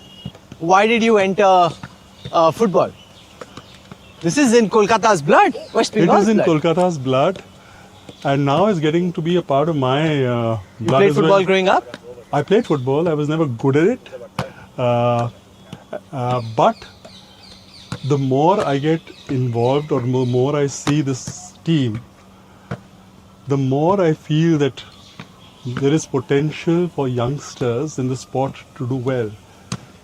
Hi guys. Hello. How are you doing? You seem to be on quite a roll, winning one championship after another. To me? Yeah. It's very good. Last 2 years we win the trophy. This season's a little bit closer, but we're confident that we're going to win the trophy again. How's it been for you coming to India and playing in the Indian League? It's been good, enjoyable. You know, the most important is the fans, the passion, and we have a good team, good group of boys, and we've been successful. These also, Dr. Goenka, are very entrenched rivalries. Mohammedan Sporting, Mohan Bagan, East Bengal. So it's a bit like cricket in that sense. It's much more intense than cricket, honestly. Mohan Bagan, East Bengal is much more intense. And there are fans here who will wear maroon and green, and they will not have anything red and yellow in their homes even. And that's the kind of passion that exists for Mohan Bagan. So what's Mohan Bagan doing right, Manveer, that the other teams are not? Why do you think you're winning championship after championship? Because we all stay together, work together, we are giving everything on the pitch, and we got the result. So what is your advice to Dr. Goenka in terms of what he should be telling his cricket team? Because he's waiting for his cricket team to do what you guys are doing. So how does Lucknow Super Giants start doing what you guys have been doing here in Kolkata? Thank you for picking me. Nah, look, like similar to Marvin said, we're a very tight group, and everything takes time. We're seeing some of the games, they're playing well. It's a tough competition, but in the end they'll get there. So how much of the decisions you think are taken on the football field by the pros, by the teams and the management? How much is taken, say, by corporate? It's a good question for the captain. Okay, captain साहब बताओ. Yes. कितने फैसले आपको लगता है कि team players खुद लेते हैं और कितने फैसले ऊपर से आपको बताए जा रहे करने? मेनली तो ज़्यादा कोच लेते हैं एंड उसके साथ साथ मेन है मैनेजमेंट का रोल एंड ओनर्स का रोल. जो विनिंग मेंटालिटी है, जो सर ने, संजीव गोयनका सर ने पूरा पहला दिन से ही हमें बोला है कि कुछ भी हो जाए मैच जीतना है, ट्रॉफी जीतना है यहाँ पे. तो हमारा कोई भी टीम में आता है तो ऑलवेज वही दिमाग में रखता है कि मैच जीतना है और ट्रॉफी जीतना है. और कोलकाता में फैंस का एक्सपेक्टेशन बहुत हाई है, तो इसके लिए हम ऑलवेज ट्राई करते हैं कि यहाँ पे ट्रॉफी जीते. एंड इतना हिस्ट्रिकल क्लब है तो यही चाहेंगे कि इस साल हम लोग ट्रॉफी जीते और हम लोग तीसरा बार कंटिन्यू ट्रॉफी जीत पाएंगे एंड सर को हैप्पी कर पाए एंड पूरे फैंस को. It wasn't that easy because these, as you were saying, are entrenched rivalries, deeply competitive league. To be able to win again and again is an interesting code you've cracked. So, you know, Mumbai Indians have done it in cricket, CSK have done it. I've said it before. I think Neeta Ambani understands this better than anyone else. I try and follow her. What are you learning from them? You learn every day from everyone, but Neeta has been remarkable. Her knowledge about the sport, knowledge about her passion is unparalleled. Okay. And frankly, you learn from everyone. You learn every day. You learn from experiences, you learn from mistakes, and you grow every day. So it's a process, and sport teaches you that you will win some, you will lose some. Enjoy the moments when you win. Don't let the defeats get you down. So I see you're wearing the right kind of shoes. Can we see you kick a few balls with your boys? I can certainly do it, excepting that I'm horrible at it. Okay, let's go find out.